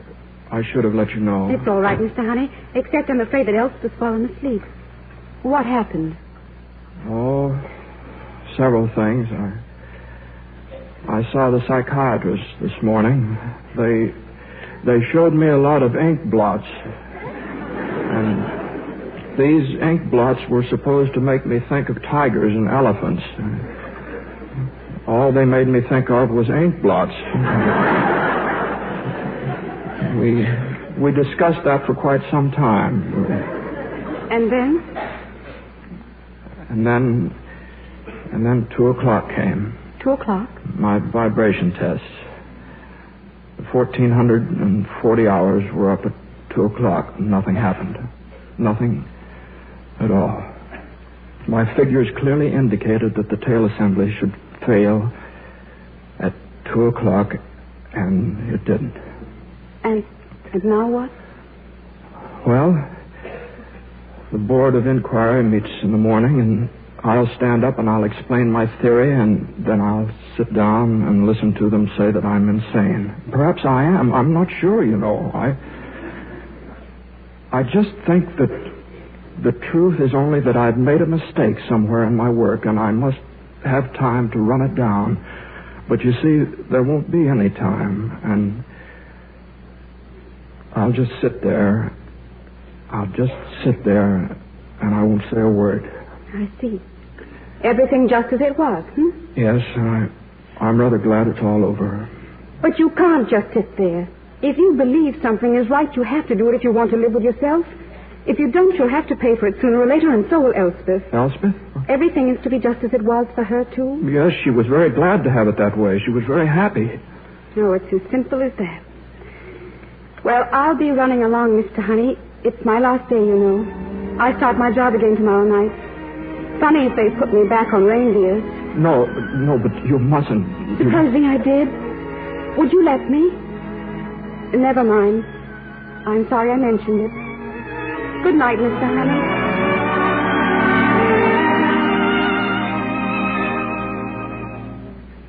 Elspeth, it's 7 o'clock, dear. Good morning, Father. Yes, I've been awake for some time. Did the tail fall off? No, dear, it didn't. You mustn't worry about it. It will someday. Elspeth, is something the matter? No. I was just thinking about it's all being over. Teasdale's gone, and Miss Corder goes tonight, and the newspaper people, and everybody wanting to talk to me at school. That sort of thing isn't very permanent, is it? It's like Christmas. Everybody very nice to everybody for a little while, but then it doesn't last, does it? Oh, I don't know, dear. Aren't they always nice to you at school? It's just that they don't talk to me very much as a rule because I'm different. Like my intelligence quotient being too high. Father, I was thinking that maybe if I didn't go to school anymore, I'm sure to learn much more with you because there wouldn't be the other things to think about. Things being impermanent. Oh, Elspeth, dear, now, please, dear, don't cry. What's the matter, dear? What's the matter?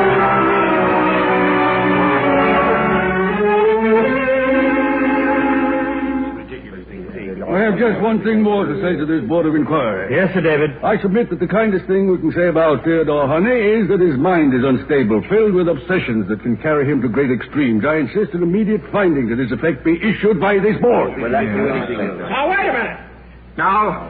Now, here, Mr. What's your name? Chairman. Mr. Chairman.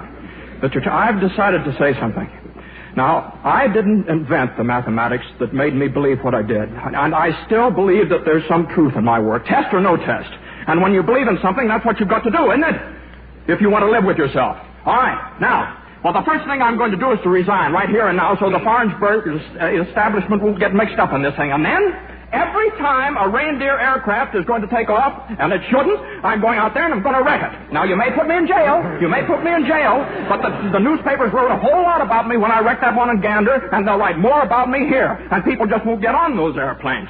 And I'm going to tell you something else. The minute something does happen to one of those airplanes, you're going to have to think of something better to say than anything I've heard out here this afternoon. That's all. Any other statements? That's all. Goodbye.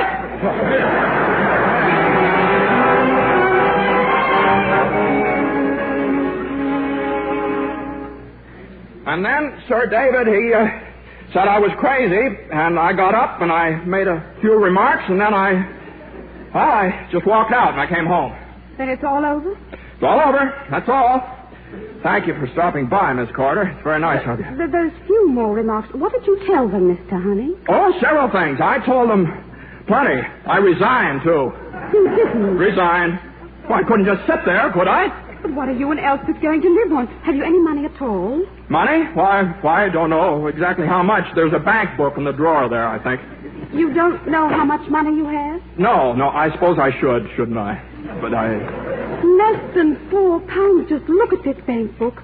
You haven't made a deposit for months. Well, just what do you do with your money? Well, I think there's some in the back shelf there. Here. Yes, here, you see? Now, here, there's a box on the desk here. Sometimes I put the checks in that box. You see there? Oh, no. What's wrong? Your salary checks, we'll just look at them. January, March, and this one from last November. Well, you have lots of money, Mr. Honey. I shouldn't have worried, should I? You don't need anyone. Oh.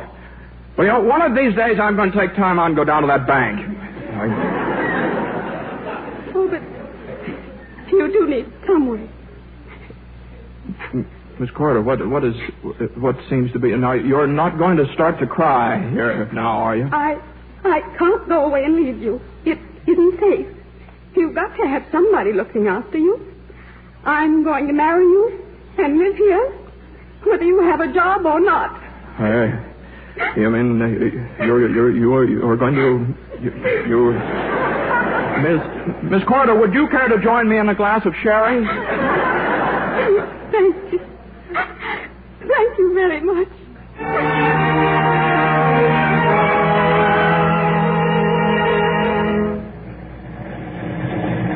And so I came back here to say goodbye, Mr. Scott. There's several papers and reports I have that should turn over to you. Very decent of you, Mr. Honey. Oh, yes, and this is Miss Corder here. She asked me to marry her, and I think I'd better. He really should, you know. Well, how do you do? I mean, congratulations. Now, we can't stay long here. We're picking up my little girl at school, and we're going... What? My test. You're continuing the vibration test. Why? I don't really know, Mr. Honey. There's been no order. Mr. Honey! Oh, that's all right, Sir John, now. It's all right. I haven't wrecked a thing. It's all right. We've just heard from Penworthy in Labrador. He found the wreckage of that tail assembly. Oh, well, good for him. He said it broke off the plane, no question about it. Exactly as you claimed, Mr. Honey. Is that so? Well, that's very interesting. Isn't that only half the news? That plane you wrecked in Gander was repaired. They made the flight to Montreal. Oh, yes, but I still maintain that... 2 minutes later, while the plane was being taxed to the hangar, well, I could hardly believe it. The tail assembly broke in two. Why, yes. But how did you ever know? Mr. Honey, you have been completely vindicated. No, I haven't. Not at all. At the end of this shed is a tail assembly that should have collapsed yesterday. I said it would, and I was wrong. As long as that tail assembly remains intact, there's still no positive proof that I've operated. Mr. Honey, it happened. There's no positive proof now. It should have happened yesterday. I've been deplorably inaccurate. Somehow, somewhere, I've made a mistake.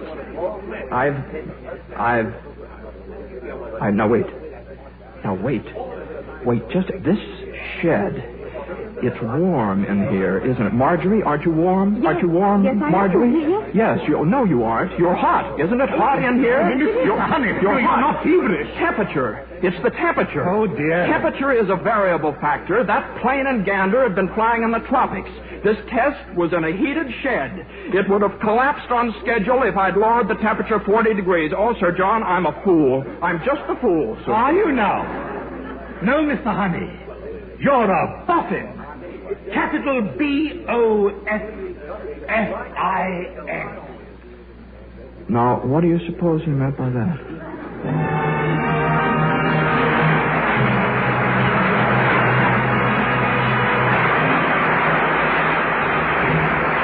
Mr. Keeley will return with our stars for a curtain call in just a moment. But first, an exciting announcement from the makers of Lux Flakes. Would you like to know the Hollywood way to beauty and charm?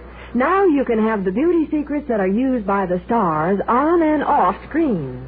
Beauty secrets that will show you how to make your eyes look larger, brighter, how to make your lips luscious, inviting. Hollywood tricks of makeup, figure allure, complexion care, star bright hair. All these secrets and more are yours in the new Lux book, Hollywood's Own Secrets of Charm, for just one Lux Flakes box top and 10 cents. Write to Lux Flakes, Box 73, New York 46, New York. Just think, a 32-page beauty and charm book containing 143 authentic Hollywood secrets never before printed. Secrets that will help you play a starring role in your own life. Just send one Lux Flakes box top and 10 cents for each book to Lux Flakes, Box 73, New York 46, New York. That's Lux Flakes, Box 73, New York 46, New York. But hurry, the supply is limited. This Lux Flakes offer is good only in the United States, Alaska, and Hawaii. Send for your Lux book, Hollywood's own Secrets of Charm, tonight. Learn the Hollywood way to beauty and charm and play a starring role in your own life. Now here's Mr. Keeley with our stars.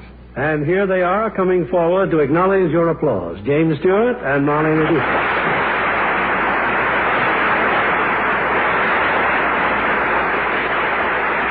Well, Marlena, what are you doing these days? Right now, I'm looking for a baseball game. Any particular one? Yes. I've just seen Dan Daly as Dizzy Dean in the 20th Century Fox picture, The Pride of St. Louis. And now I wish to see Mr. Dean pitch. Well, Dean doesn't pitch anymore, Marlena, but instead, why don't you see Deadline USA starring Humphrey Bogart? And then you can go looking for gangsters. All right, Jimmy. I shall look for the pictures as soon as I return to New York. And by the way, don't miss the magnificent new Lever House, which has its formal opening this week. Oh, isn't that the building I recently saw in a magazine, almost entirely made of glass? Yes, Jimmy, that's because it has 1,404 windows, but no windowsill. So it looks just a shining block of glass 21 stories high. I have a wonderful view of my New York. Screen Directors Playhouse. Stars, James Stewart, Jeff Chandler, Deborah Paget. Production, Broken Arrow. Director, Delmar Daves.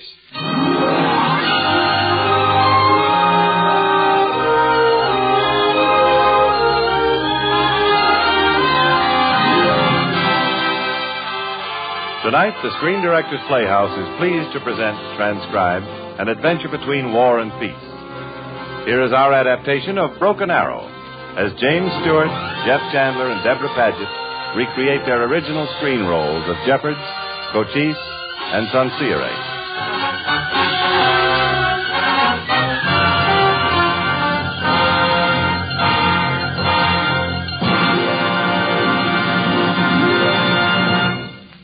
Now, ladies and gentlemen, the first act of Broken Arrow.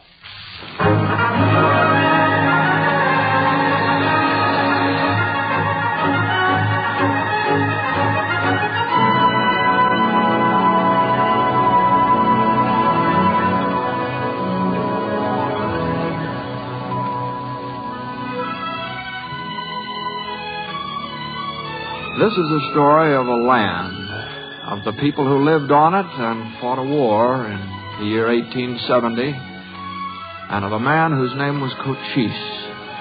He was an Indian, a member of the Chiricahua Apache tribe. This is his story and my story. I'm Tom Jeffords, and it happened just as you'll hear it, except that it's all in our language.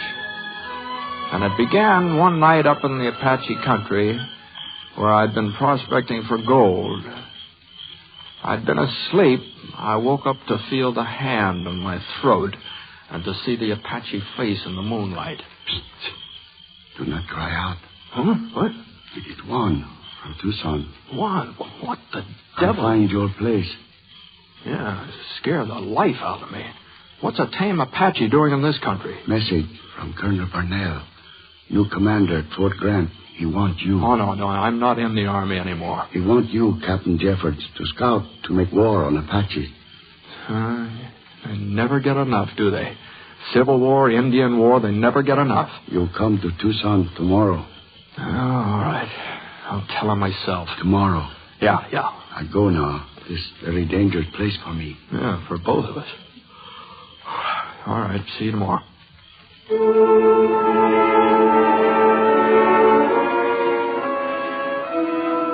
I don't think I slept any more that night, but I guess I did. Because when I woke up that morning, I found I had a second Indian visitor. A boy lying on his stomach about 15 feet away from me. He had a knife in his hand. His arm was flung out in my direction. His back was a bloody mess. Buckshot. Well, Sonny, you're pretty badly off. Apache. Water. Open your eyes, boy. White Eye. Kill. Let go of that knife. I could have killed before. Here now. Drink. Good water. You're lucky it doesn't spray out of your back like a sieve. See those wounds? No. What, are you afraid of pain? Apache is never afraid. All right, then let's have a look. Oh, it's nothing serious. There's danger of infection. What's your name? Machoke. How many years has Machoke? 14. Who shot you? White Eyes. You're on war party?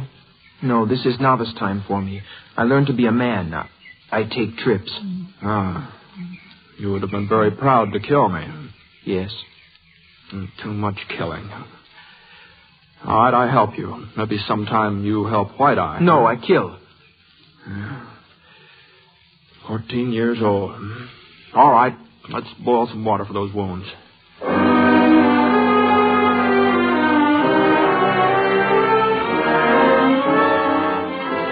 The back, is it any better? Little bit. I must go now. Ah, it's still weak. Better wait. No, I have been away long time. In the village, my mother is crying. Were you? My brother and sister were killed at Big Creek. I am the only one. I think Piancini, my father, looks for me. Ah. Well, then go with the gods. I pray to the gods for you, White Eye. Well, thank you, boy. I'll travel slowly. You remember your back. Hey, that arrow. It is a warning. Here, stand back. Put away your gun. They could have killed. I don't trust them. Where are they? The gun. Give it to me. They see I am unharmed. Here. Come. This White Eye is my friend. Since when does my son take a white man as his friend? My father. He helped me. To become a tame Apache? See my back. Johnson, I take your son. I will take the White Eye. No. He healed me. Gave me water. Why did you do this, White One? He is a child. He is an Apache. Now, Hilsey says that we fight a war. Why did you not slay him? Killing children isn't my way. I fought once in much war. Between whites and against Indians. Now my stomach is full and sick of war. You have spared my son. We will spare you. This time. But do not come again, White Eye. Never. I promise next time we kill.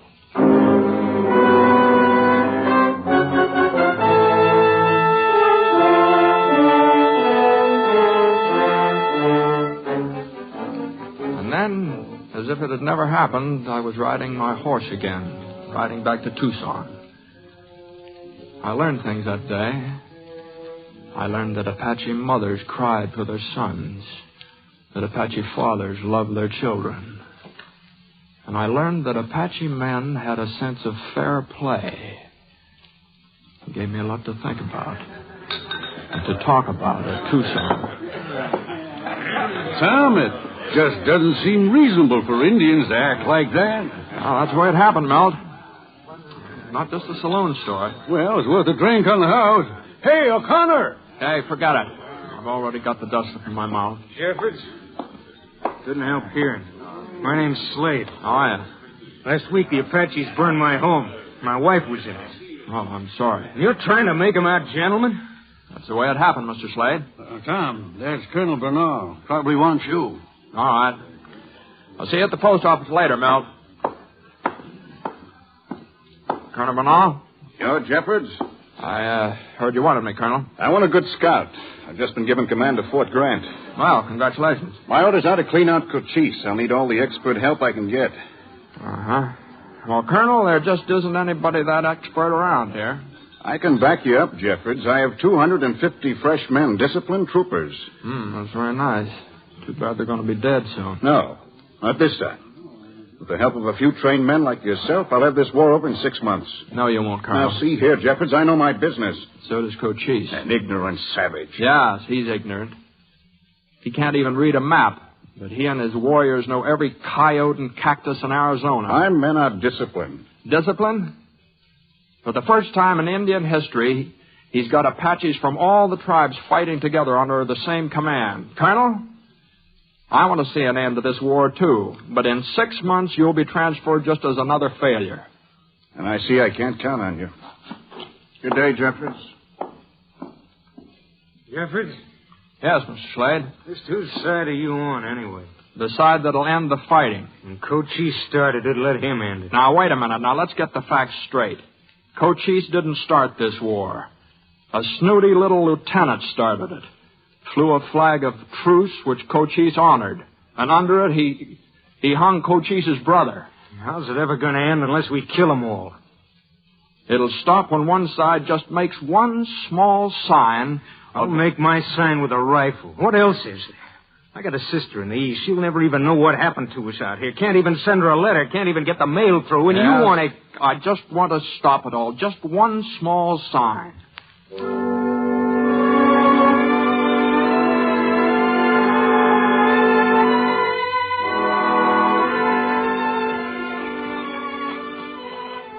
One.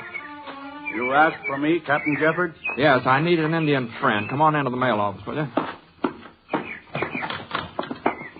Hello, Tom. Juan? Say, Milt, how long's it been since you've gotten the mail through Cochise's territory? Months. Well, you know, Milt, I'm not sure, but there may be a way to handle that mail with Juan's help. What do you want? I want you to teach me to speak Apache good. What for? Juan, I want to learn about Apache spirits. I want to learn Apache ways. Here in my head.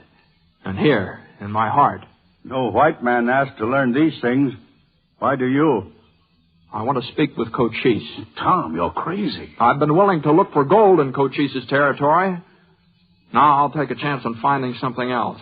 Cochise will not speak. We'll send smoke signals to him. He will not come. I'll go to him. To his stronghold? Yes. Tom, you know Apaches, torture and... I know Apaches. I met some yesterday. Cochise may talk. He may listen to reason about the mails. That's the beginning. It might be the end, too. Well, Juan, will you help? I will teach you. But I think it will end bad. I think Cochise will kill you. I think so, too, Tom. Well, what's another life in all this massacre? We'll start today, Juan. In a month, I want to be ready.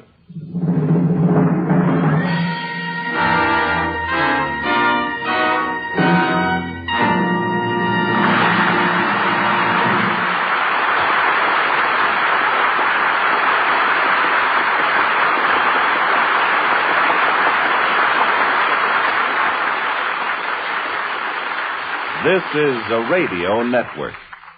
It is a great web of contact, spanning this entire land, touching now and then all peoples at all times. From the farmer starting his day at dawn to the young girl at a party, radio reaches everybody. And radio advertising sells all markets. Not only can advertisers talk directly to you by using radio, but it costs them less than other methods. Yes, network radio is a bargain to advertisers. It is also the only way to reach a truly national audience with a human voice. Advertisers spend money with NBC because they wish to reach the greatest possible number of people for the least possible cost, and with the force and persuasion of the human voice. Now, the second act of the Screen Directors Playhouse presentation of Broken Arrow.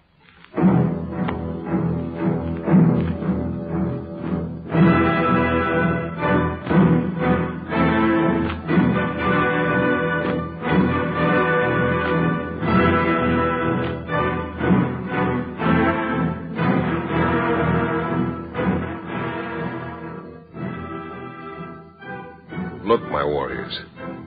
Cochise says it. I draw this line in the dirt. This is the way of the white soldiers. I draw this mountain in the dirt. There you will hide. I draw this sun in the dirt. When the sun is here, then you will attack. No white shall live. Cochise. Does Machogi not know it is not a boy's place at the council of war? He is here. The white man. The white man from Tucson? He who healed me. I gave him my word, the word of Nahilze. I swore he would die if he returned. Quiet, Nahilze. Go, all of you. Machogi, remain.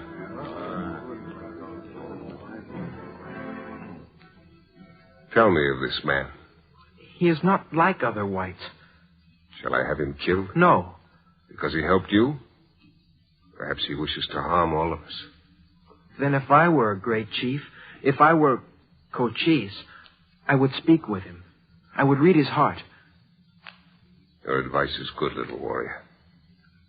Show me where the white eye is held.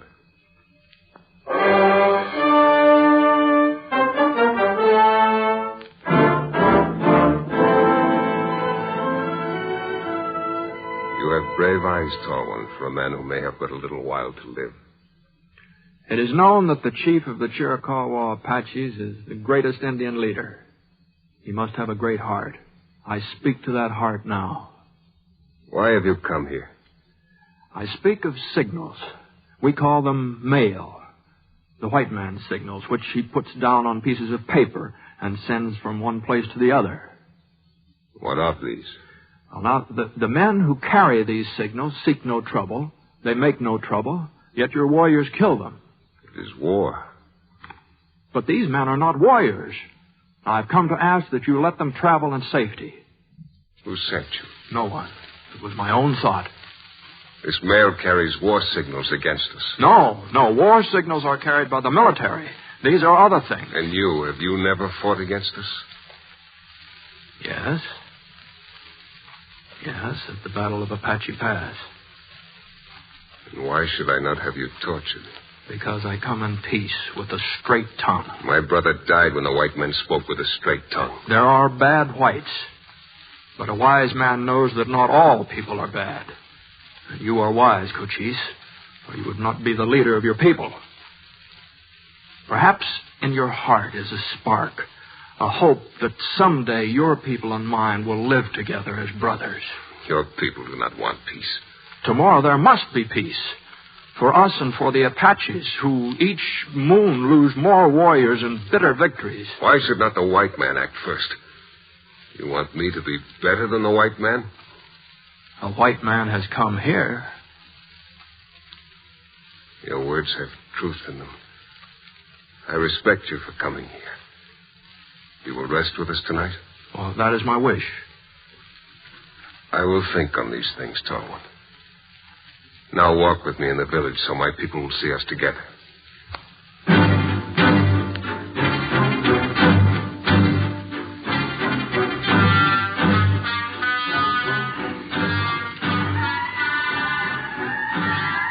Your people have a ceremony tonight, Cochise. The spirits of good and evil are dancing. Oh, then tomorrow will be the rites of the sunrise for a young girl. You know of such things? I know a little bit. You're very different from other whites. The boy spoke the truth. I've learned some of your ways so that we could talk together. Then you must learn of the white-painted lady. She is here inside this hut. This is the holiest time of her life. For this night, she is the mother of life. Yes. Tell me, do you have a sickness? No. Were you ever wounded? Yes, in my arm. We will tell her. For this night only, this girl is even more holy than most, because she has been away for many years. She is old for this ceremony. It is very special. I can see her face in the firelight. She's very beautiful. We will talk to her now.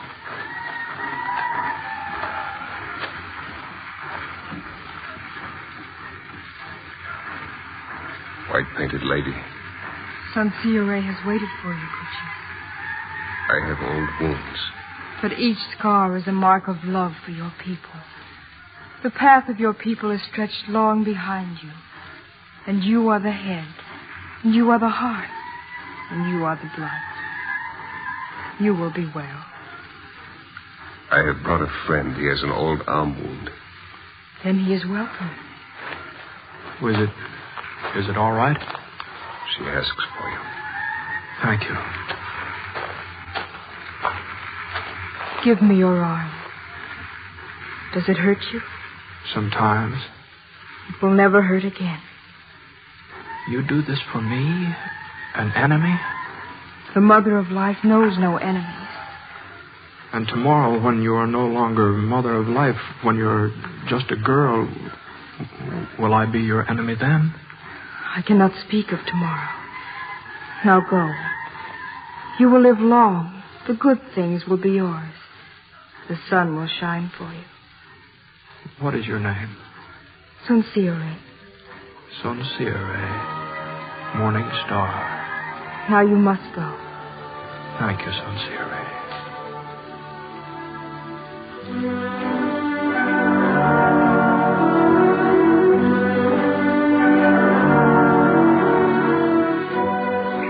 Sincere? Hello? Hello there, good morning. Whoa, why do you hide in the bushes? I was afraid. Of what? Your knife. Knife? Oh. Oh, no. This is called a razor. I was just cutting the hair from my face. We call it shaving. I thought you were skinning yourself. Oh, no. Does it hurt? Oh, no. No, I just look in this mirror. Mirror? Yes. Here, take it. I think this is me. But it is much better than looking in a pool of water. It's yours to keep. No. No, please. You can see yourself every day. You could know how beautiful you are. Thank you. Now I cannot remain. Well, why not? It is not right for an unmarried woman to be seen with young men. Well, how will I see you again? Sometimes young men and girls meet by accident. I see. Well, Sincere, would it be well if we met again by accident? Yes, I think so. Soon I must go again and talk with Cochise. I've come here to talk the truth with him, and with all your people. And now, I'd like to talk the truth with you, Sincere. All my life, I've been mostly alone. I wanted it that way. Can you understand that? Yes, that is often the way with me. And yet, when I saw you last night, and you touched me, and you prayed for me, I felt bad being alone. So I knew that I needed to see you again before I left to find out if the feeling would be the same. Is it the same? Yes. So now when I go away, I'll be lonely. Shall a man with white skin be lonely for a girl with skin such as mine? Why must people be the same? Why, your skin is the color of honey and sun. It's so lovely. Beyond that, there's no thought. And the white girls, are they very beautiful? Some, Sincere, yes. But never have I seen a woman as beautiful as you are to me. You call me Sincere, but how shall I call you? My name is Tom. Tom. Do I say it right? It was never said right before. Then I must go. Someone comes. All one. Yes, I await the answer of Cochise. I have decided about the mail. The riders will be allowed to pass. Then you have done a fine thing. It will show the whites what power the Apache has. The idea makes me laugh a little. Well, I go now and tell this to my brothers. And will you come back here sometime? I wait for you to say it. It is my strong wish. I say it now. You are someone I can talk to. I am weary of what goes on in my head all the time. It's good here among your people, Cochise. I would like to be friends with you. And with Sincere? She makes my heart glad. I saw the way your glance found her last night and this morning. That is not our way, Tolwan. I'm sorry, Cochise, but... I understand, but it is not our way. You will return. As friend to friend. A good bow is not made in a day or a good horse trained. It takes longest of all to make a friend. Come back, Tolwan. As soon as I can. And now I bring your word to Tucson. Soon the males will ride again, and the whites will speak in big words of honor of Cochise. All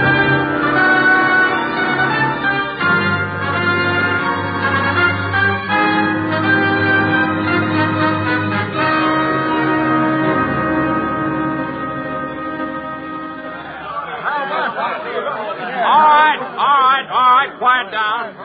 Let him talk. I'm back, back, all right, and I'll tell you all about it. But just let me talk now. Tom, I sure didn't think it was possible. Well, it's possible, Milt. Now, Colonel Brunel, Warren, Slade, all of you. Cochise has given his word. The mails will go through. You mean to say you went right into his camp? That's it. I don't believe it. Well, you can take my word, Slade. And the word of an Apache murderer? The word of a proud man, a man of honor. A man of honor. Jeffords, while you were up there with Cochise, his fighters attacked a wagon train just 40 miles east of here. Every person on it was killed. Now, Cochise never said he was calling off the war. He just said the mail would go through. Tom Jeffords' word is good enough for me. I'm in charge of the mail, and I say it starts moving. Yeah, who's going to carry it, then? Who's going to put his life in the hands of Cochise? All right, I'll carry the first load myself. Well, that won't prove anything. I don't think I understand you, Slade. You claim to be his friend. Maybe you were up in his stronghold. He'd let you through just... Shut up, Slade. I'll carry the first load myself. Thank you, Milt.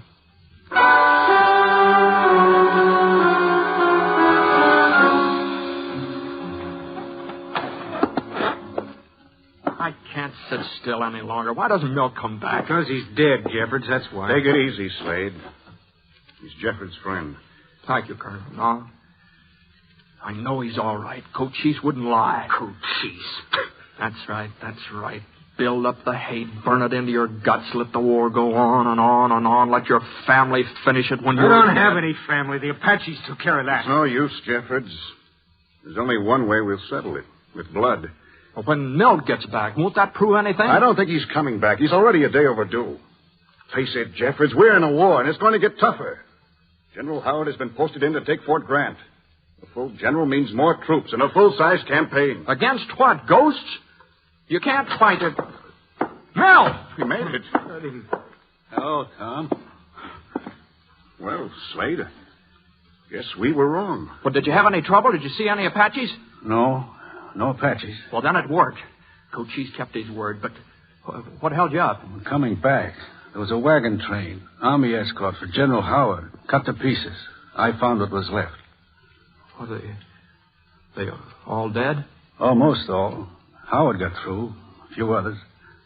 Oh, this slaughter. Oh, but the mail got through. The mail got through. At least it's a beginning. I don't know, Tom.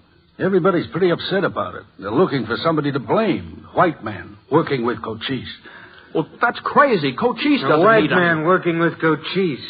He's your friend, ain't he, Jeffords? That's what they're saying, Tom. He's your friend. But I... There he is, the Indian lover. We got a rope for you, Jeffords. Now, listen to me. Why should we listen to a spy? Cochise gave his word about the mail, nothing more. If you have any hope of peace... You ain't gonna live to see any peace. Come on, bring that rope. Straight him. Send him to Cochise. Straight Release teach that Cochise man. a lesson. He's a copperhead. He sold us out. Dirty Indian lover. As a general of the United States Army, I order you to release him. Now, look here, General. Must I put you all under arrest? Now, leave us alone. All of you. Out of here.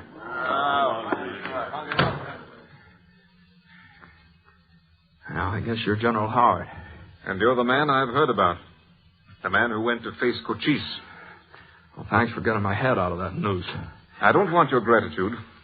I want your help. Look, General, I'm no spy. And if you think... Jeffords, I've been sent from Washington with full power to make a peace with Cochise. But I can't do it without you. Well? You know, for a minute there, I almost began to hate white men. All right, General, let's hear your story.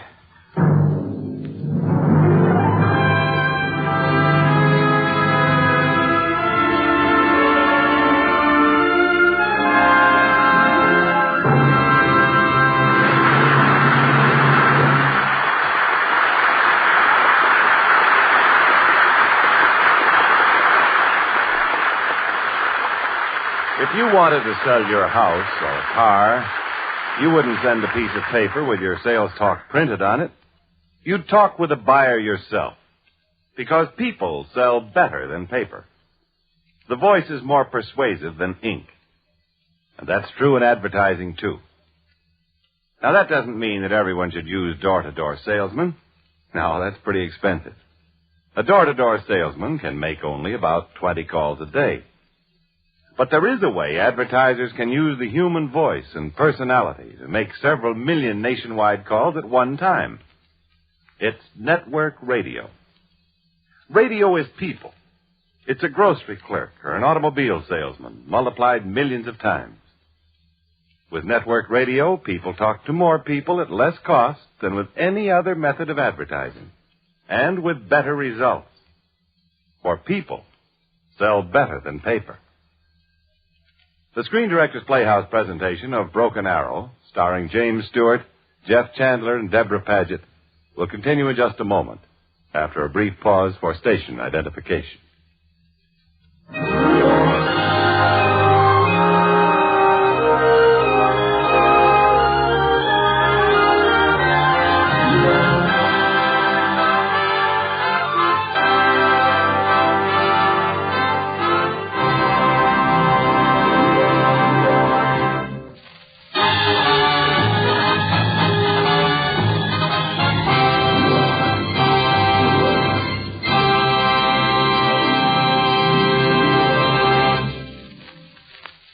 This is the Screen Directors Playhouse, one of the weekly features on NBC's All-Star Festival of Comedy, Music, Mystery, and Drama. Brought to you by the makers of Anacin for the fast relief from the pain of headache, neuritis, and neuralgia, and by RCA Victor, world leader in radio, first in recorded music, first in television. We continue transcribed with the third act of Broken Arrow, starring James Stewart, Jeff Chandler, and Deborah Paget, in their original roles of Jeffords, Cochise, and Sansire.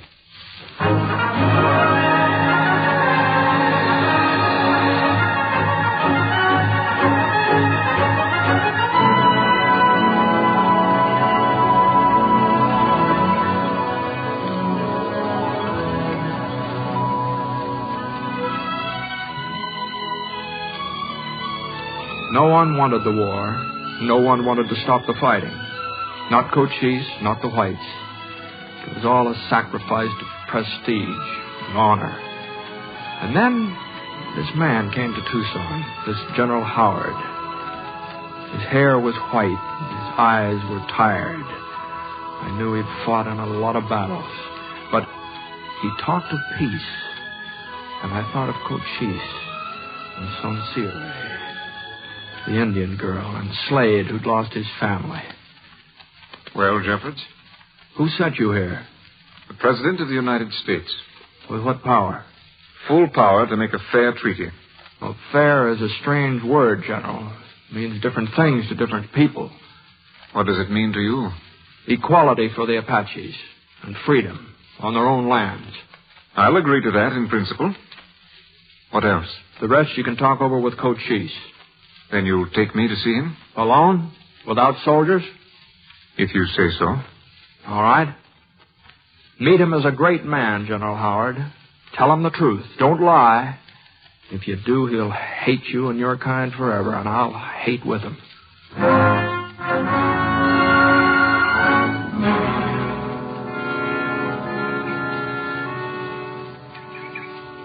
Sansire, I've been away almost a moon.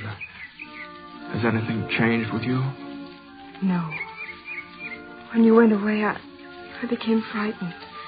I was afraid that you would find your own people sweet again and that you would forget Sansire. Can I forget that there is a special and a wonderful and a lasting thing between us? Can you forget? Oh, I tremble inside. My hands. Well, let me touch your lips. I feel... Oh, Tom, we cannot come together like this anymore. But why not? Someone else has asked for me while you were gone. Who? Nailze. Nailze? He was the one who captured me that day when I was with the Apache boy. He hates you and he wants me for his wife. And you? I refused. But my parents want him. He is an important man. Sansire, hear me. I will not lose you. If it is needed, I'll take you so far away that no one will ever find us again. If it is needed, Tom, I will go with you.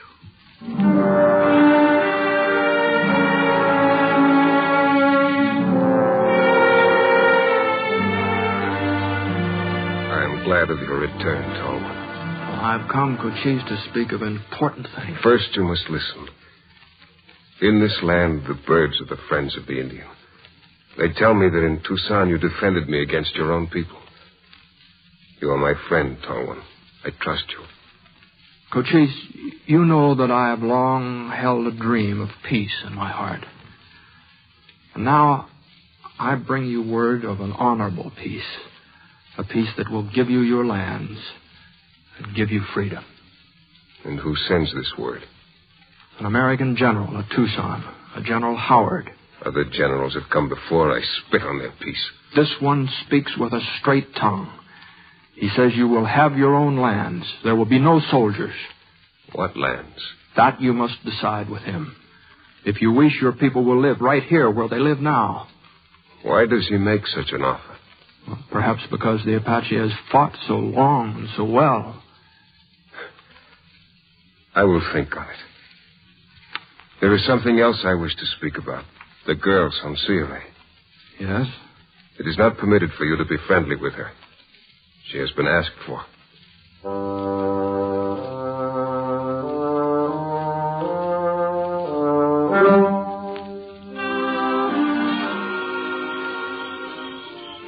Tom, we must not be seen together. Well, then, only a little while. There is so much to talk about. Much unhappiness. Cochise is my friend, yet he tells me I cannot see you. He had a dream. Now we're away. No. No, I'll speak to your parents tonight. They would not have you. It would be an insult to Nailze. Much trouble would be made. It causes trouble already. Cochise. You are my friend. Why must I track you in the woods like an enemy? Am I an enemy because I love one of your people? I have told you she is not for you. I want her for my wife. I will do all the things that are expected of a husband here. I refused Nailze once. I will again. So, I am glad it is the right way. But it will not be easy for you, Tolman. Tell me what I must do. To live with this girl and be happy, you must make time run backwards. You must be born again, born an Apache, raised as an Apache, and live as an Apache. I am white. We must speak of things as they are. Yes. Where will you live, then? Here? If Sansire wishes it. There will always be Apaches who have suffered from white men who will hate you for it. And we will live in Tucson. Will there not always be whites there who will hate you because of the color of your skin? Cochise, you speak as our friend. But know this. I have thought much already. I will marry Sansire. It is what we wish. And I cannot say more against it. Tall one, you will need the strongest go-between you can find. Will you act for me? No other can do it. I will speak for you tonight. And Nailze? I shall also speak to him. He has bad luck. It has happened to other men. I will wait for you in my hut. Yes. And walk up and down. It is good for people in love.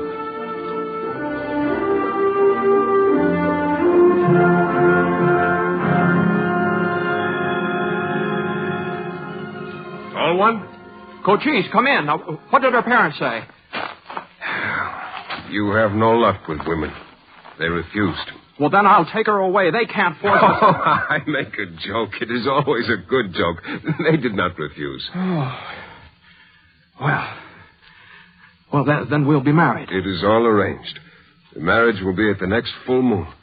The parents will want 3 good horses and saddles. I'll bring them from Tucson. No, I will give these things.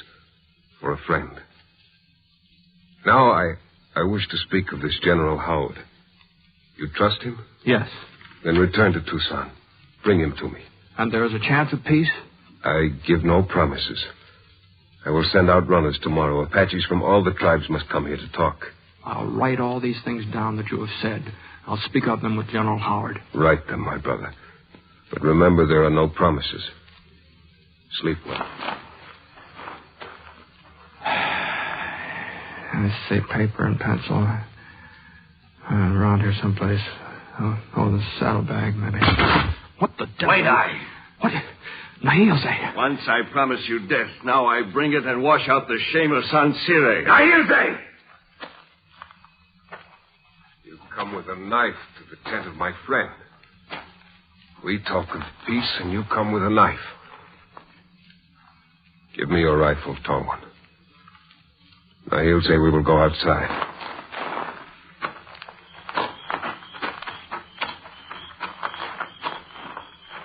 In battle, I have had no one like you, now, he'll say. Our lives were often mixed. Now it is ended. You have betrayed our people.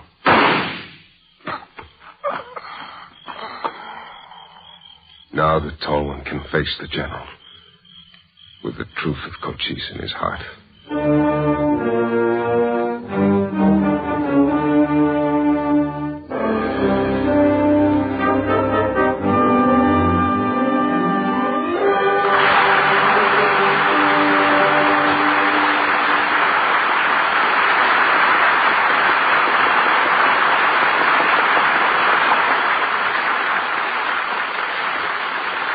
Here is something you should know if you ever suffer from the sudden pain of headaches, neuritis, or neuralgia. It's a way to ease the pain, often within a few minutes. A way that is incredibly fast and effective. It's Anacin. Anacin is like a doctor's prescription. That is, Anacin contains not just one, but a combination of medically proven active ingredients in easy-to-take tablet form. Thousands of people were first introduced to Anacin through their own physicians or dentists. But today, these tablets are in such widespread use that all drug counters have them, and anyone may enjoy their benefits. The next time you suffer from the pains of a headache, neuritis, or neuralgia, by all means try Anacin. You'll like the convenience of Anacin tablets, and you'll be delighted with Anacin's incredibly fast action. Anacin. Anacin. Ask for Anacin by name today at your druggist's.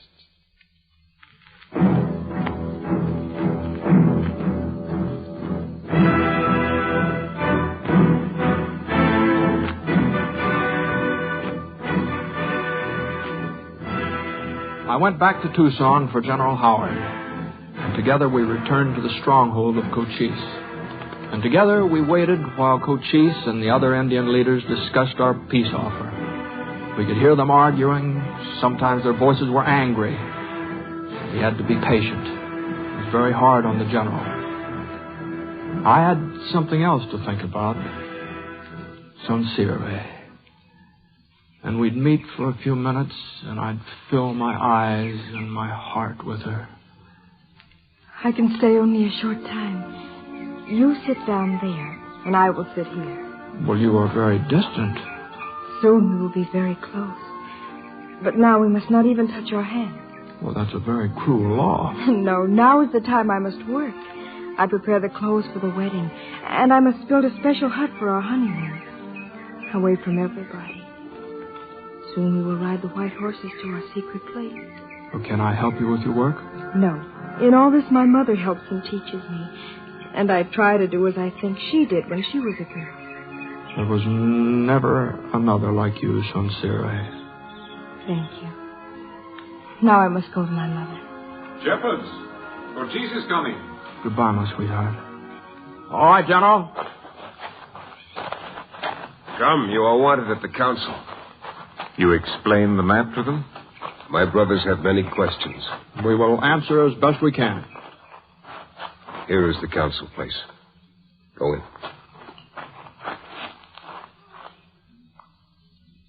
You who sit in council, you have asked for Jeffords the Tall One and the great general from Washington. I bring them to you. Apaches, you have been told of the map. The map is a picture of your land, the Apache territory, 50,000 square miles. If you make a treaty of peace, this land and this map will be a part of the treaty. I think this part is good. We keep our mountains, we keep our home. I like it. If the chief of the white men dies, what will follow? The treaty will be binding for all time. That is good. I have a question. What if some white man comes to our mountain to take yellow iron? Can we kill him? The general says that such a man should be captured and given to our military. Then he would be judged and punished. And what if a white man should kill an Indian on our land? Then we will hang him for it. That will be something for Cochise to see. Who else? Who else asks questions? All when you and the general will go now. I will bring you our decision. May it be blessed by the gods. General?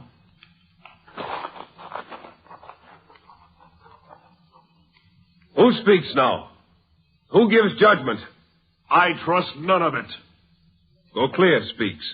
There is only one peace I will accept.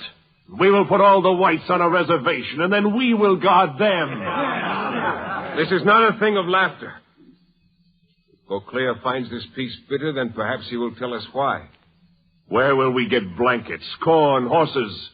We have always taken these things. Are we to be women now and beg for them? The American government will give us cattle. We will raise them and trade them for our needs. It is not the Apache way to be grandmothers to cattle. I am not afraid, I say it. I am an Apache, a warrior.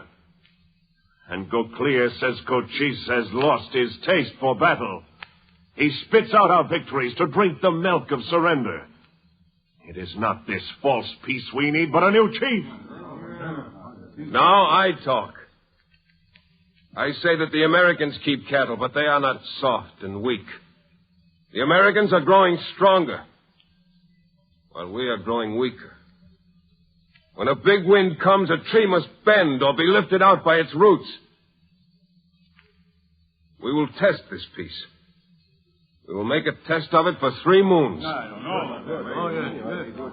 Is this your word, then? He who was the mighty Cochise? I take this arrow, the sign of war. I break it. I will try the way of peace. I have decided.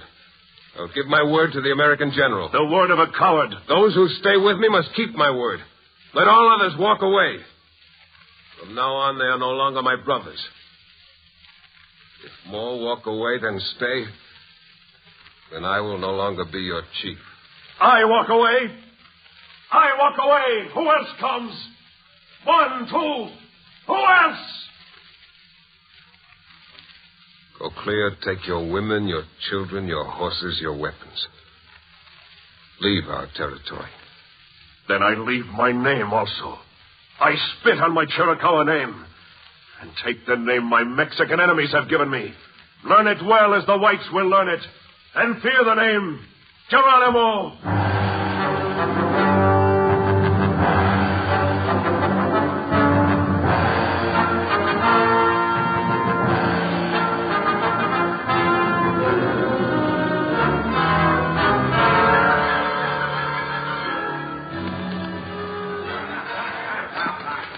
Another drink, Tom? No, thanks, Milt. You know, I remember the day you first rode out to Cochise. We didn't expect to see you again. Got what we wanted, didn't we? Got our peace. Not yet, we haven't. All right, Slade. A truce, anyway. 2.5 months to go. You and Howard have made a treaty with a murderer. Now, listen, Slade.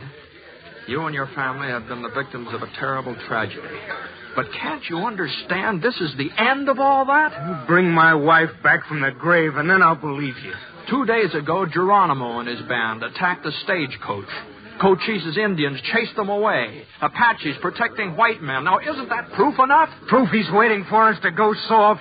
I say let the war go on until Cochise is hanged. And I say the same thing. Hey, will you, Slade? Well, then wait and see if Cochise breaks the armistice.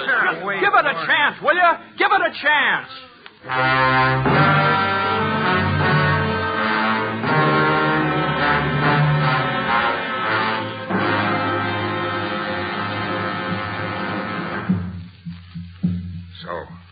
How is it with the bridegroom? Well, as with all bridegrooms, Cochise. Patience, my friend. The ceremony will begin in a little bit. Now I would speak to you of the armistice. Almost a moon has passed. I think it goes well. There has been trouble from Geronimo's followers. From now on, we will protect all whites leaving Tucson or Fort Bowie. We will guard Apache Pass also. These are good plans. If this peace does not hold, let it be the whites who break it. Must not be the Indians. Not even bad Indians. Now you will forget peace and war. Now you will think only of your bride. Come. The ceremony begins.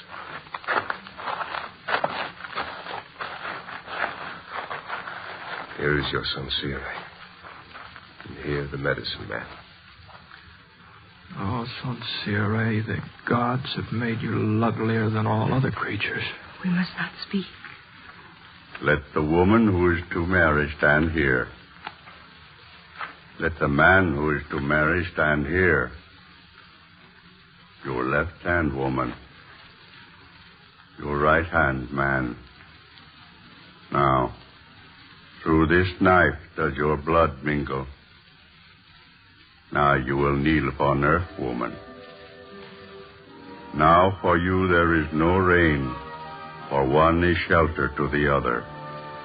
Now for you there is no cold, for one...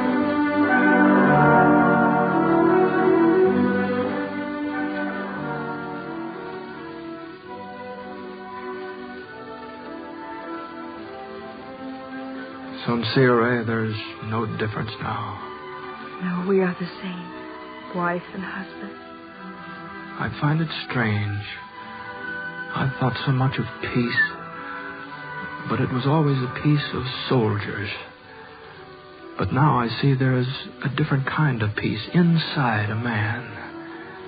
I find it now. I'm happy. Do you like that, Tom? You've made it beautiful. And so I will make your life. Sometime, will you grow tired of me and go back to your people? Sonsire, you are my people. Will you tell me that often? As often as the pebbles in the stream, until finally you will not ask it or think it. And you'll know how much I am your husband. Soon it will be over. What, my darling? Our honeymoon. Only 10 days are allowed. Then we must go back to the village. 10 days together. The world has never seen so many days, my Sonsire.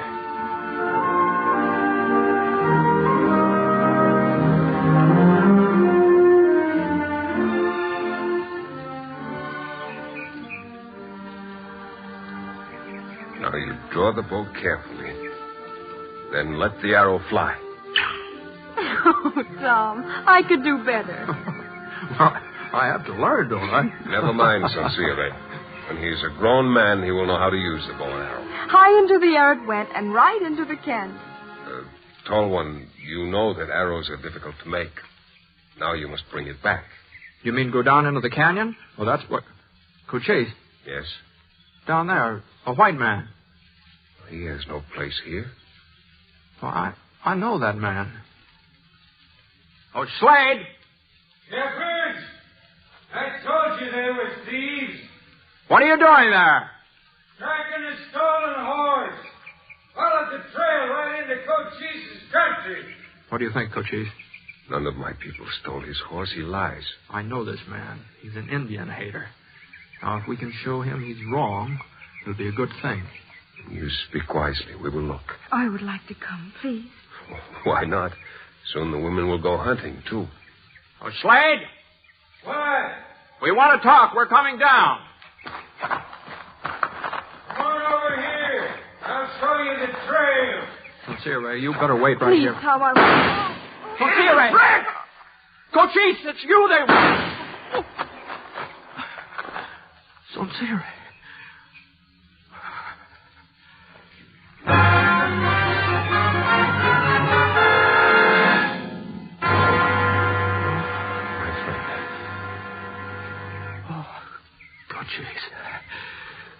What? You're wounded. Slade. My warriors came. He is captured. Sonsire. She is dead. Oh, no. Oh, God in heaven, no. Slade will be tried by your people. Bring him to me. Give me a knife and bring him to me. No. Bring him to me! It will not be done. This peace is a lie. They don't want peace. It is not a lie. This was not done by the military. Even as bad Indians have broken the law, so have bad whites. The armistice must stand. I do not betray my people or their children. No one on my territory will open war again. Not even you.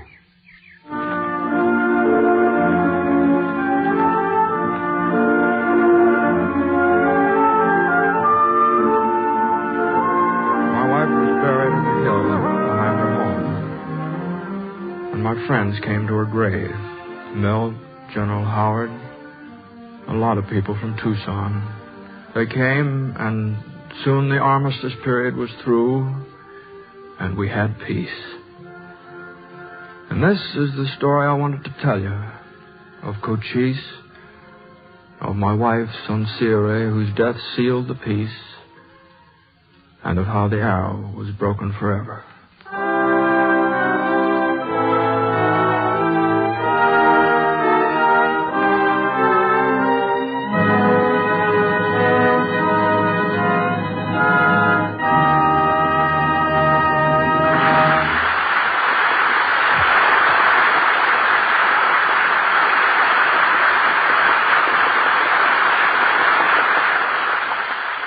Our stars, James Stewart, Jeff Chandler, and Deborah Paget, will return in just a moment. And now here's a word from RCA Victor. Consider this fact. RCA Victor is first in television. That in itself is your assurance that television receivers made by RCA Victor are certainly the best you can buy. To hold this leadership in its field, RCA Victor has had to maintain the highest possible standards of excellence.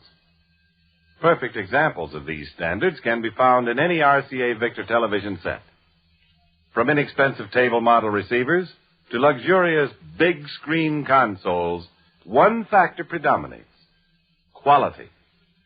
You can easily recognize RCA Victor's unequaled supremacy in television by looking at clear, bright pictures, the best possible reception.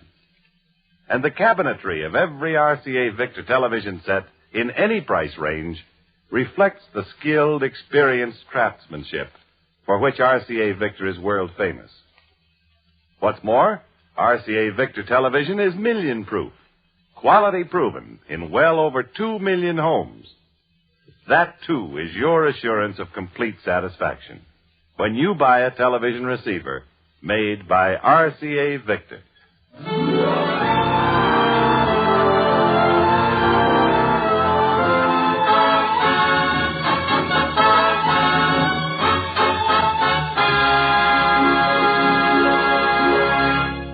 Next week, the Screen Directors Playhouse presents another great motion picture story. Our adaptation will be Raffles, starring Douglas Fairbanks. And now, here again are tonight's stars, James Stewart, Jeff Chandler, and Deborah Paget.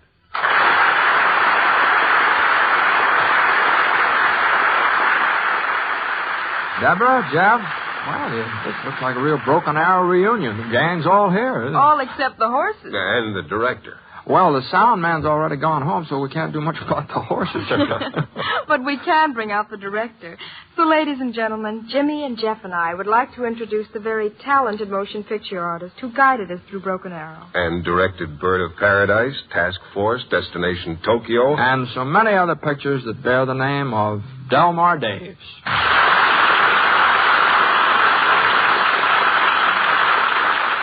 Thank you, Jeff, Jimmy, Deborah. You all know the idea and the ideal that prompted us to make Broken Arrow. And the audience, after tonight's excellent performance, you also know that the picture is more than just a fascinating story. Through several decades of filmmaking, the camera seldom focused clearly on the American Indian. All too often, he was photographed as a purposeless, murdering savage. If that was motion picture's error, then motion pictures sought to correct it with Broken Arrow, and to restore a birthright of honor to a brave and proud people. Thank you, and good night, everyone.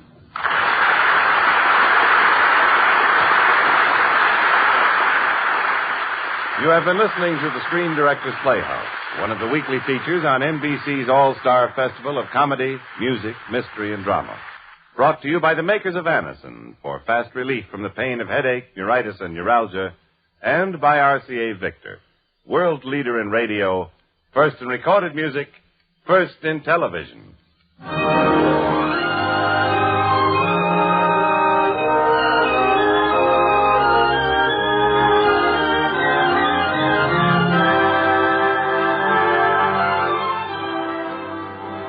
Broken Arrow was presented through the courtesy of 20th Century Fox, producers of the Darrell F. Zanuck Technicolor production, David and Bathsheba, starring Gregory Peck and Susan Hayward. James Stewart will soon be seen in the 20th Century Fox production, Highway in the Sky. Jeff Chandler can now be seen in Iron Man, a Universal International picture co-starring Evelyn Keyes and Stephen McNally. Deborah Paget appeared through the courtesy of 20th Century Fox Film Corporation, producers of Anne of the Indies. Included in tonight's cast were Ralph Moody, Jerry Farber, Byron Kane, Ry Billsbury, Jan Arvin, Paul Dubov, Herbert Butterfield, Tom Holland, and John Stevenson. Broken Arrow was adapted for radio by Richard Allen Simmons. Screen Directors Playhouse is under the production supervision of Howard Wiley and directed by Bill Karn. Portions of tonight's broadcast were transcribed. This is Jimmy Wallington speaking and inviting you to listen again next Friday when the Screen Directors Playhouse presents Raffles, starring Douglas Fairbanks.